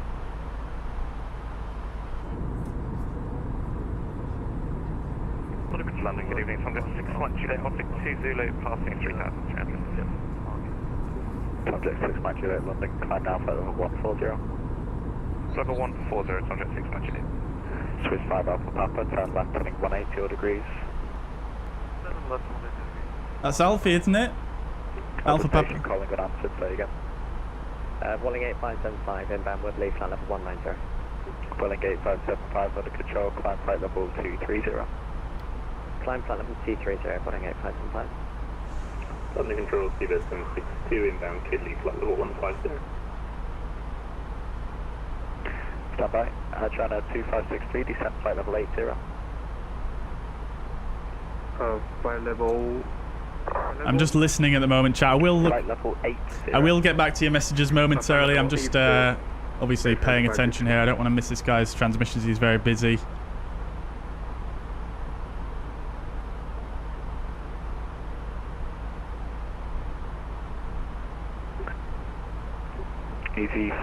Adjo, welcome to the chat. Hope you're doing well. Good to see you. It's been a while. How do you move the camera in the window view? If you set it as a custom view, you can move the camera around rather than using the fixed cameras in the showcase camera.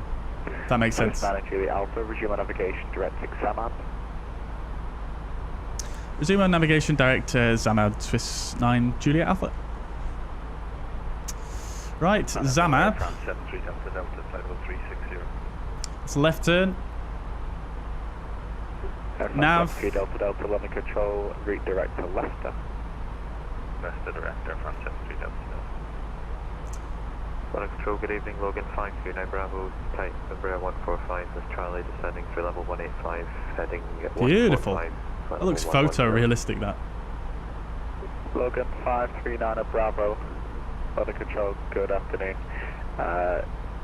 Runway 02, I have active for Southampton. Right, so who are we going to get past to next? Yeah, Sue's responsible, that'd be appreciated. Logan 539 Bravo. Sue's online. Get you a shortcut if you're happy to leave control airspace. Hey, firm Logan 539 Bravo. Could well be. London control, very good evening. Reams, maybe. Passing 3,100, Red Bull 1283. Subject 64 Papa, under control, climb down, flight level 1. Oh my days, there's so much traffic outside of Zurich. Oh my days, there's so much holding going on. Oh, crikey. Oh, baby. London, good evening. Speedbird 710 Romeo, we're with you, climbing 6,000 on the Mugz 1 Juliet.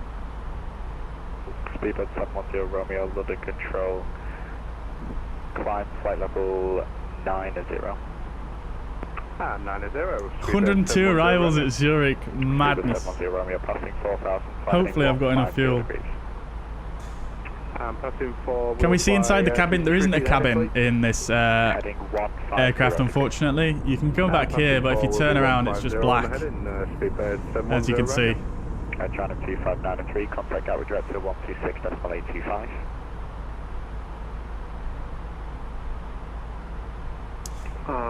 Contact 126.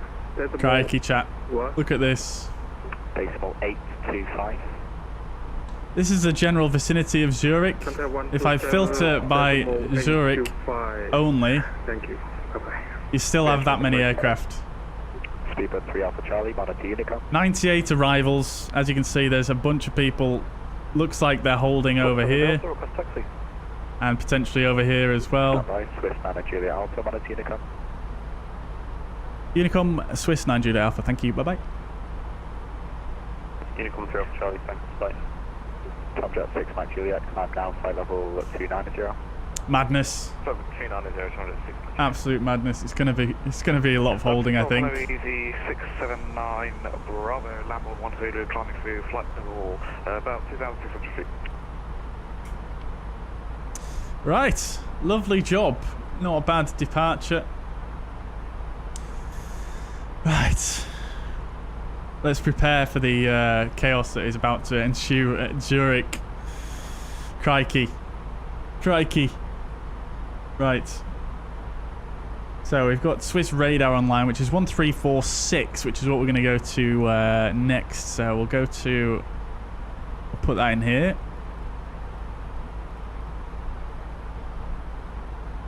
And we're on Unicom now, so we might as well just clear ourselves up to 290 is our cruising altitude, so we'll carry on as we were.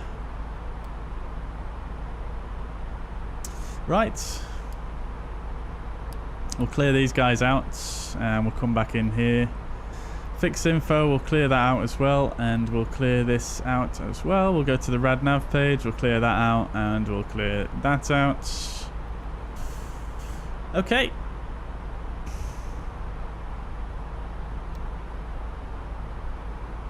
Someone in front of us, someone behind us. Lovely stuff, guys. How did your departures go, guys, who's flying along?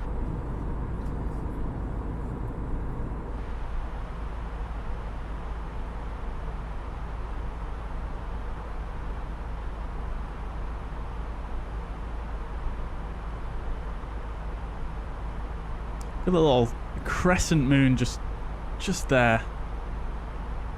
Very nice. Very nice indeed. Alright, I'm just going to go grab some water, chat, and we'll catch up with the chat messages in just a second. I'll be back with you.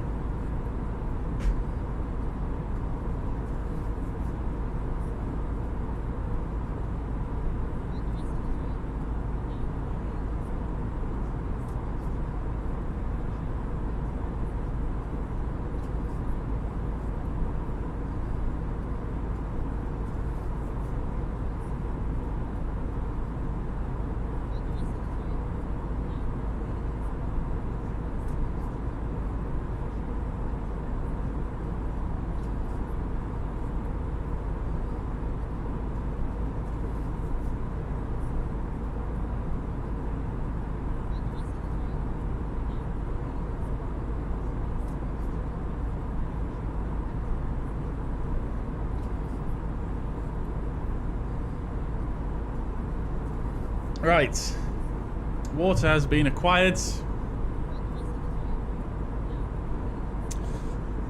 Lovely stuff.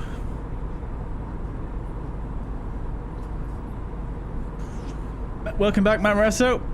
Hope you're doing well. Welcome, welcome. Right, I'll see if I can catch up with some of the messages now. I think there's been quite a lot since I last went through them, but nevertheless, I will do my very, very best. If you enjoyed that departure and you haven't liked the stream already, please do consider hitting the like button. It does really help out the channel. Right. Adja says the ILS from the Zurich FS Dream Team is not currently working. Oh dear, oh dear. Well, fingers crossed it does work, because that's what I've got installed. But we'll see how we get on if we have to. I mean, the weather conditions are good at Zurich, so I don't think it's going to be too much of a big deal if we... well, let's just say overcast 1300, which is not that great, but we'll have to see how we get on. We might be able to use an RNAV if it's not working, but we'll have a look. We'll see how it goes.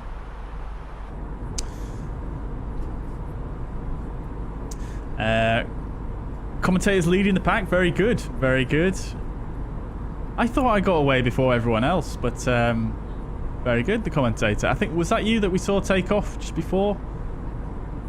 I did.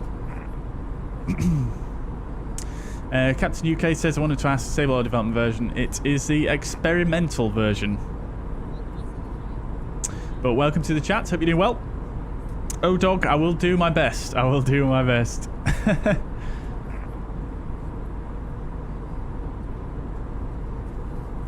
Commentator has an EFOB at Zurich of 5 tons, so he should be okay. Holy crap.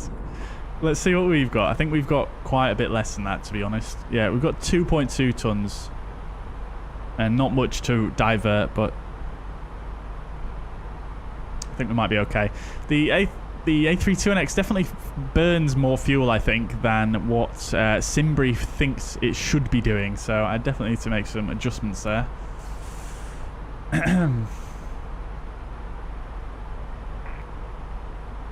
Sasha's going from Berlin to Zurich. Very good. Well, hopefully we'll hear you on the radios.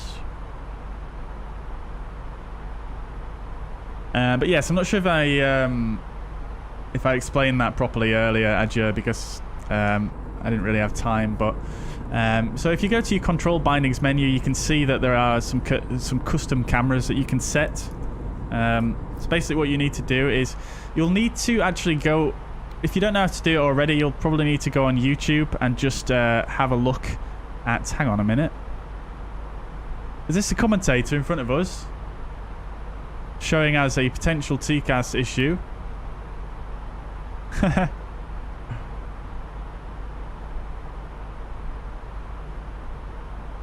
We'll monitor that. But yeah, you can set up custom camera views in the A32NX, but normally you can't actually get the camera outside of the cockpit, so you obviously get blocked if you go here, or you can't go outside the windows or anything.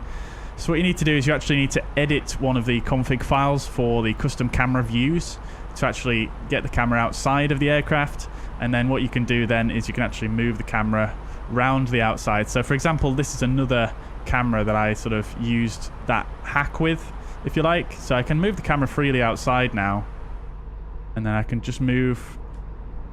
Sometimes it gets a bit stuck, it's a little bit janky, it's not, I suppose it's not really the an officially supported method, but you can get the camera outside here. Okay, it's getting really, really stuck here. But eventually you'll be able to move it around and then poke it back into one of the windows, and you'll end up like this. And then you can just save that camera and you'll be able to recall it.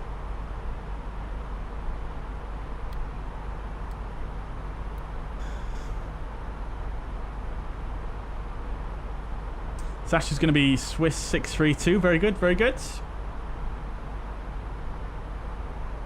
Mariner's got the Landor livery. Very nice, very nice. Unfortunately, I don't think FSLTL has that one just yet, but never mind. Yeah, very nice livery, that one.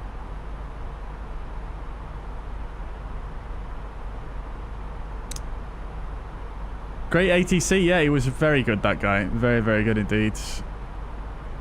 Anyone know a cost index for lot Polish? Good question.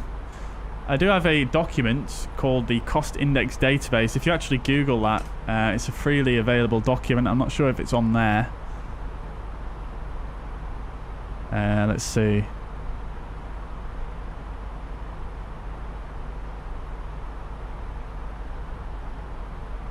No, it's not on there, unfortunately. Might have to do a bit of Googling, but I don't know that personally. We're catching whoever this is in front of us.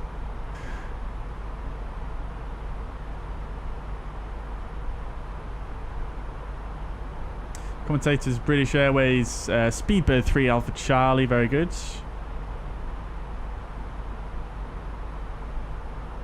Maybe it's only for runway 14, but FS Dream Team said it's a problem with the SDK since the last update. I see, I see. Interesting. Well, we'll see how we get on. I am using Navigraph as well for the nav data, so I don't know if we'll be able to piggyback off that. Is there a reason I'm not using the stable build? Yeah, because the experimental has, well, it has more features essentially, and it's perfectly stable in my opinion. Commentator is going to speed up. Okay, you don't have to. I mean, I can slow down if you want. It's entirely up to you. Although you do have a fair amount of fuel, so. Alfie's Swiss Alpha 5 Alpha Papa. Yeah, I thought that was you. Yep, very good. Great stuff. Great stuff. Thank you very much, commentator. I'm at ground speed 421 Mach 0.75, if that's helpful to you, but I'm sure you can see that.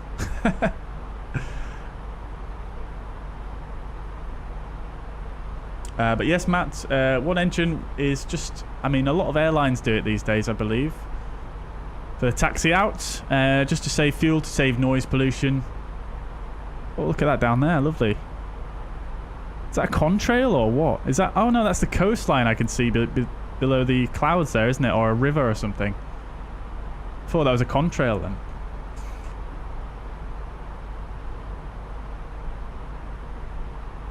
Biggle says, I watched a documentary and said they use QNH up to about 10k and then they use QNE. Maybe I didn't listen correctly.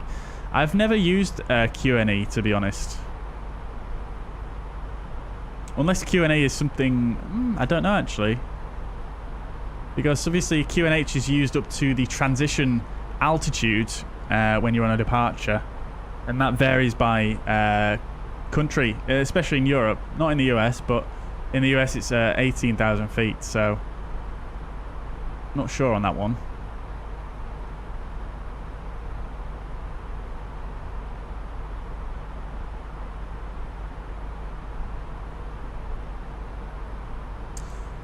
Right, alright, alright. Oh, get the music back on.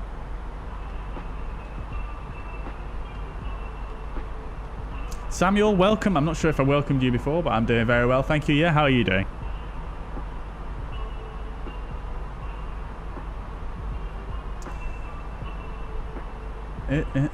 Roy's 3080 broke down. Purchased 4070 Ti, quite nice, I have to say. 40X exit cord is luckily under 900 euros. Good card with very good perf. Glad to hear it. Well, unfortunate about your 3080, but I'm glad you managed to get a replacement for a relatively reasonable cost. Yeah, glad to hear it's good performance as well, and I'm sure you'll be able to get the DLSS, what is it, DLSS 3 with that card as well, so that should be quite nice. When it gets a bit better, I suppose, when it's not blurry and things.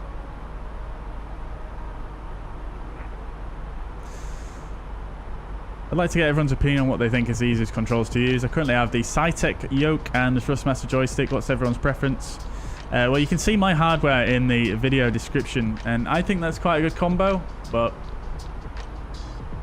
I don't think there's any particular easiest controls to use, to be honest. I think you can be good with pretty much anything, to be honest, as long as it's not totally knackered. I suppose it's just a case of getting used to, you know, how various aircraft respond to that particular controller and getting your curves dialed in properly. So, yeah, I mean, I see plenty of people flying with the cheapest of the cheap sticks and things like that, and they absolutely smash it. So, yeah, it really, I think it's more of a case of getting used to what and finding something that you're comfortable with and achieves what you want, and then getting used to it.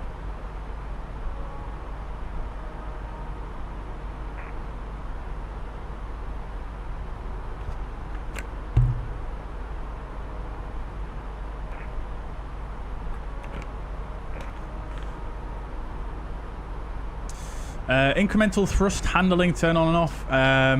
That's in the Fenix, isn't it? Yeah.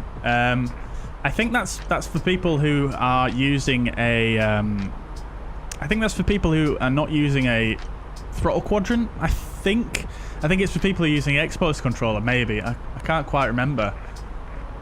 All I know is that it's not applicable to me.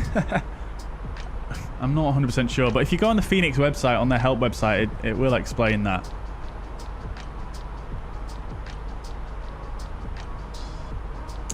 Steven says, your settings for NVIDIA graphics and how do you get all the data on the fuzz pad? Is that just from SimBrief?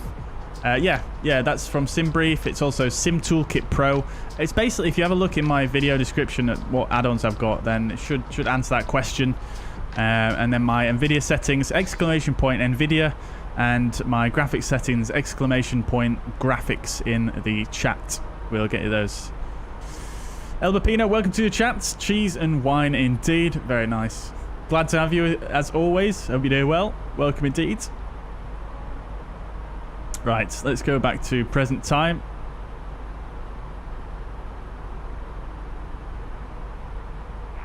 Maximum emoji spam coming in there from Alan.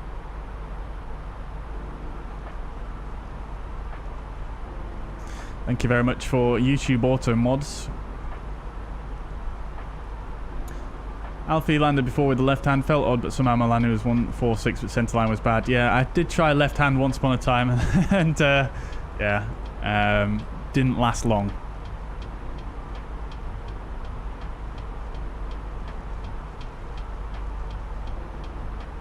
Got someone else off to our right, apparently.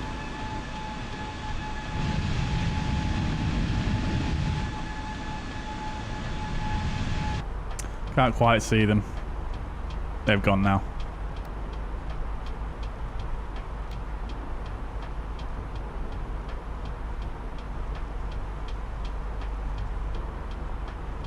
Yeah, I wouldn't mind trying to get used to using my left hand, to be quite honest, because it would be helpful. I mean, just from a simming perspective, obviously, I mean, I'm right-handed, so I use my mouse with my right hand, so it would be super useful to be able to actually control the aircraft and control the mouse at the same time, you know what I mean?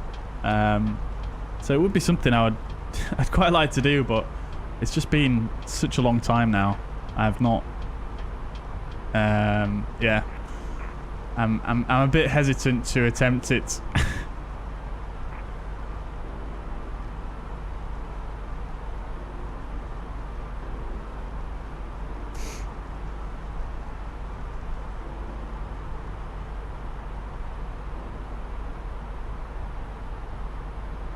Playing through the contrails in the sim is so good. Yeah, especially with those FSLTL contrails. They've done a great job with them. They look really, really cool.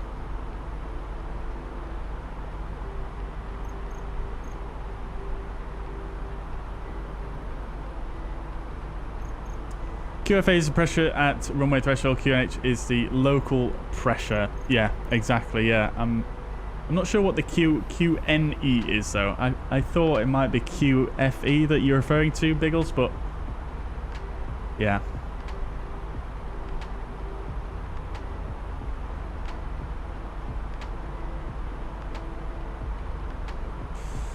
I give that a try as a stable build does crash the sim a lot since its update. Well, yeah, I mean, by all means, I never really get any crashes with the A32NX.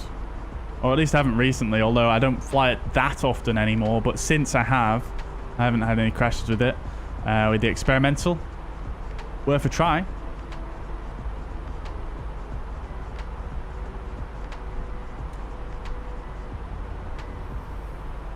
The Airbus stick's got a massively different feeling to my old stick. What was your old stick, Alfie?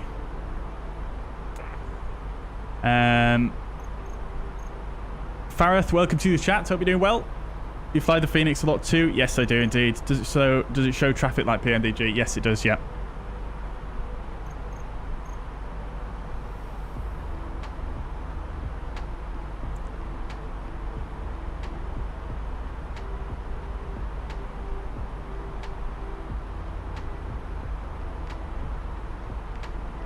Flight is going good, MPS. Flight is going good. And Alan, I don't know if you're out there, but I'm just going to time you out if you're going to keep spamming emojis. It makes no sense. Please make sense to me.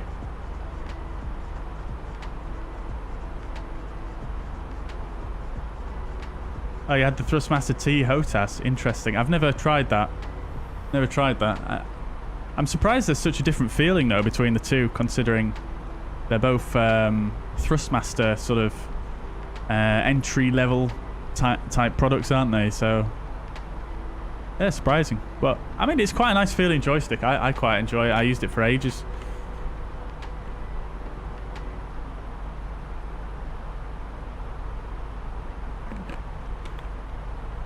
MPS is moving tons of Microsoft Flight Simulator files from old PC to new PC. Very good. Well, good luck with that. Good luck.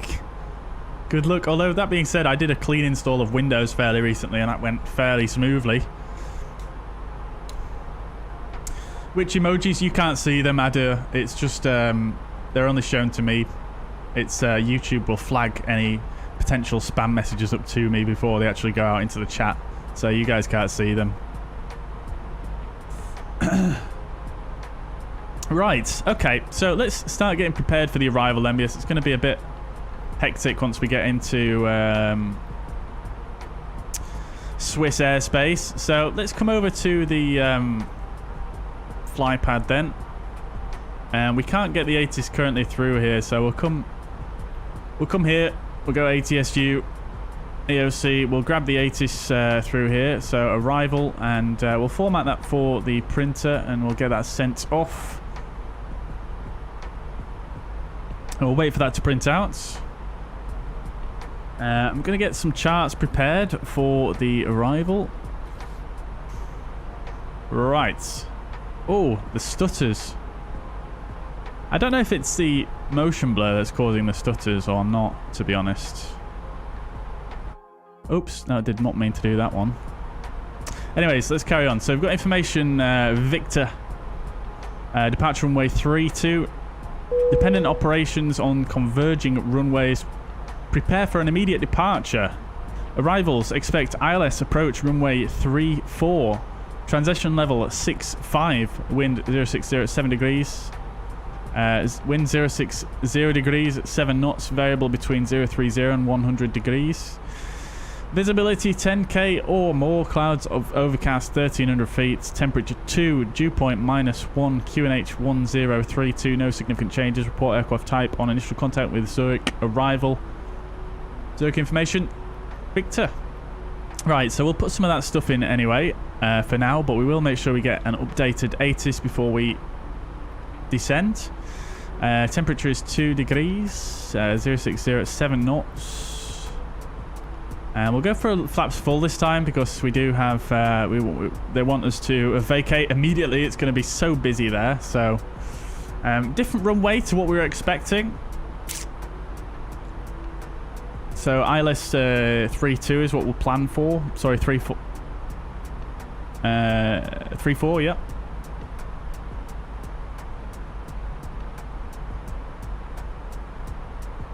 So I'll just get my charts sorted out for that and then we can do a briefing.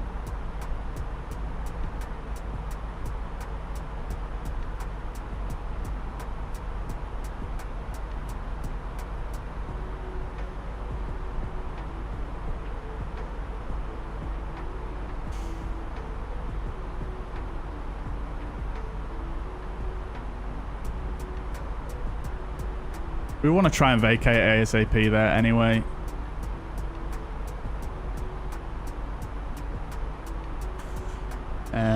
Right. Excuse me.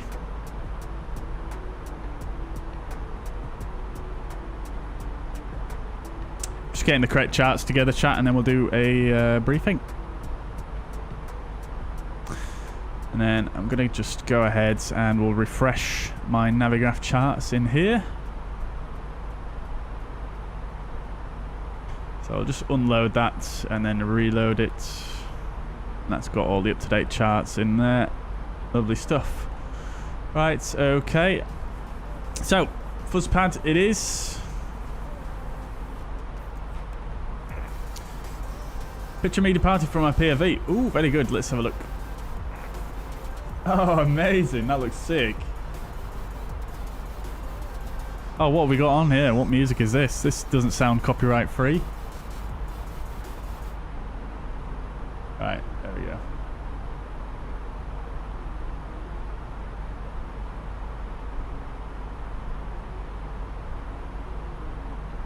There we go. That's a picture of us departing. Very good. Love to see it. That looks ace.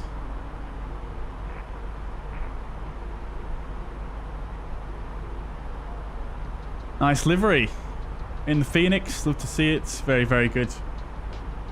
Dio, welcome to the chat. Hope you're doing well. I'm doing very well, thank you. Yeah, are you? Brian, welcome. Good evening. Hope you're doing well. Yeah, Alfie, there's definitely going to be some holding. Definitely going to be some holding. That printer is so cool, though, to have on a freeware plane. Yeah, it's absolutely brilliant, to be honest. I really hope they put the printer in the Fenix at some point. It's just great. Love it. It's just fantastic. Ace Airstream says I've had to disable the Z-axis on the TCA joystick, has too much noise. Yep, mine did that as well.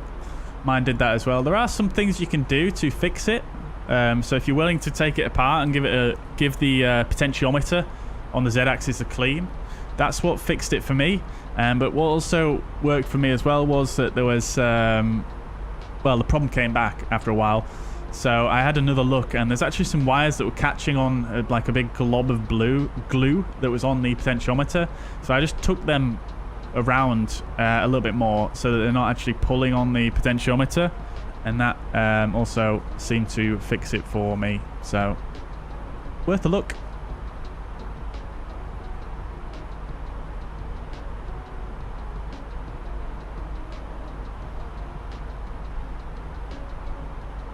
Right, let's do a briefing then, chat. So,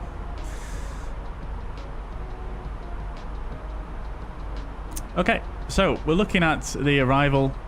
This is the Basel Mulhouse, Basel Mulhouse 3 Golf arrival into Zurich, Switzerland. It is an RNAV star. This is the 10-2 Alpha chart into Zurich, LSZH. So, we're flying the Basel Mulhouse 3 Golf. Why did that just happen on its own? Wait a minute. Okay, there we go. Right. Cool. So, transition level we already know is flight level 65. I think it's 65 anyway. Yeah, it is. So, transition level is 65.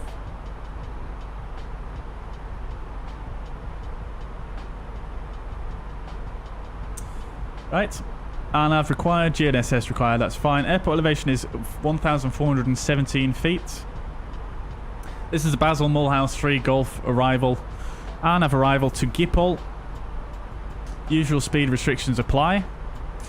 So we're going to come in via the Basel Mulhouse VOR. Then maximum flight level there is flight level 200. And we're going to proceed on track 106 to Zulu Hotel 677. Minimum flight level there is 120. And then to Schiphol, minimum 7,000. There is a hold at Schiphol, which we may need to utilize. In fact, that is probably where we're going to be asked to hold. And that's probably where, if we have a look on here, you can see all these aircraft hanging out here to the far left of the field. To the far west, should I say. That's probably where they're in a hold there. They're probably holding at Schiphol, which, as you can see, is here's a field. It's just out to the west. So that's probably where they're holding, and probably where we'll need to hold. So we'll plan for that. We'll actually just pre-tune that in the MCDU, because that's probably going to be required. Minimum altitude there, 7,000 feet. Although that's actually a flight level today, because the transition level is flight level 65. So that's flight level 70 today.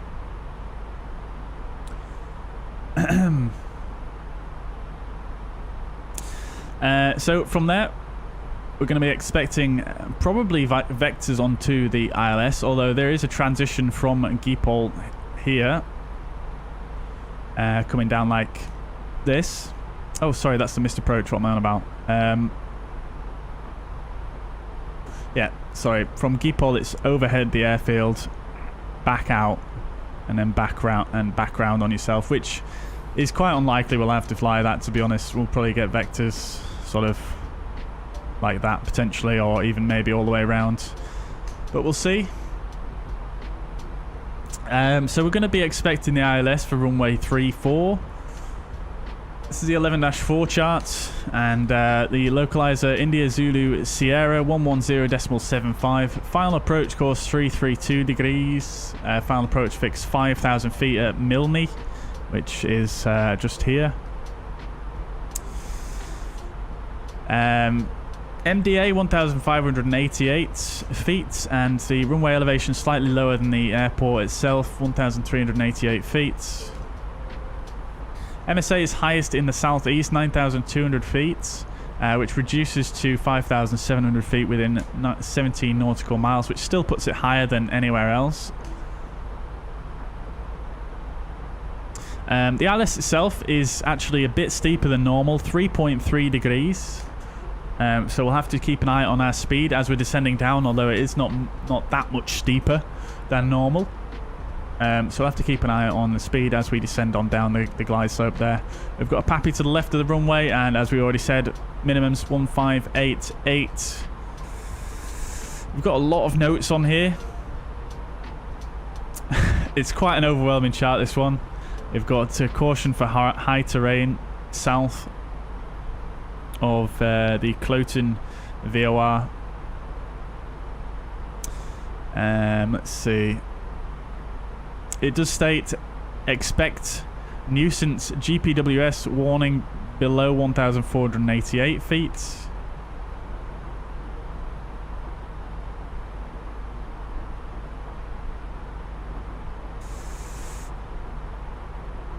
Looking at the GPOL hold, we've got max 230 knots, max flight level 240, minimum holding altitude 7,000 feet, which is actually flight level 70 today.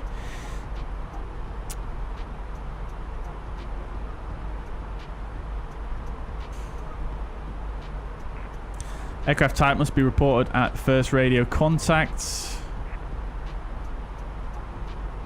Right, cool. I think we've just about covered most of the details on there.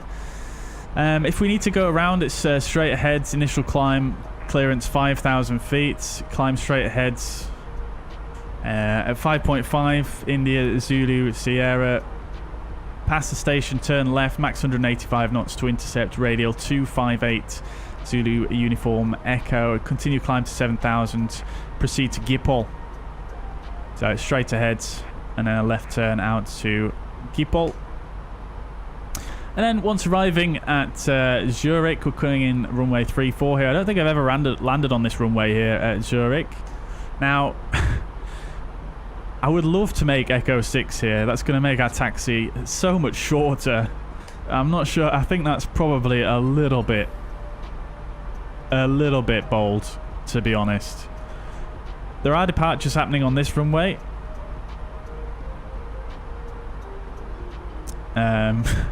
Now, we're not going to make Echo 6, are we? So we'll try and make Bravo, potentially. Yeah, I think that's going to be ideal. Bravo, I think. Or this runway here, maybe. And then taxiing out, we'll probably expect Echo. And we're going to request the same stand we started at. So hopefully we just get a taxi down Echo, straight up. And then down November. To stand, what was it, 39 that we started at? Or it could be Foxtrot down that way. We'll see. If we come off later, it's just going to be the same taxiways, just from further away, crossing that runway, which isn't in use currently. Yeah, so that's that. Obviously, we need to be prepared for the holding. We need to be prepared for the slightly higher descent angle. And there's going to be a lot of traffic, a lot of radio communication. So I'm going to need to probably concentrate quite a lot on the radios once we get into the Swiss-controlled area. What's it called now? Swiss radar. So, yeah, I might not be able to respond to too many chat messages at that point. Right. Cool.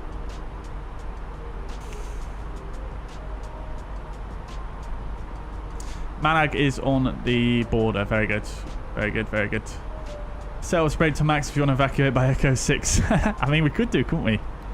Actually, no, you can't. You can't use auto brakes max unless you've on the ground already. I thought so. Right, we'll go for auto brake medium anyway. That's what we're going to go for.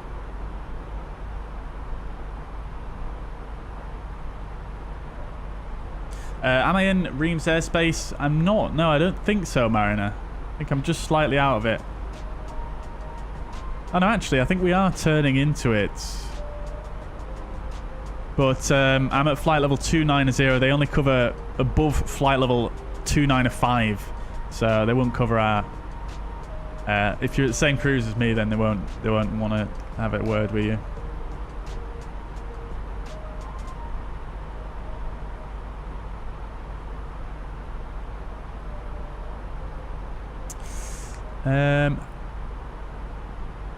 Flight's going good back here. Lovely to see it. Ramsey, I'm glad you could join us for a flight as well after you said the other day you wanted to join.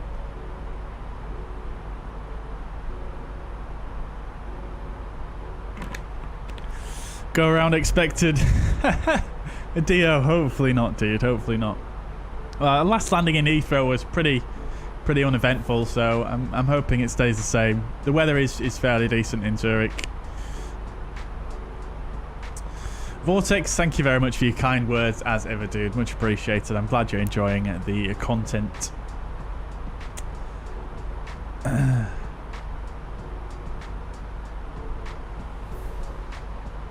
Which is it that I need to show you how to do, Marina? I've completely forgotten what I said earlier on. Looks like planes have been doing 5 to 7 laps. Crikey. Oh dear. If it takes too long to go in, I'm going to divert to Stuttgart, Geneva, or Dusseldorf. That might not be a bad idea, to be honest, Alfie. That might not be a bad idea. Let's see. We do have some controllers on Geneva, and Geneva is absolutely dead. There's like nobody there. So that might be a good alternative for sure.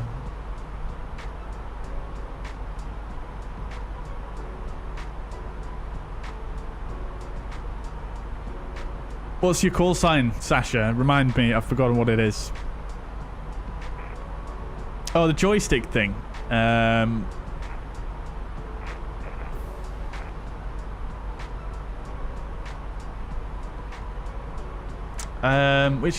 still forget which joystick thing. You're talking about this one here, this guy.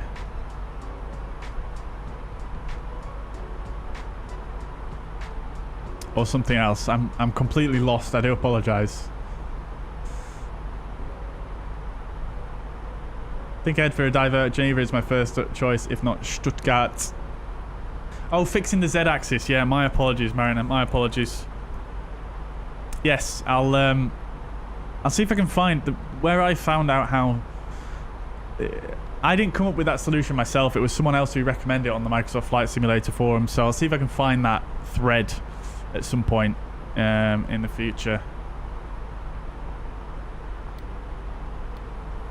I might even see if I can try and find it now. Actually, what we'll do though is we'll make sure we've got everything in correctly here before we actually get carried away with getting distracted here. So let's just make sure we've got everything in here. So we've got the BLM below flight level 200, which is not in there. Interesting. That's probably going to bring our top of descent forward a solid amount.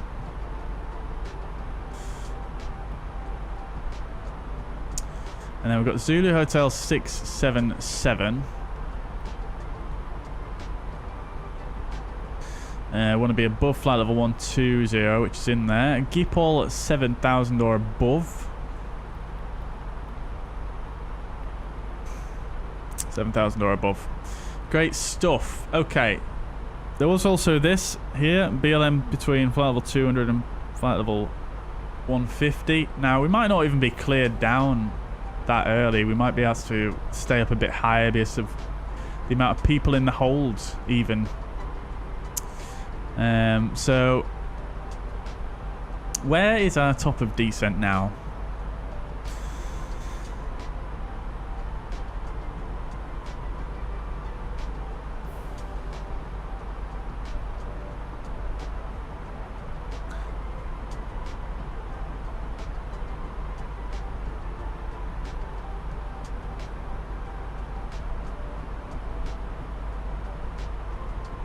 Right, so Manag is right on the edge.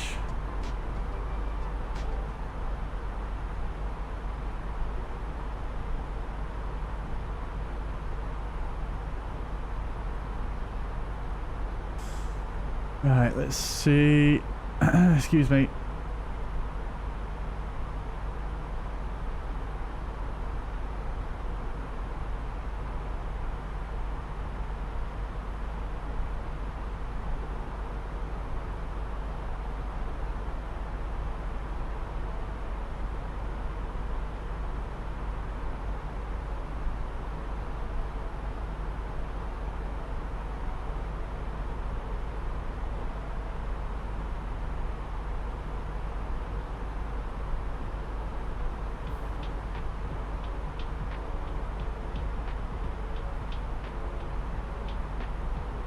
Right, so we don't actually speak to Zurich or Swiss radar until we get quite close to the BLM fix here. So yeah, we'll just have to descend down to flight. I'm just going to say descend down to flight level 200 and then contact them and then see what the situation is, basically. I think that's probably a wise idea because we'd probably be held up quite high for some time.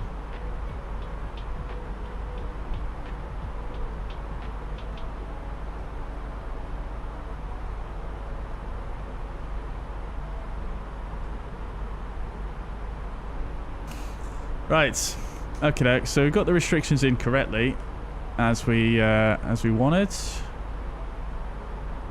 Right, let's make sure we've got the correct ILS in, which we don't actually. Interesting. Did I select the correct runway in here? Oh, okay. I need to speak to 1283. Let's have a word.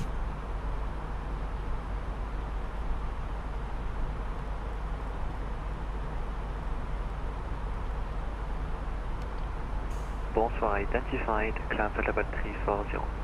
Climb flight level 340, Delta 71 Fox Engine. Speedbird 3 Alpha Charlie, descend flight level 200. Descend flight level 200, Speedbird 3 Alpha Charlie. Swiss 95 Papa, turn right heading 180. Right heading 180. Reams, very good evening. Swiss 9 Juliet Alpha, overhead Manag, flight level 290. Swiss 9 Juliet Alpha, house control bonsoir, identified.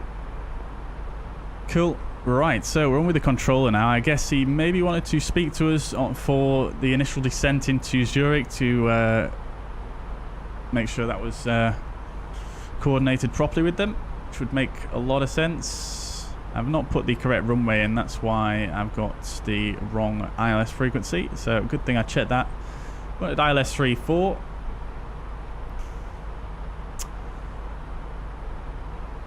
And it's still the BLM 3 Golf via GSX, which will insert. That is all correct. We'll just come back in here and make sure we stick in the correct restrictions. So that's all in there correctly still. Everything is in correctly. So we'll go GSX and we'll actually put in a hold as well.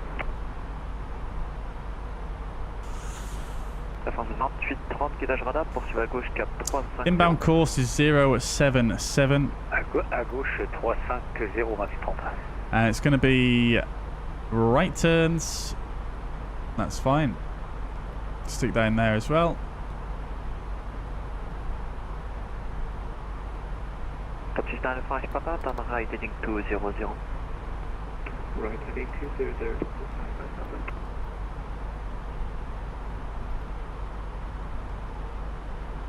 So I've got the hold in there, GSX.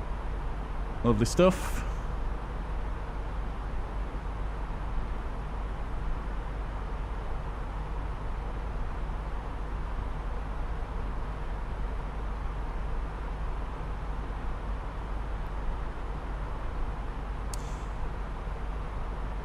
GSX, not 7 turn, right turns, just making sure that's correct, which it is. Radar 5, something over Melco, Right, cool. So that's all set properly now. Come back here, just check the frequency now. 1075 IZS 332. Lovely. Right, cool. All done. Fantastic.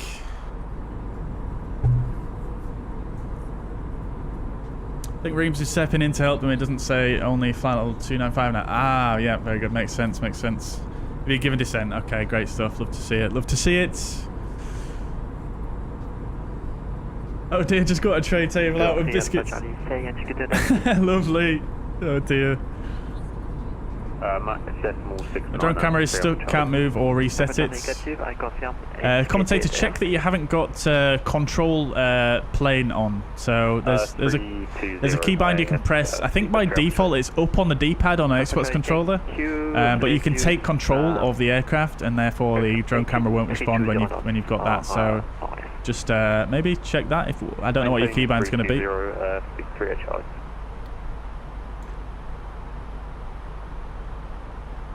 But yeah, commentator, I don't know if you heard me there because you were speaking on the radios, but it's, yeah. Control aircraft keybind, I think it's called, on the drone camera. Maybe you've knocked that by mistake. Sometimes I do that. I think it's up on the D-pad on an Xbox controller by default. That's in map. Sasha, I did say I would look at that, but I haven't seen your call sign in the chat yet, so let me know and I'll have a look, dude. Left heading 070.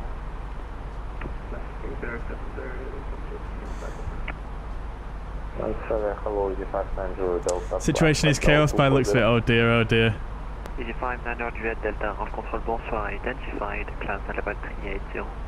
turn on the weather or terrain radar on the fly-by-wire? You can turn the terrain display on, but not the weather radar.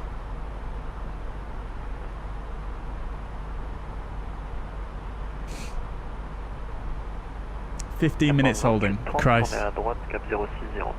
It's going to be long. Dave, welcome back. Hope you're doing well. It's going very well, thank you. Yeah, we're just preparing for an extremely... a lot of holding by the looks of things. Dio flew from Geneva to Reykjavik in the A310. Very nice, very nice. Yeah, I haven't flown into Reykjavik in a while. I would love to go back there, actually. I've got the scenery by MK Studios. Always challenging going there. Send flight level 200, Swiss 9 Juliet Alpha. Okay, off we go, chats. Speed Des. We're actually well in front of our initial top of descent here, so we're going to just monitor and see what the Des mode does. Hopefully it should descend us at 1,000 feet per minute initially. Which it is doing, great stuff.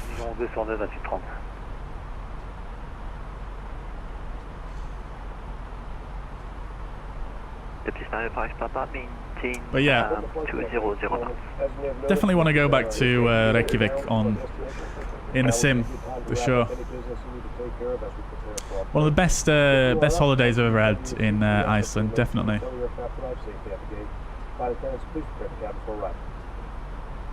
The Swiss 632 got you.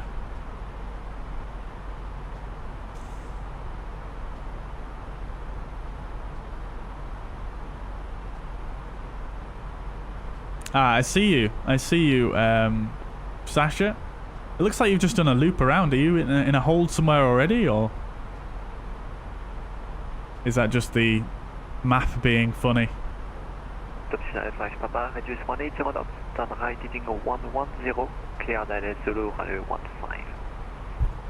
Right, heading 110, speed line 0, good, I'd stretch runway 15.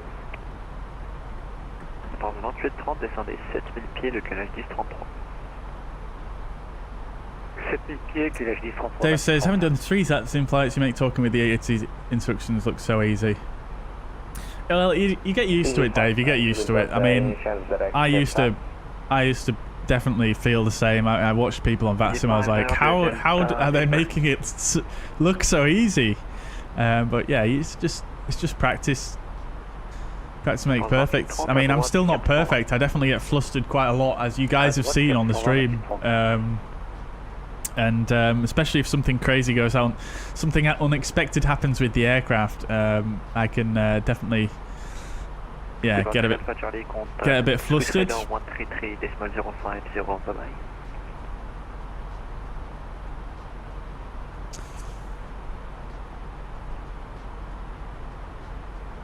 Yeah, right, please repeat the frequency 3 Alpha Charlie. Landscape in Iceland is fantastic. Yeah, it really is. Absolutely insane. It's like another planet.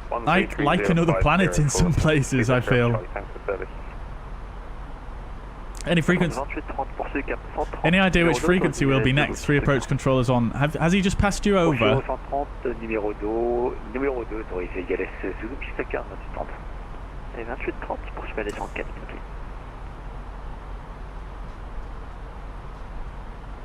Well, the Zurich arrival 130.56 and Zurich, well, the same, 135.230, and then Zurich final 125.330. So I'm not sure actually, to be honest.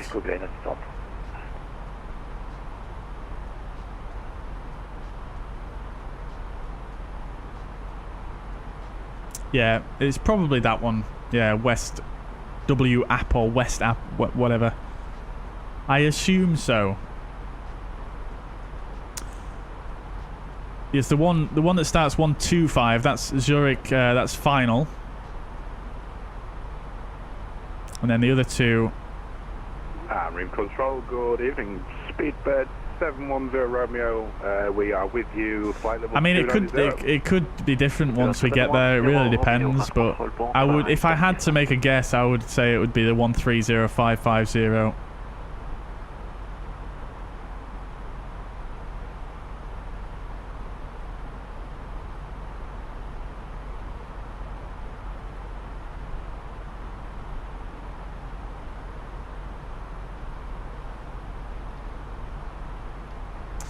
However, before that, we're going to go to 133050, I believe. 39 Papa, maintain 1 is your 16. 27 to 16.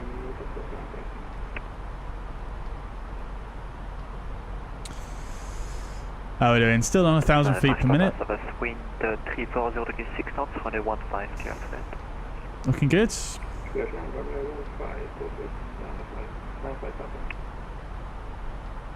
Have you been to Iceland, Dio? I guess you have. Bonsoir, Swiss 24 Bravo, level 287, climbing level 360, leaving. It's crazy so far going minutes one train. It's crazy how much you have to keep an eye out for. I can imagine, Ramsey. You're giving a hold at Geepol? As expected, yeah, great stuff. 5770 with 24 Bravo. Green Center. They talk too fast. Some controllers do, Dave. Yeah, definitely, especially in the US. Right, Alpine 1983 on frequency through flight level 160. Do I, as a streamer, indicate on my VATSIM flight plan that I'm live streaming as a courtesy with controllers? Yes, I do actually. Yep, I do. Bonsoir, crosshair 597, level 20. A few times I've had the controllers come into the chat. It's quite enjoyable actually. Descent at level 110. Expect radar vectoring ILS Zulu 15. Descent 110, expecting ILS vector Zulu 15, crosshair 597. Passe 2830, intersection vitesse. Ouf. Say again, pour 2830. 2830, je confirme plus de restriction de vitesse. Ok, bien reçu, 2830, merci. 710 Romeo, say Mac number. Mac decimal 72. 710 Romeo, thank you, maintain 72 or greater. 72 or greater for Speedbird 710 Romeo. Swiss livery is great, isn't it, Dio? So clean. Mach decimal 70 or less. Reduce Mach 70 or less for Speedford 512. Adjure, the scenery command is not up to date. I would look in the... Juliet Alpha, contact Swiss radar 133050 on the line. 133050, Swiss 9 Juliet Alpha. Crosshair 59 E6.475, choose.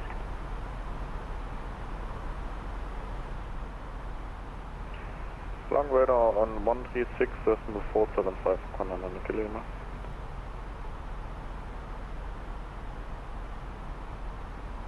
Swiss radar, very good evening. Swiss 9 Juliet Alpha. Inbound pivot, descending flight level 212 to flight level 200. Swiss 9 Juliet Alpha, Swiss radar grid. C identified, declared Bravo Lima Mike 3 Golf arrival. Cleared Bravo Lima Golf 3 Mike arrival Swiss 90 Juliet Alpha.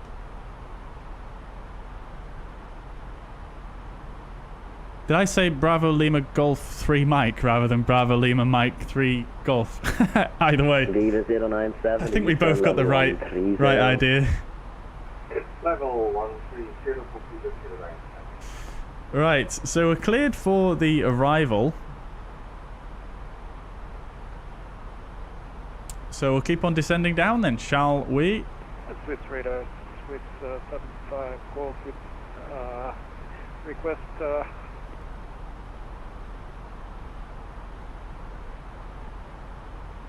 Say yeah.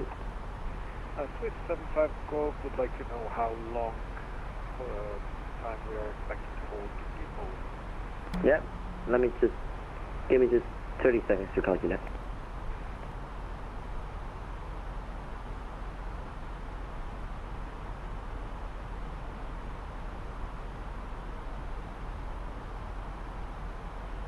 Swiss 75 Golf, delay between 25 to 30 minutes. Roger that. Same for you, speed with 3 Alpha Charlie, 25 to 30 minutes. Roger, thanks, speed with 3 Alpha Charlie. Swiss 90 Juliet Alpha, please climb back to flight level 200. Okay, flight level 200, Swiss 9 Juliet Alpha. Oops. Viva 097, contact Zurich arrival 130.52. He did say cleared for the arrival. Maybe I misinterpreted. 0.5, 097. Goodbye. 097, just confirm the frequency is 130.55. 25 to 30 minutes though, chat. I'm not sure if I'm down with that, to be quite honest. Swiss 162 Bravo, Eastern level 140. Right, I'm going to do a poll, chat. I'm going to do a poll. 04 Swiss 162 Bravo. Swiss 9 Juliet Alpha, old Geepol as published. Old Geepol as published, Swiss 9 Juliet Alpha. Do we...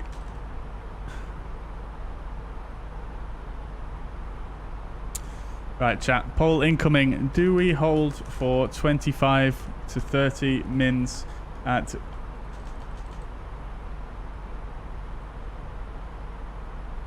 Do we hold for 25 to get into Zurich? Descent 150, figure 234.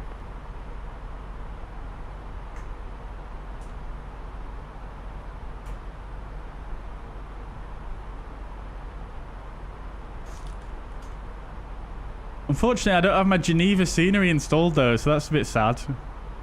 Otherwise, I would a divert to Geneva would be quite nice, wouldn't it? What is our diversion on the flight plan? Swiss 162 Bravo, contact Zurich arrival. It's Frankfurt, which we do have. No, we don't have Frankfurt installed either. Zurich arrival, Swiss 162 Bravo. What's up? Cheers. Oh no, I do have Frankfurt installed. We could divert to Frankfurt, maybe. There is ATC on all the way. Visa B331, descend level 160. Cleared flight level 160, busy B331.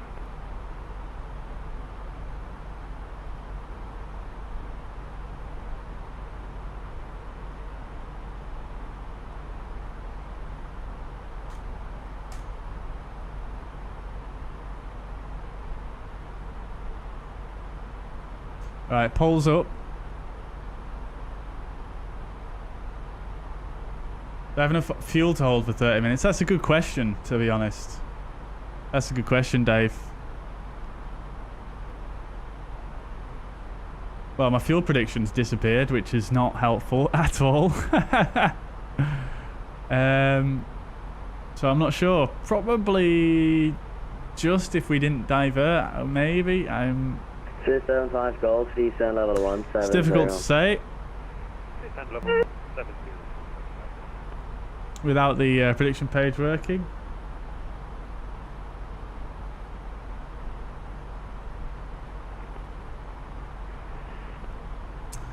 If Ramsey's gonna level 180. If Ramsey's gonna do the hold, I have to.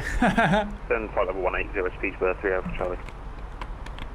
Oh, we'll see what the poll comes back as, chat. We'll see what the poll comes back. Radar, switch 5 off upper. I do have the Frankfurt scenery installed, so we can go to Frankfurt. Search 5 Alpha Papa, search area grid, CE identified, cleared, Bravo Lima Mike 3 Golf arrival. Cleared, Bravo Lima Mike 3 Golf arrival, search 5 Alpha Papa.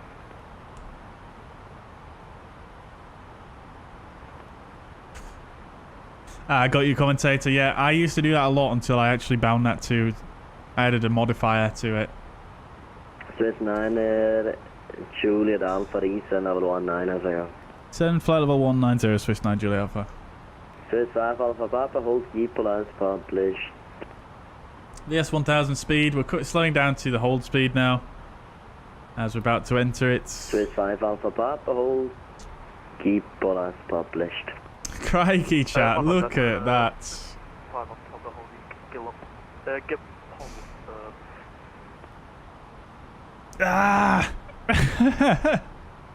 Everybody wants me to hold. Oh, crikey.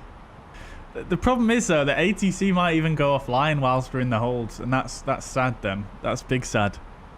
If the ATC go offline, chat, I am going to divert, if we have enough fuel to do so.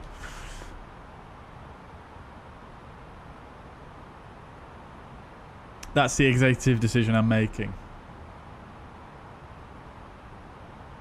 But it looks like the poll is gonna... I'll leave the poll open until we've done one round in the hold.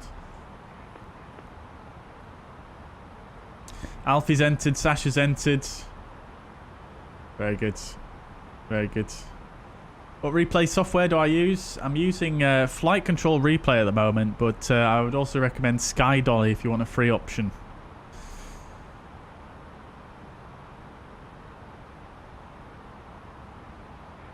Swiss radar, good evening, Ryanair 442 at flight level 260. Ryanair 442 says radar grid, C identified, cleared, Kelly 3 Golf arrival. Yeah, the event was till 9 o'clock Zulu, yeah, so it should... Okay, that's a Kelly, I mean, 3 Golf they kept it going for a good maybe an hour and a half last time, so they might still be online when we get out of the hold, but I think last time what happened was I got out of the hold and then they went offline. They set me up for an approach and then they went off. So here we are again. Gipol, our old friend. This is where we held last time, but much lower down initially.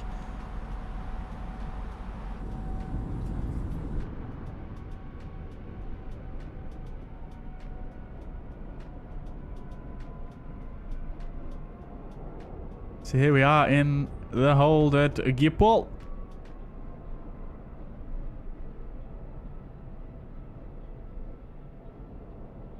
Oh, there's another aircraft below us.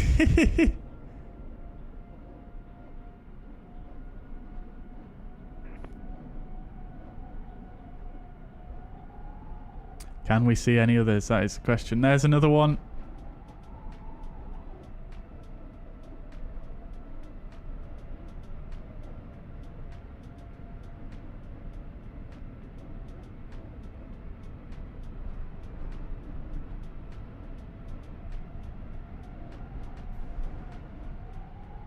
Do a bit of plane spotting from up here, chat.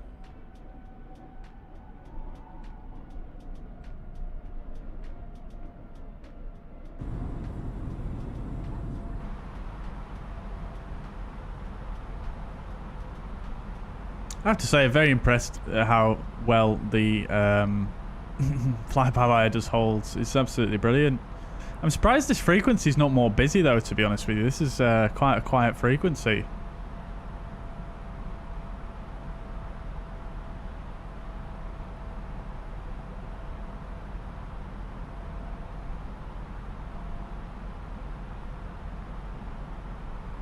Cabin lights flickering randomly in the Fenix. Ooh, yeah, I've definitely had that before, the commentator. Not sure what it was that caused it either. It just seemed to go away on its own. And Swiss radar, good evening. Speedbird 710 Romeo with you, flight level 210 and 290 knots or more. Oh, look at that, there we go. Speedbird 710 Romeo, Swiss radar grid, C identified. Is that a Dash 8 down there? It kind of looks like it's some kind of T-tail aircraft. It looks like he's flying sideways.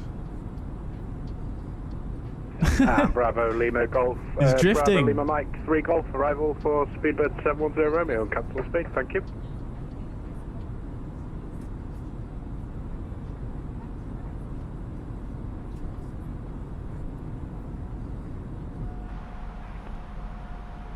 Control, good evening, this is Lufthansa 128. Yes, I can see you on the VATSIM map, Sasha. I already said that, yeah. Lufthansa 128, today the great. I think the commentator's going to come first, Sasha. 152 from Lufthansa 128. Speedbird 710 Romeo, hold keep plus published. And hold keep plus published, 710 Romeo. Although that being said, I don't know. It depends who's lowest. Spirit 512 with you, 20 from Povet. Spirit 512, Swiss today the great, identified, cleared Bravo Lima Mike 3 Golf arrival. Cleared Bravo Lima Mike Bravo 3 arrival for Swiss 512.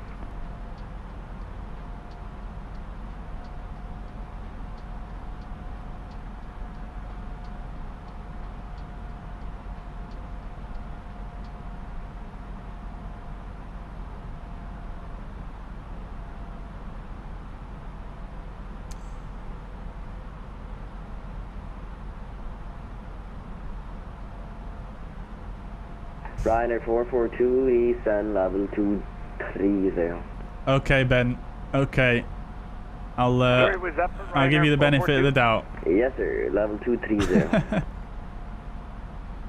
Sasha's holding TEDGO. Okay, so I'm not sure. You're on the other side of the airfield to me, I believe. No worries. Descend level 230. Descend by level 230, Ryanair 442. 512, just confirm I told you to hold at depot.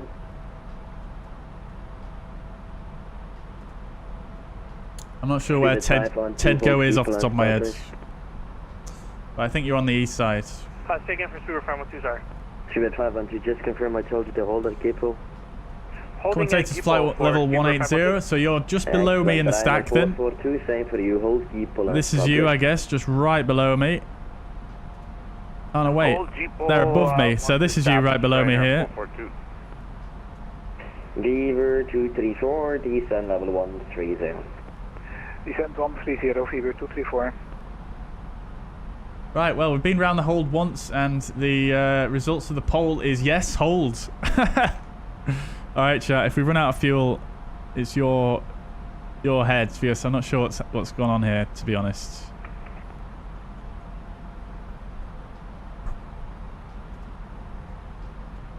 It seems to do this, I think, when you actually change your arrival. I think that's what triggers it. So I think that is probably the issue there. Maybe, not sure. Swiss Radar, good evening. Swiss 778 Papa, descend level 70 on Lake Alpha. Let's check the latest ATIS here. We've got X-ray 2120, so very recent. 3-2, dependent operations, definitely need departure. Transition level 65. Climb level 240.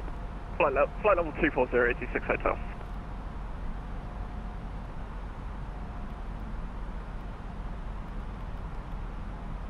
Winds 0 at 6 knots. Lufthansa 108, Unicom 122.78, bye bye. QNH still the same, temperature still the same. Lovely. Right then, chat, off we go. Round and round we go.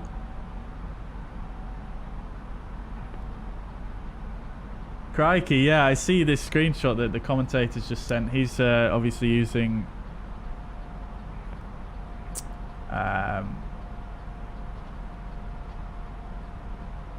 Swiss 778 Papa, I need you to go to Ravid, hold the Ravid. He's obviously using night time. You can see all the planes there. One there, one there, one there. I think one there. I think one there. Copy, direct Ravid, hold approach 3778 Papa. Any estimation on estimated approach time? Swiss 778, before I give you that, stop descent 230. Madness. This is worse than last time, chat. Much worse.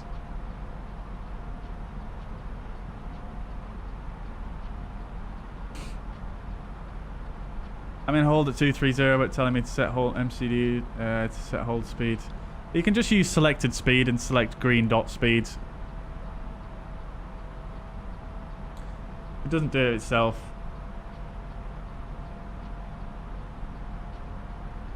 Mine is at Geepol now. Very good. Yeah, I just heard you on the radio. Still at 210 though. Crikey. Crikey. I got cleared down to 200 before I even got to the hold. That's wild. Beaver 234, contact 130.55. Why do I fly on the right hand side? Because I have my setup on my desk, my throttle's in my left hand, my joystick in my right, so it just makes sense. Just makes sense. PZV 331, descend level 140. Central level 140, busy B 331. Sasha, it's hard to say. Just it's probably better if you say your altitude, because I'm going to be honest, I can't find you on the VATSIM map anymore. I saw you before.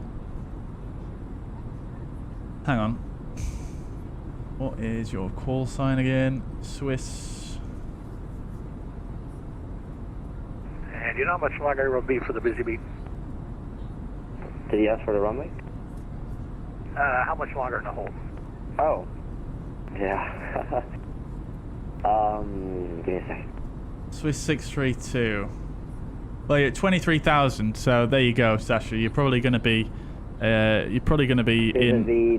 after me. Because I'm at flight level 190. Below you, there's two others. One is expected to leave in a minute. The next one is 6 minutes. So following the pattern, you'll be leaving in around 11 minutes. Contact now, arrival 130.55. He might have some more specific estimates. Okay, that's cool. 30:55 now, busy B 331. Good night. Yes, sir, good night. Ah, Roy, you're doing a time lapse. Very good. That'll be amazing, dude. You'll have to share that on the Discord. 100%. That's so cool. EG6 to hotel, contact Airlines 128.32. Hello, Rams on 1283, EG6 to hotel, chip. 275 Golf, descend level 150. Hang on a minute, chat. Is my little bar below my camera here, where it usually displays the 778 Papa, apologies for donations and things like that? Has it not been working for the whole stream? In general. You're either way is in the wrong frequency, so go to the right one, 133.9, and he'll hopefully have some better instructions for you. No, thank you. 133.9. That's just because we were on Unicom 2778 Papa. Yeah, thanks for your understanding. There we go.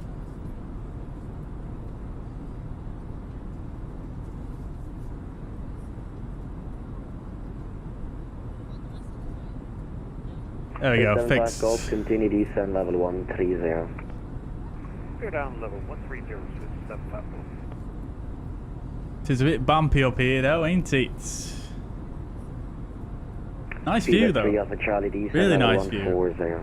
I'm glad I did this at daytime. 140, speedbird 3 Alpha Charlie. Am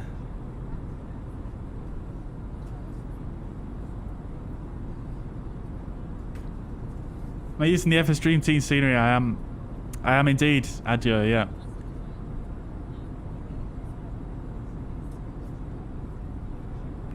Swiss 9 Juliet Alpha, descend level 150. Send flight level 150, Swiss 9 Juliet Alpha. Oh baby, down by 4,000 feet in one go. What is going on? Swiss 5 Alpha Papa, descend level 160. Descend 160, Swiss 5 Alpha Papa. Swiss 710, Romeo, descend level 170. 170, speedbed 710 Romeo. Speedbed is correction, Swiss 75 Golf, contact Zurich arrival 130.55. What about 130.55 for Zurich? Yes, I am using the FSDreamteam scenery, yes. Let's stick the LS push buttons on and see if the ILS gets identified. We're probably too far out at this stage, to be fair. 13055, Super for Charlie, thanks. Super 512, descend level 180. 13055 it was then, the commentator. Ryanair 442, descend level 190. Descend 190, Ryanair 442. Zeus radar, good evening, KLM 258 Heavy. Proceeding Bravo Lima. Mike, descending floor level 200. KLM 258, Swiss radar grid, C identified. Cleared, Bravo Lima, Mike 3 Golf arrival. Bravo Lima, Mike 3 Golf. Alright, let's get a lap counter in.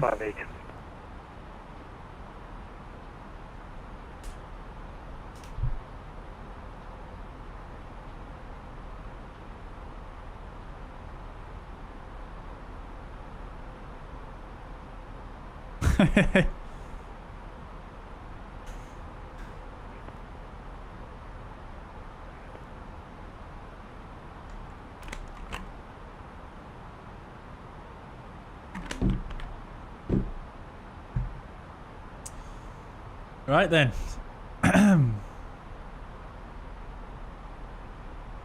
KLM 258, hold, keep, plus, publish. Oh yes, Ulf Dog, that's brilliant. Hold, keep, pull us, publish, KLM 258. And the delay is with, okay, right. This one's from Ulf Dog, very nice, very nice. Looks a familiar view to me actually. What livery are you using? I've not seen this one before with the yellow paint on the end of the pods there.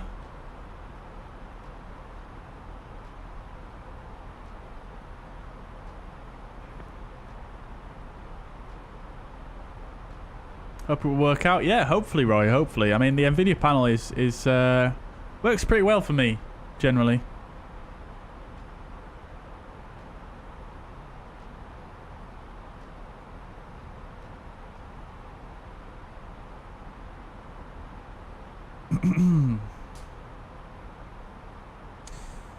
Round and round we go.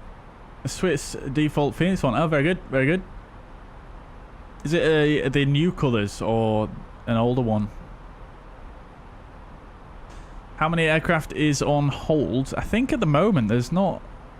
I can see there's 2 below me.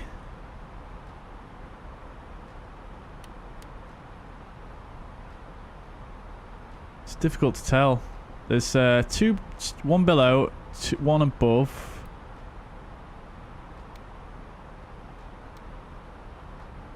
Two below, 1 above.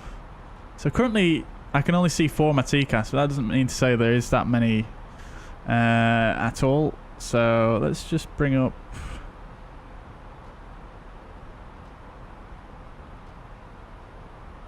There you go, you can see better on SimToolkitPro if I bring that up. 1. Is that guy going to... Yeah, he is. 1, 2, 3, 4, 5, 6, 7. Is this person entering? Yep. 7, 8, and then 9 including myself. But that's just this hold. There is more people holding over here as well. All these guys are holding, I think, as well.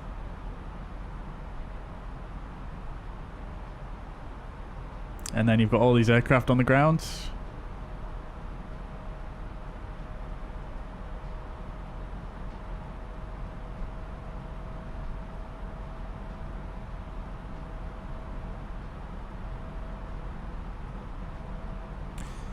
Absolute madness.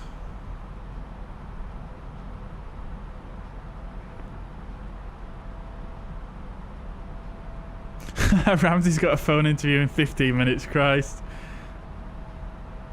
15 minutes more in the hold for you. Okay, got you. Alright, that's another lap anyway in the holds.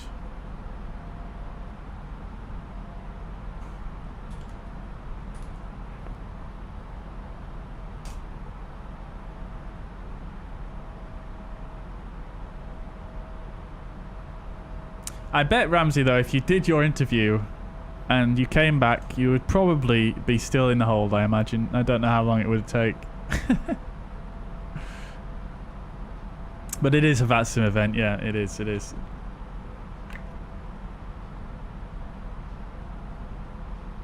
"30 minutes for you, Sasha. Holy moly, that is a long time." Oh, I've pinned the wrong message there. Sorry about that, Alfie. I didn't mean to make you front and center there. Mariner's gonna go to Frankfurt. I don't blame you, dude. I don't blame you. I think I would do that if it wasn't for the unanimous vote going on in the chats.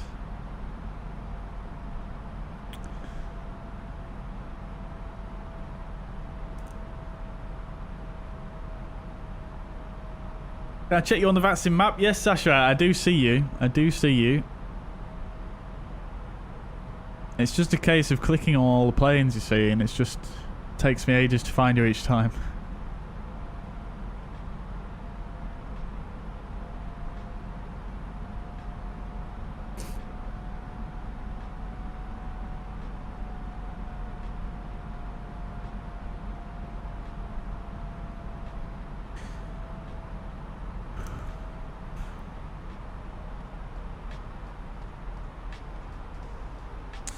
Ajay, no worries at all. Take it easy, dude. Thank you very much for tuning in, and I'm glad that you enjoyed.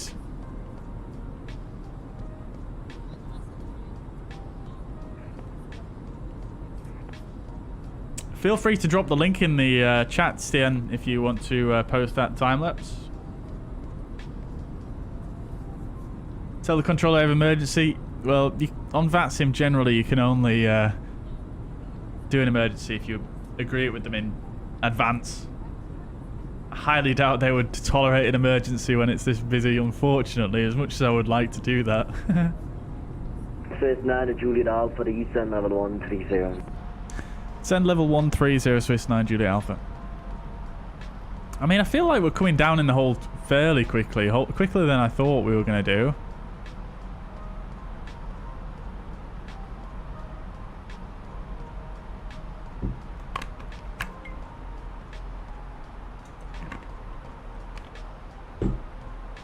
Let's have a look, Alfie, let's have a look. Nice, I like it. I like it, very good, very nice. Excuse me. Swiss 340, maintaining flight level 120.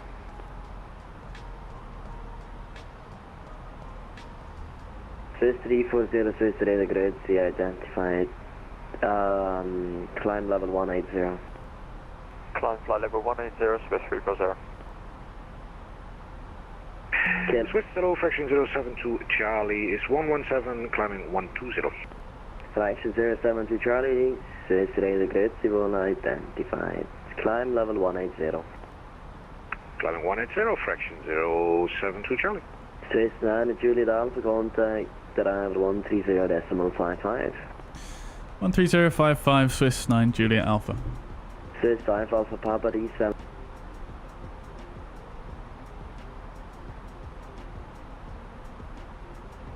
Zurich arrival, very good evening, Swiss 9 Juliet Alpha, type A20N, flight level 136 descending, flight level 130 in the hold at Keypole. Swiss 9 Juliet Alpha, Zurich arrival, good Navic information X-ray is current. Descent flight level 110, expect another 5 to 10 minutes in the hold. Roger, descend flight level 110, we'll get X-ray, Swiss 9 Juliet Alpha.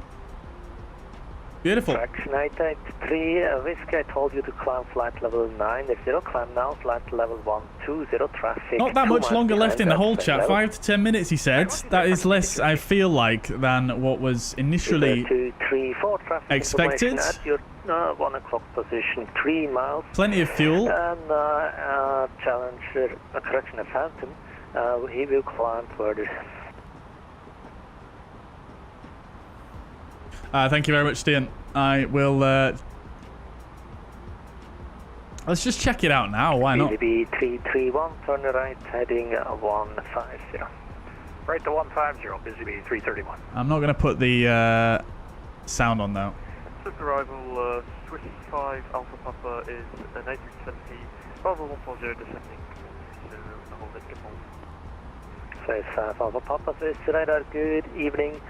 Zurich information X-rays current. That's really cool. Gotta love the night lighting in X-Plane though. It is pretty cool, isn't it? Another 5 to 10 minutes in the hold, and thereafter vector for us approach runway 34. I like how they've edited it a bit as well, so it kind of looks a bit like a long exposure type time lapse. So you've got the light streaks a little bit.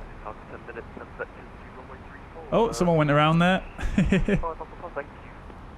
That's really cool. Yeah, that's really cool. Right heading 150. Right turn heading 150.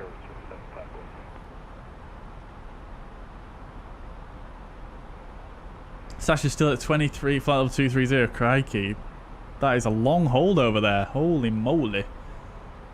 Ramsey, best of luck with your interview though, by the way.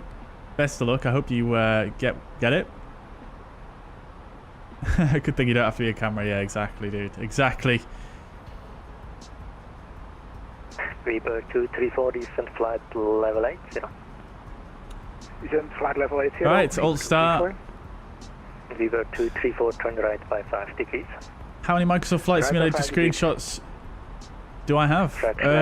Good question. Contact with radar 133.05. Until flight, bye-bye.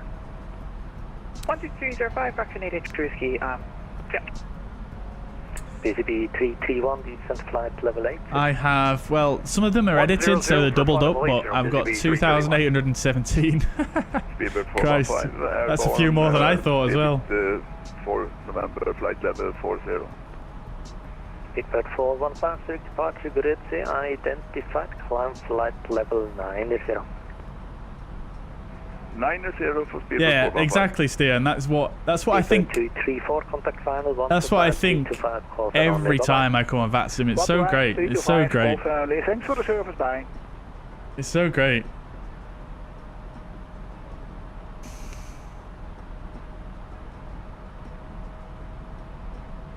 At approach, good evening. Speedbird 710 Romeo with you in the hold at Schiphol, flight level 130.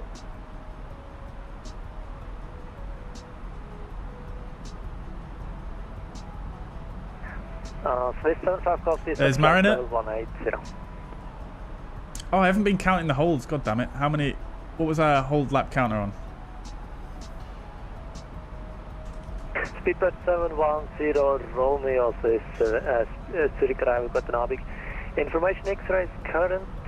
Expect another 10 minutes in the hold, and thereafter vector size approach runway 34. Thank you very much. We have X-ray on board, 10 minutes in the hold, and then expecting ALS 34 vectors. Thank you. BCB 331, contact final 125325, Callsign only. Bye bye. 25325 with the call sign, BCB 331. It's been a pleasure. You're welcome. Mariner, do you have a new microphone? You sound a lot clearer on VATSIM than what I remember. Information X-rays current. Expect another 5 to 10 minutes in the hold, and thereafter vector size approach. Oh no, the ATC's signing out. Oh no, that's so upsetting. That's so upsetting. 34 and about 5 to 10 minutes of hold. Speedbird 512.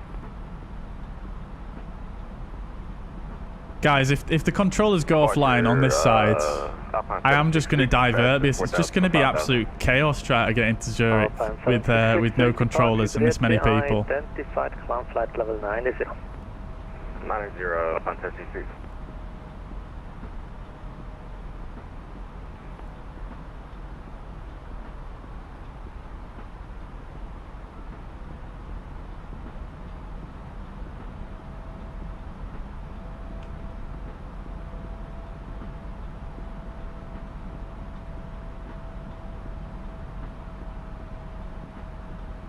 Speedbird 415, climb flight level 120.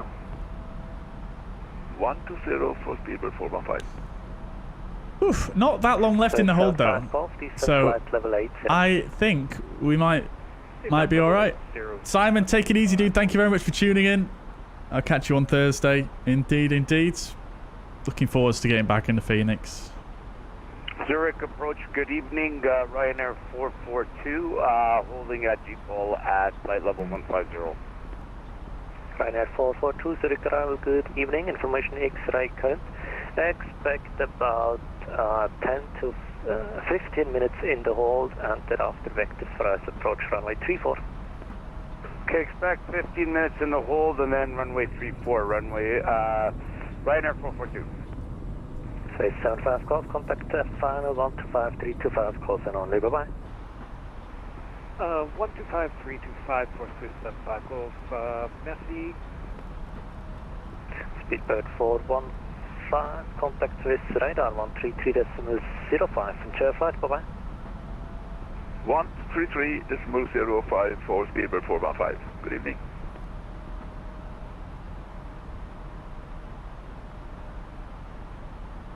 Sexy long hauls. I'm glad someone's enjoying the hold, Dave and Stella. Speedbird 3 Alpha Charlie, turn right, heading 040, speed 210 knots. This is a lot of holding though, holy moly. Right 040 and speed 210, speed with 3 Charlie. Space 92 at Alpha, turn right, heading 020, speed 210 knots. Plane got in the hold after that and then landing before you. I'm sure they didn't. Unless they were at a lower altitude when they first initially came in, but I suppose that's... Space 92 at Alpha, turn right, heading 020, speed 210 knots. It seems unlikely. Space 92 at Alpha, Zurich arrival. Swiss 9 Juliet Alpha, yes, with you. Space 92 at Alpha, turn right, heading 020, speed 210 knots. Right heading 020, speed 200 knots, Swiss 9 Juliet Alpha. Right, heading 2020, For Speedbird 512, speed 200 knots. Stand by, hold. Stand by. Right. We'll come down to flaps 1, so speed is checked, flaps set to 1. 910-160, holding over cable. You might be leaving the hold here, chats. I will put Navigraph, stand by short. Arrival, good Abend, Swiss 4, Juliet Zulu, what you holding, Amiki, flight level 130. That's going to count as another lap though, chat. Space 4, Juliet Zulu, Zurich arrival, VATSIM. Everybody's leaving the hold. Amazing, guys. Amazing. Love to see it. Right, now comes the test. 5 Alpha Papa, turn right, heading 010. Let's activate the approach phase anyway, because we're below our hold. Space 5 Alpha Papa speed. Because we're below the green dot speed anyway. We'll exit the holds.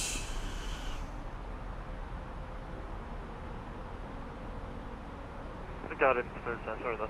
Got bumped by turbulence there, like by a lot. Holy.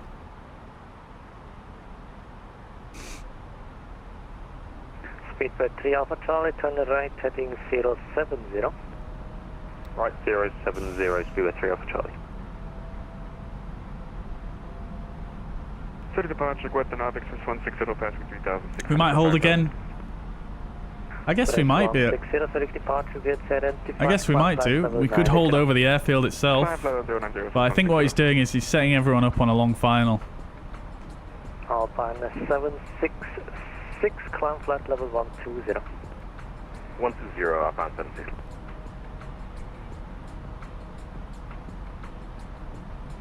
Speedbird 710, Romeo, descent flight level 100. And what flight level for 710 Romeo? Speedbird 710, Romeo, descent flight level 100. And 100 for 710 Romeo. Swiss 9 Juliet Alpha, turn right, heading 060. Right heading 060, Swiss 9 Juliet Alpha. Alpine 766, contact Swiss radar 133.9, bye bye. 133.9, 6 everyone. Crikey, we might have a bit of a steep descent to do here, chats. November Sierra Bravo, next time Amiki, you cleared the Amiki 3-4 transition. Okay, next time we pass Amiki, it's the Amiki 3-4 transition, November Sierra Bravo. Space 5 Alpha Papa, turn right heading 060. Turn right to 60, 5 Alpha Papa. Speedbird 3 Alpha He must give us a more further descent clearance in a moment. Right 140, Speedbird 38 Charlie. Zurich, good evening, Foxtrot Golf Uniform Sierra Tango with X-ray, approaching GPL for the hold. Foxtrot Golf Uniform Sierra Tango, Swiss radar correct in Zurich arrival, good evening. Info X-ray current, descent flight level 170 and expect about 15 to 20 minutes in hold. Alright, so descent flight level 170, Foxtrot chatting, and do we copy it for the late Foxtrot chatting. This radar green, China 254, hold an American 140. What? Speedbird 512, descent flight level 110, 3 minutes out of cockpit approved. 110, and then can you repeat that for Speedbird 512? Speedbird 512, you have asked for leave from the cockpit. Oh wait, what am I talking about? No, we're not going to have a steep descent at all, are we? 512, that's approved, report back. We've got quite a long way around here, don't we? Swiss 9 Juliet Alpha, turn right heading 150. Right heading 150, Swiss 9 Juliet Alpha. This radar green, China 254, heading 150. American 140. China 254, Zurich arrival, good evening. Hold at Amiki and expect about 20 minutes in the hold. Radar cleaning for the Amiki, China 254.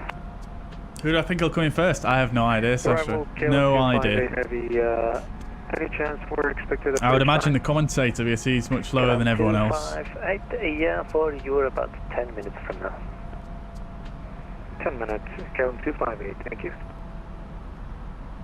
Speedbird 71, descent. Yeah, there's loads of holding going, isn't there, Dave and Stella? Yeah.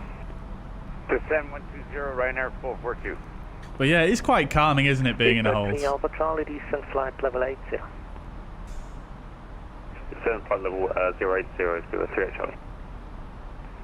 Space 5 Alpha Papa, turn right heading 150. Right 150, Swiss 5 Alpha Papa. Ryanair 18, Zurich departure identified, climb flight level 90.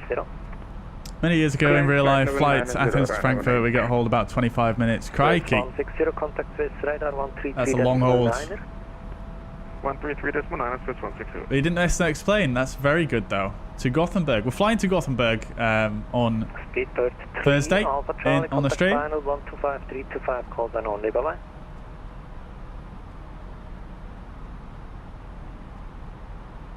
Speedbird 3 Alpha Charlie, contact final 125325, call sign only, bye bye. Sorry, yep, going to 125325, call sign only, thanks for service, Speedbird 3 Alpha Charlie.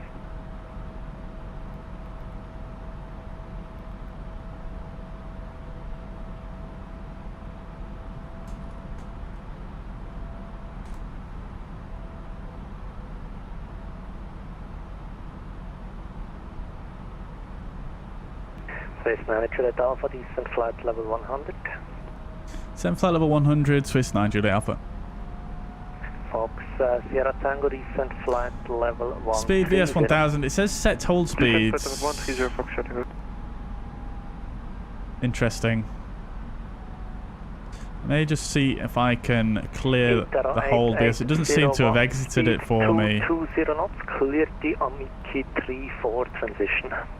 Speed 20 knots, Amiki 3-4. Alright, so we go, that's better. 8801. November Sierra Bravo, speed 220 knots. Speed 220 knots, over.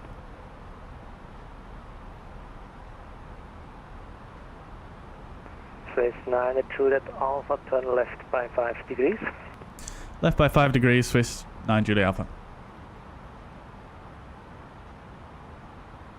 9 Sierra Bravo, proceed direct Alright, Zulu Hotel flight level 480. 100, Landing lights on, seatbelt signs on. For November Sierra Bravo. Oof. Does it ever get this busy in real life in Zurich? I'm not actually sure. Send flight level 80. Send flight level 80, Swiss 9 Juliet Alpha. I'm not sure, Nautium. I'm not sure. I would hazard a guess at no. Base 4 Juliet Zulu, descent but I suppose it depends on the time of year as well. Down to 100, Swiss 4 Juliet Zulu. Heathrow 8801, descent flight disregard 19110. Sasha's holding a Miki, crikey, another hold.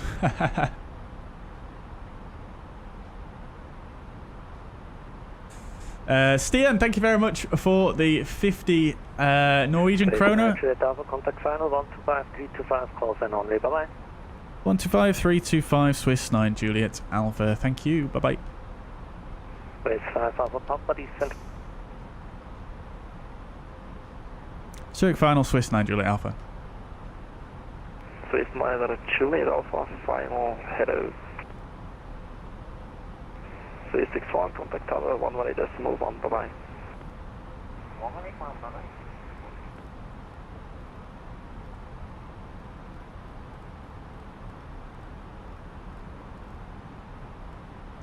Stian says, thanks you for doing the hold and not diverting. I was looking forward to seeing the ATC dribble traffic not nearly as hectic as I was expecting. Yeah, I mean, yeah, Stian, they've done a fantastic job, to be fair. They've absolutely smashed it. They're all really, really calm.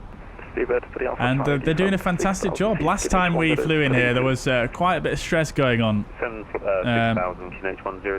Oh no, sorry, that was a different event actually, my bad. But yeah, they've done an absolutely fantastic job.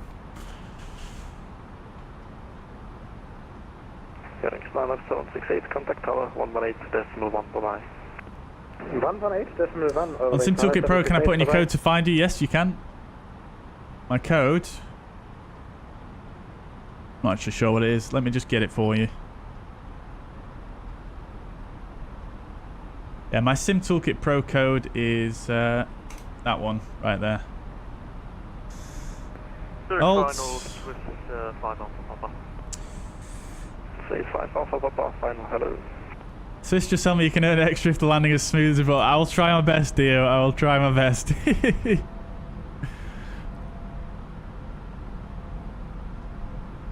I'll try my best to butter it for you guys because the last landing, it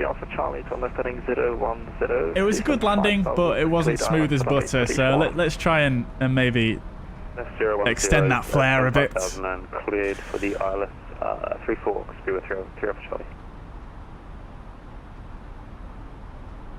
Can we see the fountain from up here? We can't. Oh, is that in Geneva, the fountain? Actually, I might be wrong about that one. The fountain might be Geneva. I can't remember. Dio can probably tell us. Oh, Dio, what's goodbye in Swiss? Or is it yourself that's from Switzerland, Dio? I'm sure it is. You're at flight level 190 now, says Sasha. Very good. Pallet Stud, welcome to the chat, dude. Hope you're doing well. Actually travelled into Zurich last week in real life. Wonderful airport, even with free outside observation decks. Yeah, that's great. Yeah, I've noticed that on the scenery. I've never been to Zurich myself, but yeah, the observation decks look great. But yes, I would never finish what I was saying, by the way, Stian. Thank you so much for your generosity there for the 50. Is it Norwegian kroner? Thank you so much, dude. Juliet Alpha, left heading 110, descent 6000, QNH 1032. Left heading 110, descend 6000. Say again, QNH for Swiss 9 Juliet Alpha. QNH 1032. QNH 1032, Swiss 9 Juliet Alpha. Right, off we go down. 1,000 feet per minute. 1032. Please 5 Alpha Papa, left heading 130, descent 6000, QNH 1032. Left 130, descent 6000, QNH 1032, 5 Alpha Papa. Lovely. Right, let's see. Moment of truth. Are we going to pick up the ILS? Because someone was saying earlier, I think Adur was saying that it wasn't working. It looks like it is. Love to see it. Hello, November 806. Oh, you live in Geneva, so you speak French and Zurich, you speak German. Okay, fair enough. No worries. I thought it was choose, Marcus, but yeah, I don't know what led me to believe otherwise. But thank you very much, Marcus. Thank you. Speedbird 3 Alpha Charlie, speed 180 knots. Speed 180 knots, speed 3 Alpha Charlie. Swiss 9 Juliet Alpha, left heading 060. Left 060, Swiss 9 Juliet Alpha. In terms of, I guess you mean feet per minute there, Simdek. In terms of feet per minute, what constitutes a good landing in your book? Yeah, I mean, a lot of people do say about the G-force. I mean, obviously, close to 1G is going to feel like a relatively smooth touchdown, even if it is a high feet per minute. But yeah, I've heard that as well. Please land at Juliet Alpha, left heading 010, descent 5,000 feet. Clear ILS runway 34, report established.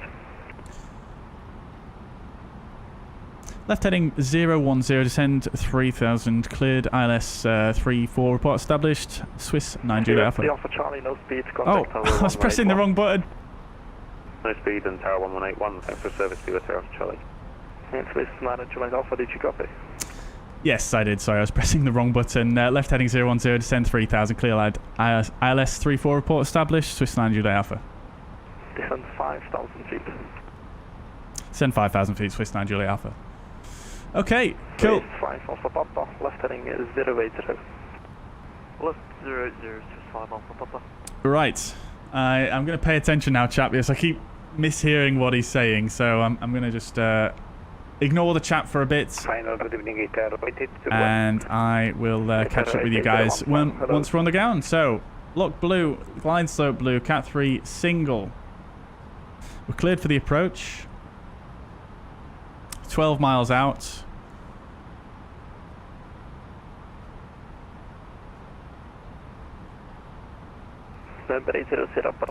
Right, approach checklist we've not done yet. Glide slope star, localizer star. Bar F is set 1032, both sides. Seatbelt signs are on. Minimum is 1588 set. Auto brake is medium. Engine mode selector is norm. Approach checklist complete. Right, speed will go back to managed, which should slow us down to the S speed, as we're already at flaps 1. Glide slope. Juliet Alpha, speed 180 knots. Speed 180, Swiss 9 Juliet Alpha. Also, we're established on the ILS now. Roger. Localizer. And I'm going to get a bit of speed brake in here because we will struggle to slow down otherwise due to the steeper than normal glide slope. Let's go to gear down and flaps 2. No speed restrictions, contact tower 1181, bye-bye. No speed restrictions, 1181, Swiss 9 Juliet Alpha. 121, decimal 750, level wings. Go back to managed speed now.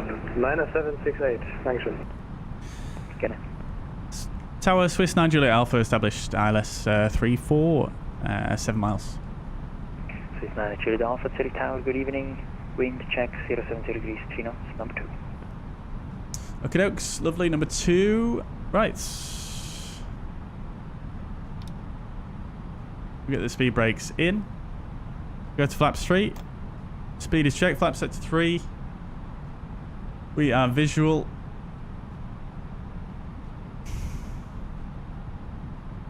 I keep bringing the flaps out to slow us down.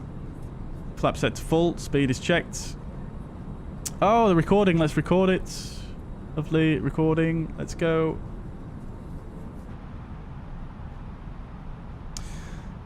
Yeah, still struggling to slow down. Oh no, we're coming down a bit now. 64 for flying free, change approved, fly.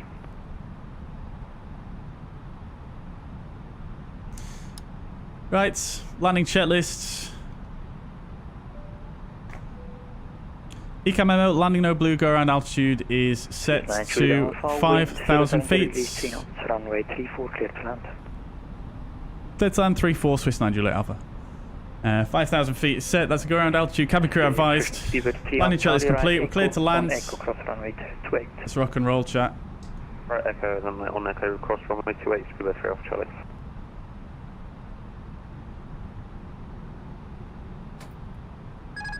Autopilot disconnects, auto thrust disconnects.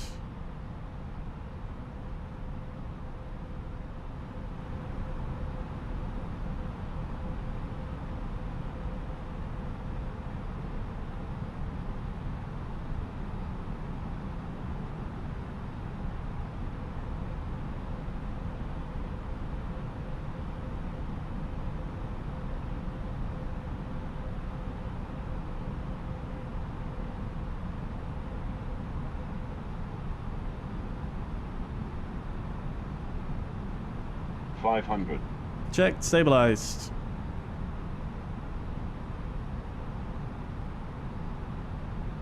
Alright, remember. Alpha Charlie, contact apron 121.7. Remember, chat, we're going for the butter this time. Lands with visual. Good evening, scuba 3 off Charlie. 100 above. 200. Getting a bit slow, which I'm correcting for. Minimum. Continue. I do feel like we look a bit high though. 100. 6 mile out. 50. 5 Alpha Papa, 30. Tower, good evening. Number 1, continue. Wind check 070 degrees 3 knots. 5. Number 1, for landing gears, 5 Alpha Papa. Please say again. No, just said number 1 for spoilers, decel, I can't actually see the spoilers. Reverse green. Manual brakes. I don't know what happened with the zoom level there. Zurich Tower, guten Abend, your wings for Sierra Fox. Try and vacate here. Cross runway 28 on Kilo. Oh, what happened there? Auto-brake disengaged, very strange. Let's get the flaps up and the spoilers disarmed. Your wings 40 Foxtrot. Your wings 40 Foxtrot, Zurich Tower, good evening. Contact the other tower, please. 120.225. Contact tower on 120.225. Your wings for Sierra Foxtrot. Danke, schönen Abend. This is Echo 5. Tower, hello, November 06 Airbus. Right, we'll get the landing lights off, strobe lights off, radar and predictive wind shear off as well. Swiss 5 Alpha Papa, wind 070 degrees 3 knots, runway 34, clear to land. Runway 34, clear to land, Swiss 5 Alpha Papa. Swiss 9 Juliet Alpha, welcome to Zurich Taxi Echo, on Echo, cross runway 28. Taxi Echo, cross runway 28, Swiss 9 Juliet Alpha. Right, after landing checklist, radar and predictive wind shear are off. After landing checklist complete. Right. Not too shabby. Not too shabby. Want to continue on Echo here. Let's just get my charts of doodles out. Echo is just this one that we're on currently to the right. Look at all those. Oh no, I thought they were all British Airways there, but they're not. Woof. Swiss 9 Juliet Alpha, contact the apron 121.750. 121.750, thank you. Swiss 9 Juliet Alpha, juice. November 806 Sierra Bravo. Go ahead, November 06 Sierra Bravo.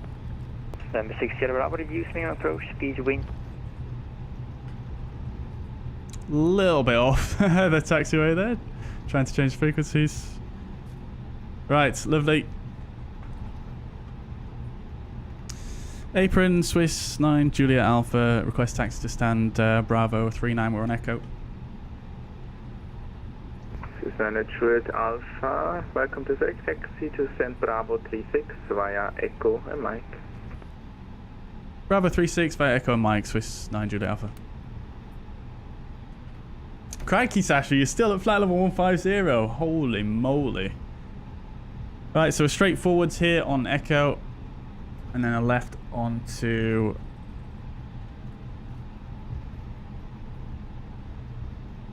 Mike. We're going for stand Bravo 36, so a bit further on than previous. Not sure if you misunderstood me. I thought that gate might be taken. It's not, but hey ho, let's just go where we've been directed. Okie doke, send chat. Landing rate predictions in the chat, see if we can get some in there.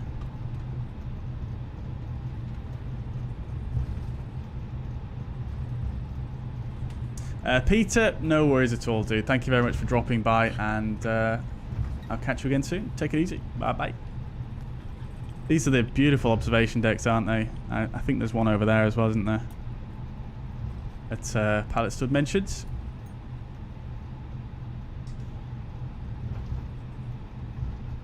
Mike to the left here.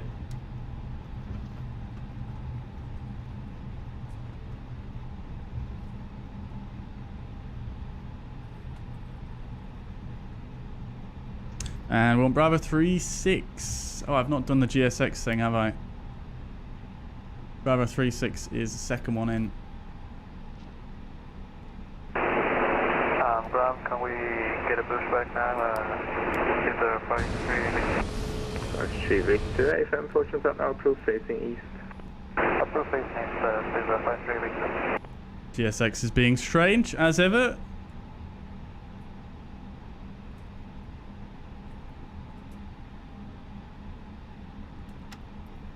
Okay. It doesn't want to work, does it?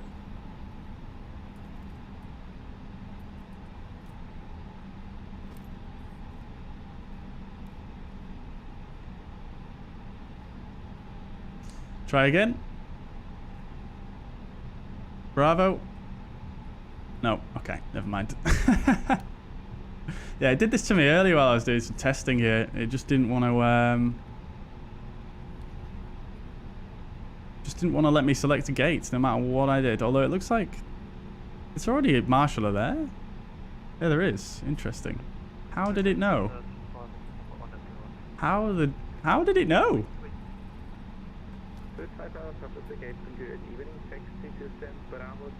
No VDGS though. Even though there's one right above him, maybe it's out of order.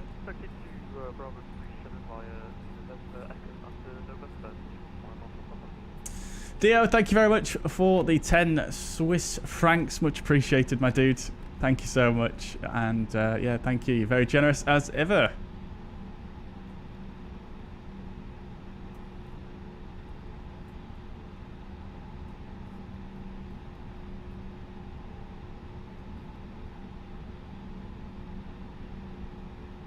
I feel like I'm going too far here.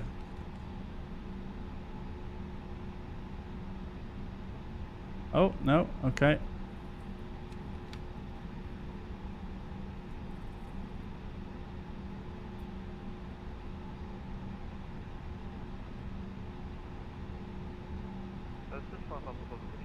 Okay, parking brake set. I'm very intrigued as to where he stopped me there. Right, APU is available. Get the engines off, beacon light off, fuel pumps can come off as well. No problem now. Crikey, what the heck? Please, leave me alone. Right. Excuse me. Seatbelt signs are off. Transponder can come off as well now. Right, parking checklist. Parking brake and shock sets. Engines are off. Wing lights are off. Fuel pumps are off. Parking checklist complete. Right, fantastic. Okay. Yeah, GSX is just absolutely pooped out. I'm not sure why. Must be something to do with this airport.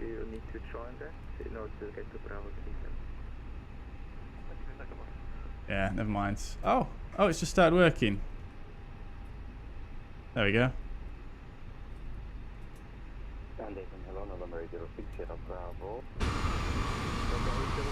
Yeah, see, I knew he didn't stop me in the right place.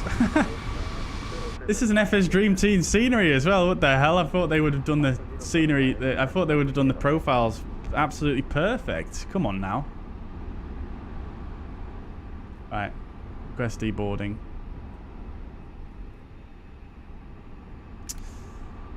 Cool. Oh, I missed a fuel pump and 2. We'll get a GPU as well.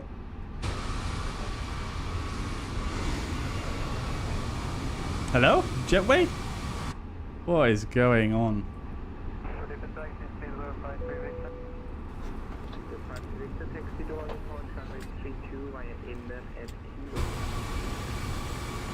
Waiting for my action to open the door. Okay. It is open.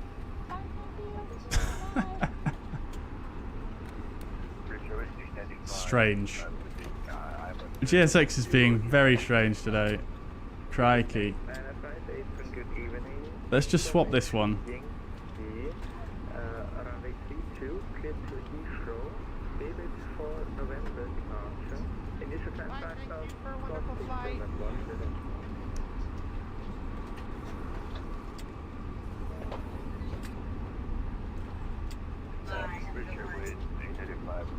Where have my custom widgets gone for flow? I am so confused. What is going on this evening? All of my custom things have just disappeared, but they are still there. I mean, some of them are. But they're not here in the... Okay, I have no idea, chat. I'm not sure how I can get the jetway to come across. Is that going to do it? Oh, okay. What is going on here? Oh, FS Dream Team.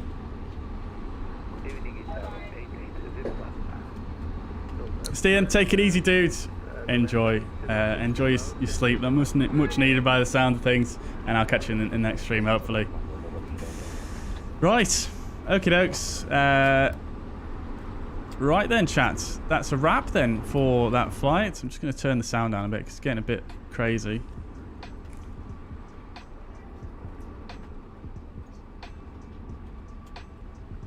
Dave, yep. Take it easy, dude. Thank you very much for dropping by. Is there a live tomorrow? No, there isn't, Matt Rasso. No, I think my voice needs some time to recover. Where are they going?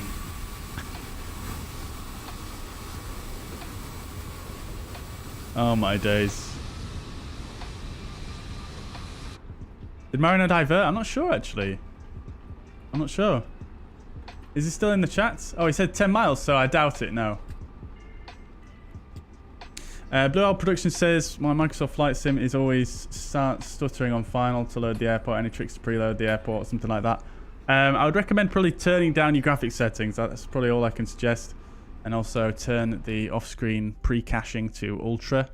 Where is that? Off-screen terrain pre-caching. Put that to ultra. And that should hopefully increase things a bit. That's probably all I can really suggest. It's a bit of a difficult one. I get that sometimes in some airports as well. It's not too bad nowadays, but I did used to get it quite often.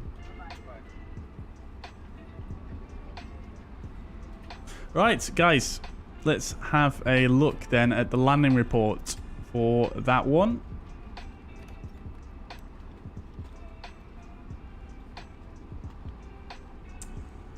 Let's have a look. So, it wasn't quite the butter I was after, unfortunately. It was 241 feet per minute.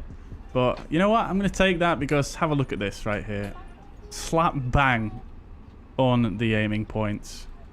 And basically on the center line as well. So, I'm going to take that. That's absolutely fine with me. Yeah, but we still managed to vacate late, though, to be fair. We vacated here. Although it was one exit late, we wanted to vacate there or there, didn't we? But, hey-ho. Pretty good, though, I think. Pretty much all right. Right on the aiming point there. I can't really complain about that too much. 241 feet per minute. And G-force 1.07, 122 knots. Heading was slightly off, but I did correct that in the end. So let's see who won then. Who got the closest? I think it's got to be MPS Gaming with 174. Pilot Stud and Dio with their very optimistic predictions there. I can't remember the last time I got a landing under like 150, to be honest. I feel like I'm on a bit of a bad streak at the moment with the smoothness.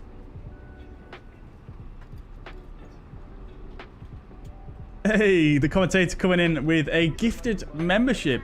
Who did that go to? That goes to Matt Rasso. Very good. Very good. Enjoy your new membership, courtesy of the commentator, Matt Rasso. And thank you very much for gifting that membership, the commentator. Much appreciated. That's very, very generous. Amazing. Amazing. Oh, what's going on there? There we go. There we go. Thank you very much. Enjoy your new badges and emotes, Matrasso. Enjoy, enjoy.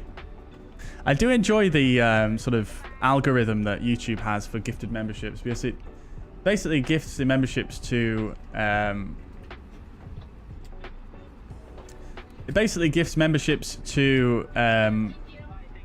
people who are the most active in the chat, essentially. So yeah, it's really good. Really, really big fan of that system. It's not just totally random. So yeah, great stuff. All right, and yes, I don't know if I thanked Dio enough, but thank you so much for your 10 Swiss francs as well. It translates to £8.91. So thank you very much. That's super generous. Thank you, thank you, thank you. What stand am I at? Yes, Bravo 36. Yeah, thank you, the commentator. Alfie says, could you show me how you keybinded your push to talk for VATSIM on my joystick? I don't have it on my joystick, actually. I just have it on caps lock on my keyboard. Problem is with my joystick being in my right hand is that obviously when we're flying on autopilot a lot on VATSIM, you know, you need to use your right hand to use the mouse to change the FCU or whatever aircraft you're flying. And the problem is, because I'm right-handed using my mouse, if I have my push to talk on my joystick, that's always closest to my right hand, so it's much more convenient to have it on my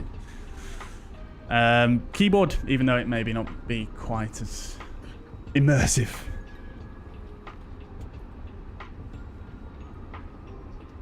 But yeah, if you wanted to set it to a joystick, you can just do it the normal way through. Yeah, just go into your push to talk and then just set a new button, and then it should detect if you press. There you go. So I just pressed my trigger. Oops, I just pressed my trigger there on my joystick, and it seemed to pick it up fine.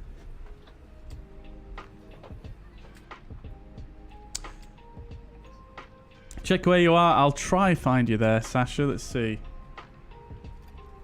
Oh crikey, that's 2 holds there, and you're still above flight level 100. Crikey, dude, that's unfortunate.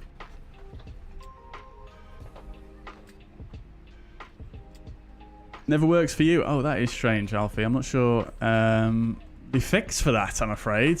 Perhaps there's something you can. I don't know what is going on out here. Might be worth a Google, potentially. I've never had it not recognize a joystick for me, but yeah, it might be worth a Google potential.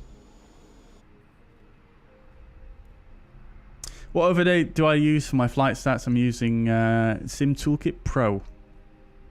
That was good fun. It was indeed, wasn't it? The commentator did enjoy that. Although I won't lie, my voice is hurting. My throat, I can feel it aching quite a lot now. Right, so I missed a question earlier on from... let's see, where is it now?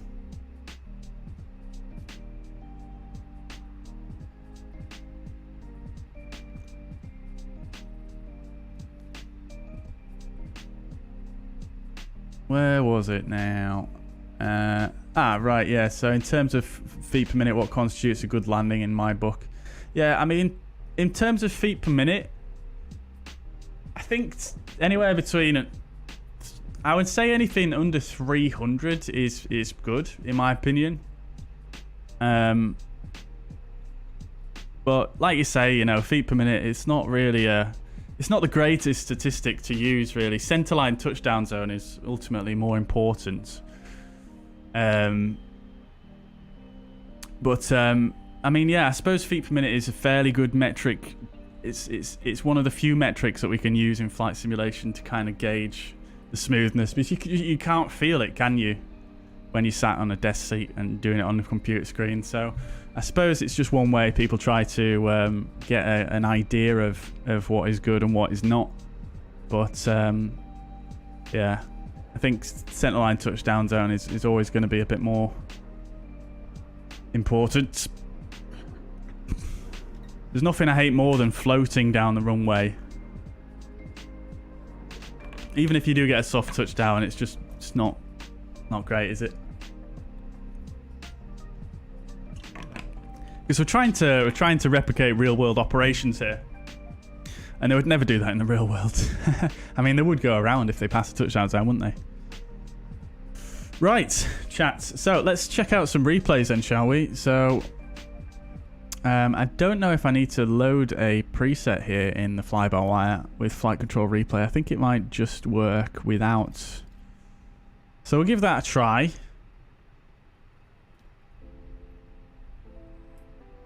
Let's see how it goes, shall we? It might go terribly wrong, but we'll find out.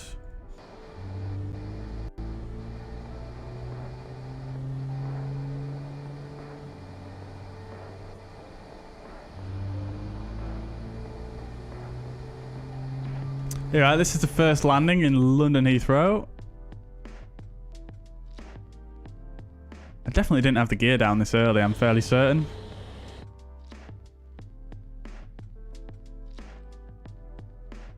Right, let's get some camera angles going, shall we?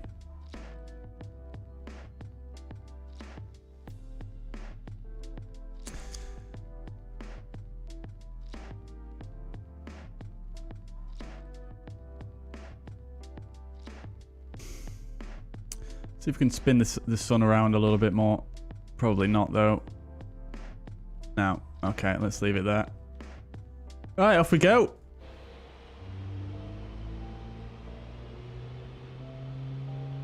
This is the first landing at Heathrow.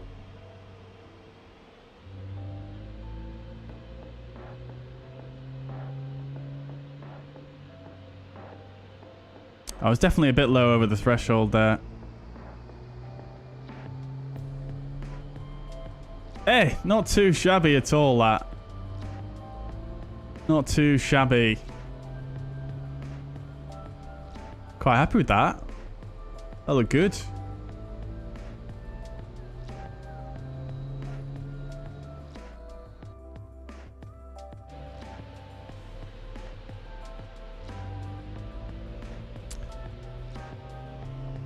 Slight flare there, no float really, and down. I'll take that. And this is what I mean, chat, what I was saying earlier about the motion blur. Actually, it looks quite good, doesn't it, when you're looking at a replay especially.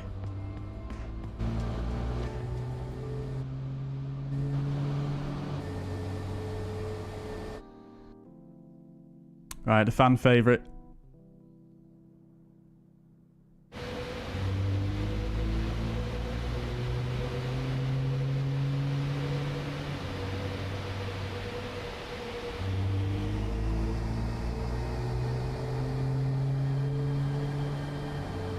Not too shabby. Yeah, a little bit right at centre line there, but nose wheel touched down on the centre line, so that's okay.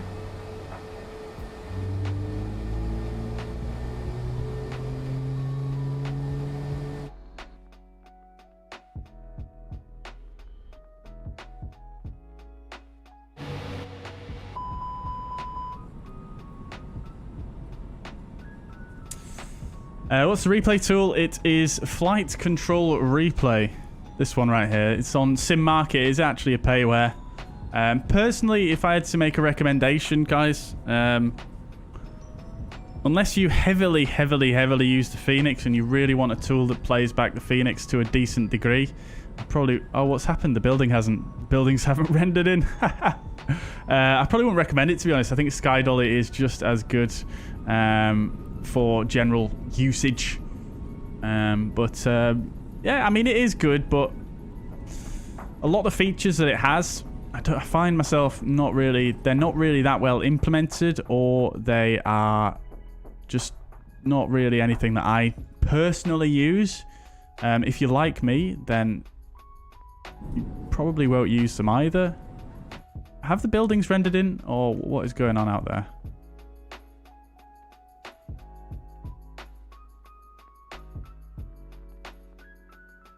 Yeah, something weird has happened there.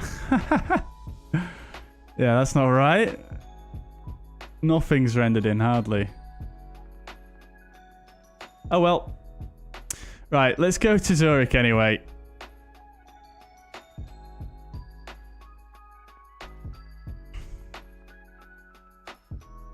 Yeah, I mean, Alpha, it is good. It does tend to work a little bit better than the free tools. But, I mean, I feel like the extra value you're getting from it it's not that much, in my opinion. Unless, like I say, you're a big, heavy user of the Fenix or the PMDG, which, obviously, I mean, I am. Obviously, I'm creating content as well, so it becomes a little bit more worth it for me. But maybe for the average user, I don't know if it's going to be super, whether you're going to get a super amount of value out of it. But I don't know. I mean, feel free to drop us a message if you want to quiz me about any of the features on it. But I felt like I was a little bit let down by it when I first got it, and I still do feel a little bit let down by it.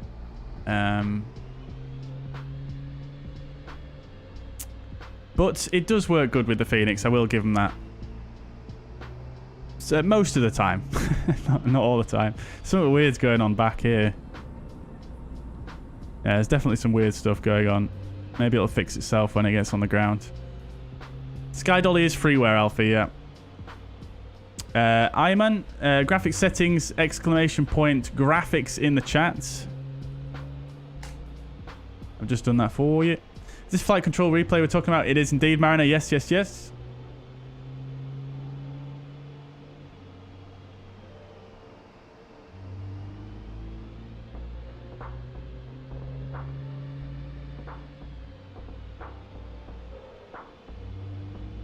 I don't know what's going on with the engines on this aircraft.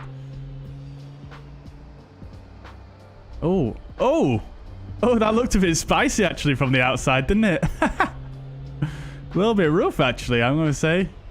That looked a little bit messy. Let's try again. Let's go 2 times speeds, half speeds.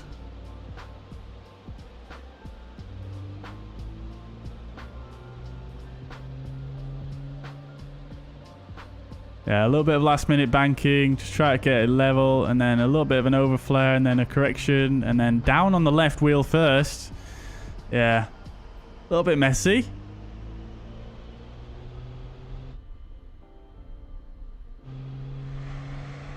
But, having said that, yeah, I think I do need to adjust my sensitivities for the A32NX. I think it's a little bit too sensitive, I think, especially in the pitch.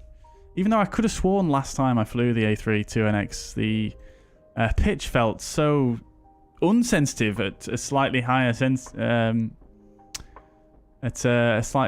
used a higher sensitivity than this, but it was only by 10%.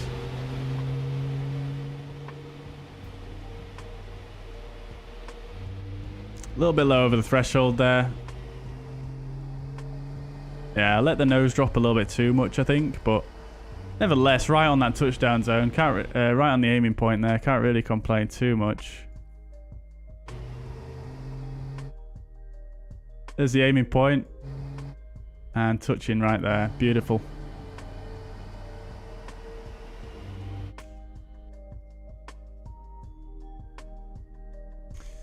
Right then, chats. Not sure what's going on there. That's a bit strange, isn't it?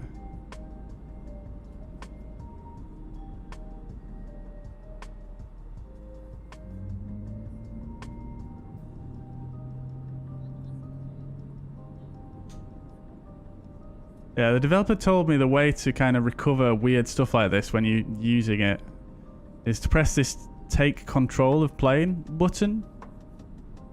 But it doesn't seem to work. It does temporarily. But then when you play the replay again,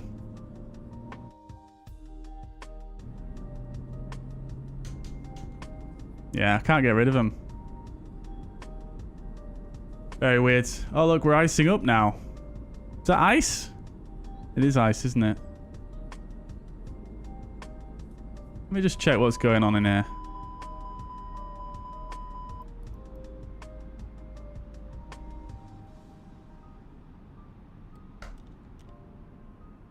Let's just try that and see if anything happens.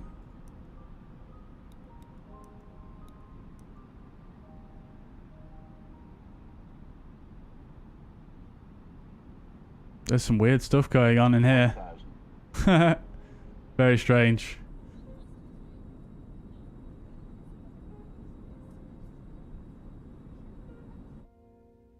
Unless I did leave the speed brakes out for the whole approach. I'm pretty sure I didn't though. Right then, chats.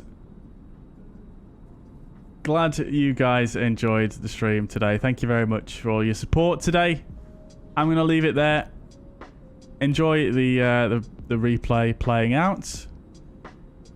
But once again, guys, thank you so much for watching. Roy, you'll have to post your video once you've completed it in the Discord. And like I say, guys, thank you so much for watching. It's been a pleasure. I'll catch you guys on Thursday. Have a fantastic rest of your day, evening. Bye for now.